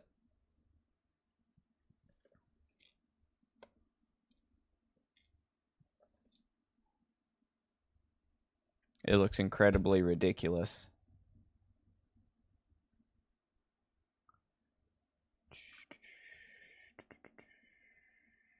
I don't know why I got to scroll so far down to find it.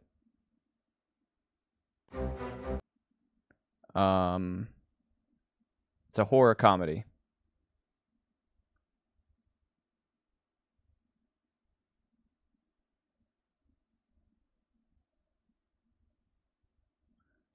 Okay. All right, so let's find something. This is going to be interesting to try and find something we have not all seen.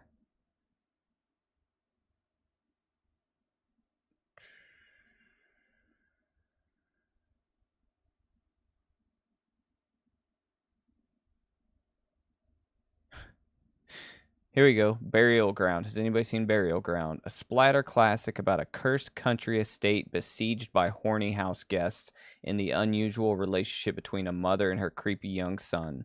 I don't know if I want to watch that.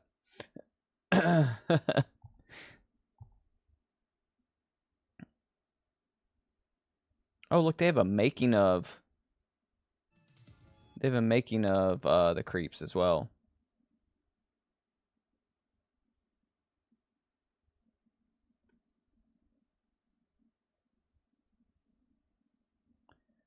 Okay, well, let's see what...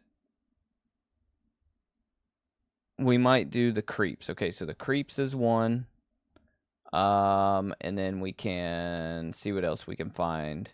If you guys want to hop on Tubi real quick, if you're like on a computer or something where you can multitask and see if there's anything that sticks out to you. How am I passing horror? There it is. All right, so I'm going to scroll down again. Let me know if you guys want me to stop on anything.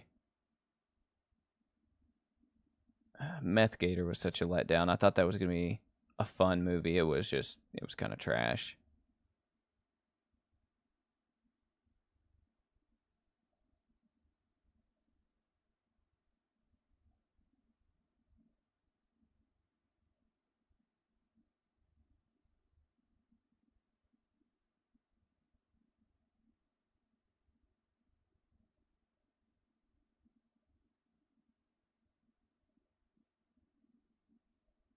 What was this other movie that I got? Shrieker. Frank says, what about Hideous? It was in the recommended on the Creeps. All right, let's look at Hideous.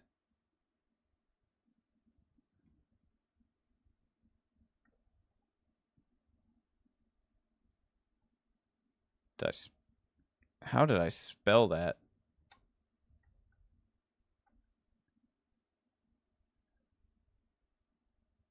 Am I having a moment where I can't spell?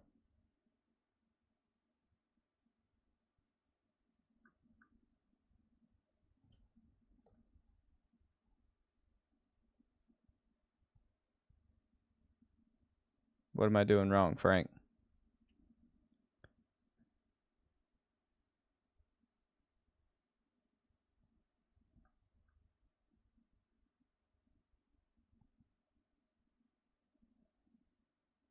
I'm not seeing it. The Hideous Sun Demon? That's not the one you were talking about, is it? That one?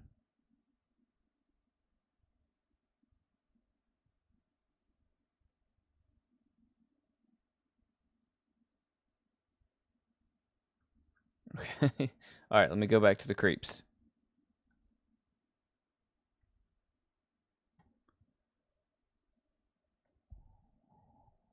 Okay.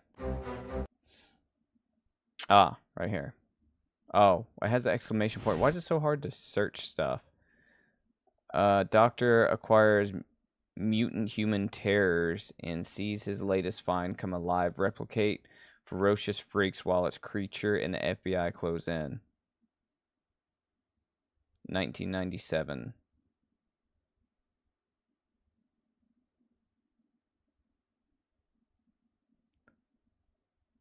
Let's I wish I could watch trailers on here.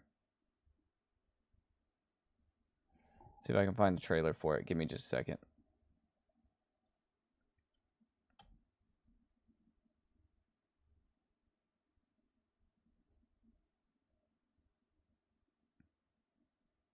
Is this it?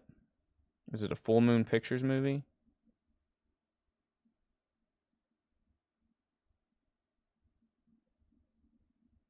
Yeah, this looks like it's it. Okay, hang on. Let me bring up the trailer for it. You guys know Full Moon Pictures is insane. This might be what we watch. Keep the sewage flowing. That's the idea. Something bad comes into the trap, it's our job to fish it out. What the hell is this? What do we do with it? I'll take care of it.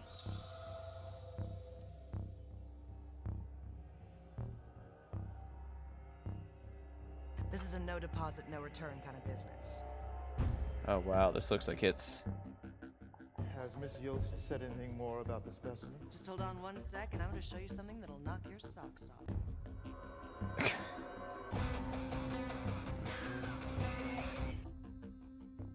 Every man has an overriding passion, a thing for which he will kill. What about the human specimens?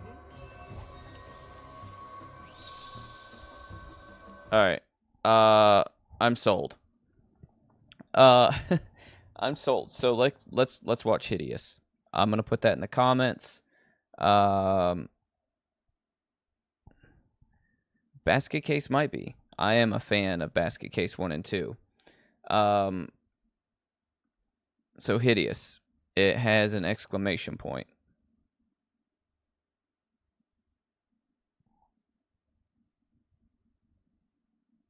and it's from 1997. All right, so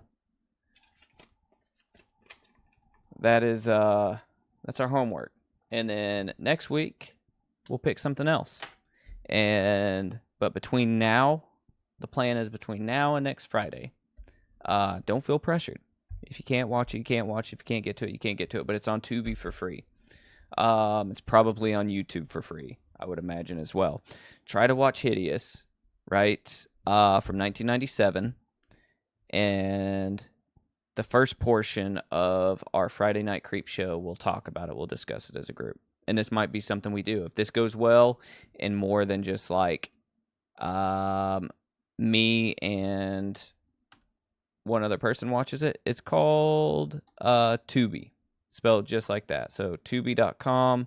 I assume you have that in, I assume that's available in Australia.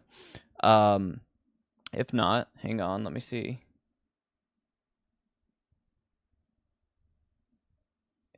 Let's see here. Hideous movie.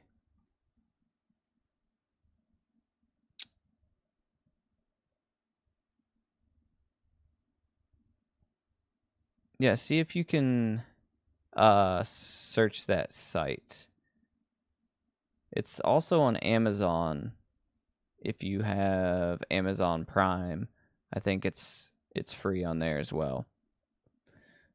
Sweet. Okay, cool. So we all can watch it, right? So everybody try and watch Hideous, and if it sucks, you can blame Frank next Friday. That's the plan. We're all gonna just blame Frank if it's a huge waste of our time. Sorry, Frank. But yeah, so that's going to be hopefully a new thing that we can do here. We'll just have a movie club. And if you guys find something over the week and you're like, hey, like this is gnarly and I want to share this with everybody, write it down. Nick is always recommending movies. Frank is always recommending movies. So write it down, and it could even be something that like, some of us have seen, but some of us haven't, right? That's cool too. But for the very first one, let's just do something that none of us have seen. So, Dead End, he's already ready to roast you, Frank. Yeah, no, that is 100% the Cinema Creep mentality, Jet. That I love bad horror movies just as much as I love good horror movies.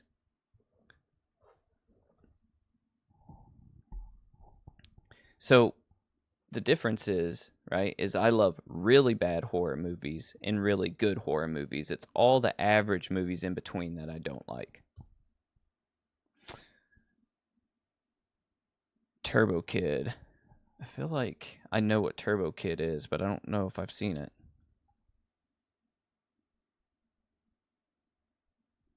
Yeah, I've seen I've never watched this, no, but I know I've seen the artwork for it. I feel like come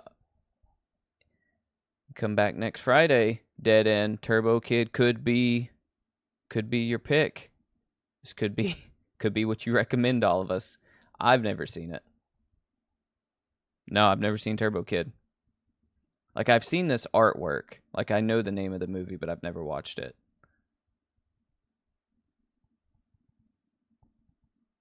It's apparently on Peacock. And everywhere. Jeez. Okay. It might be your favorite movie? Holy shit. Oh, I like Video Dead. Video Dead's fantastic. It is spectacularly terrible.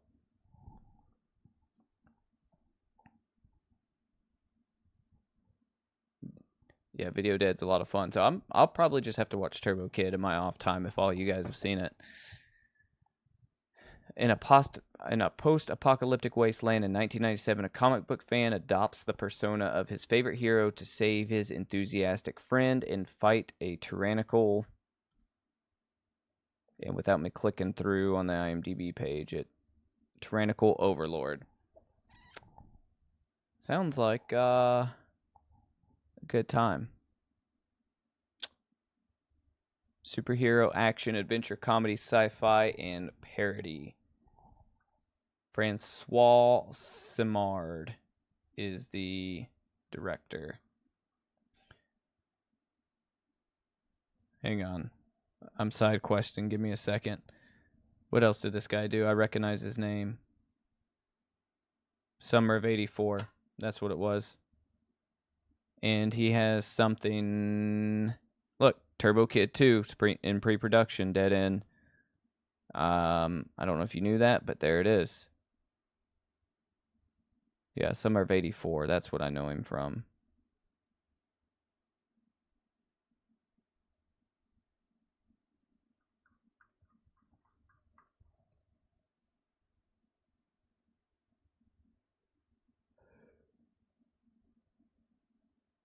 Yeah, we can watch the trailer real quick.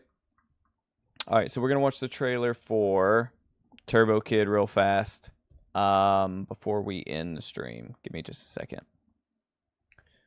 Let me look it up.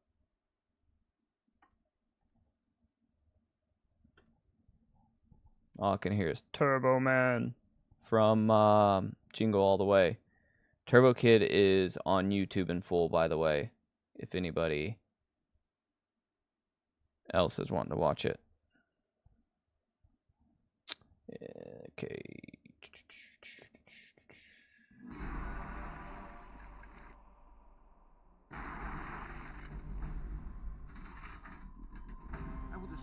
Oh, it's a gnarly mask. But to be a true hero, you'll have to save your girlfriend. Hey, what's that in your hand? It's a comic book. What's it about? It's about a Turbo Rider. That's rad. I always wondered what the other side looked like. It's kind of gray and dusty. Well, I could show you. Around here, we like to do things with a little more joie de vivre. Where is she? Release the girl. This is gonna get ugly. As you may know, the situation is critical. We have reached maximum casualty level. Who exactly are you supposed to be? Turbo Rider. This is it, soldier. We have to hit these damn machines with everything we've got. Find them, kill them, knock their heads on pikes. I'm meeting up with an old mate. We're going straight to Zeus. What do you say? Let's roll.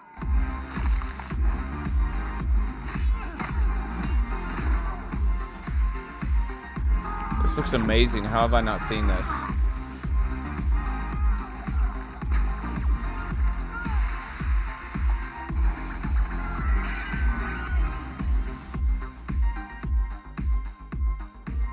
The fate of our future is in your hand.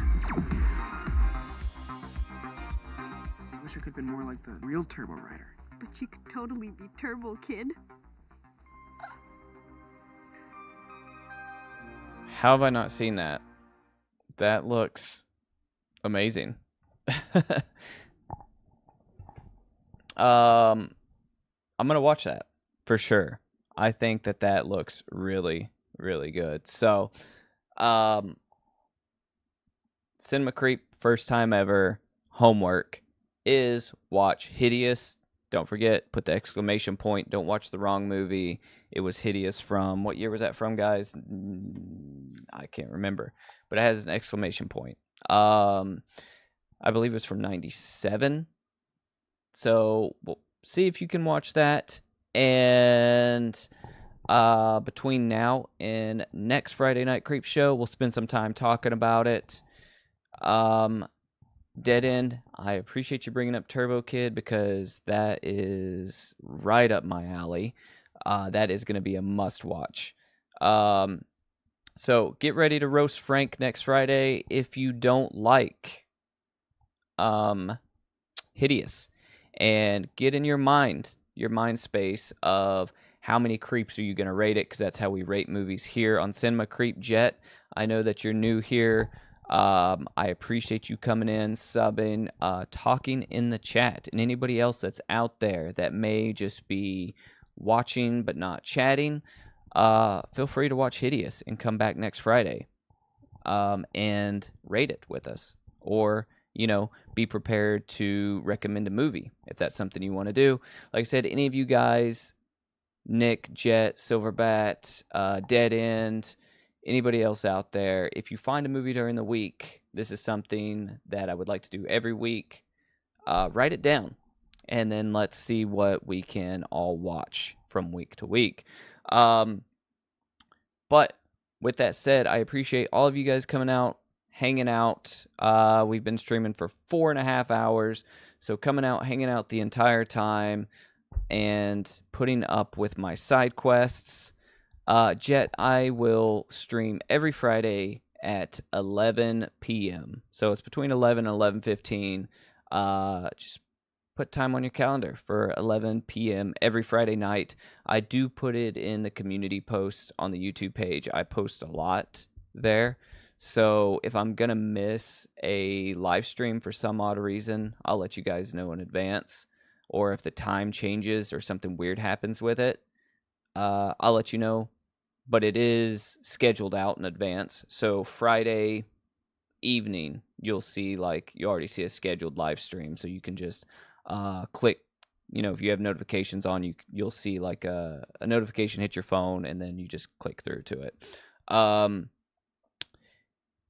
And every Tuesday night, we play a different horror video game. So if you're into that, it's the same vibe. Just come back and talk horror, talk video games, talk life. Sometimes we talk for 45 minutes before I even start gaming.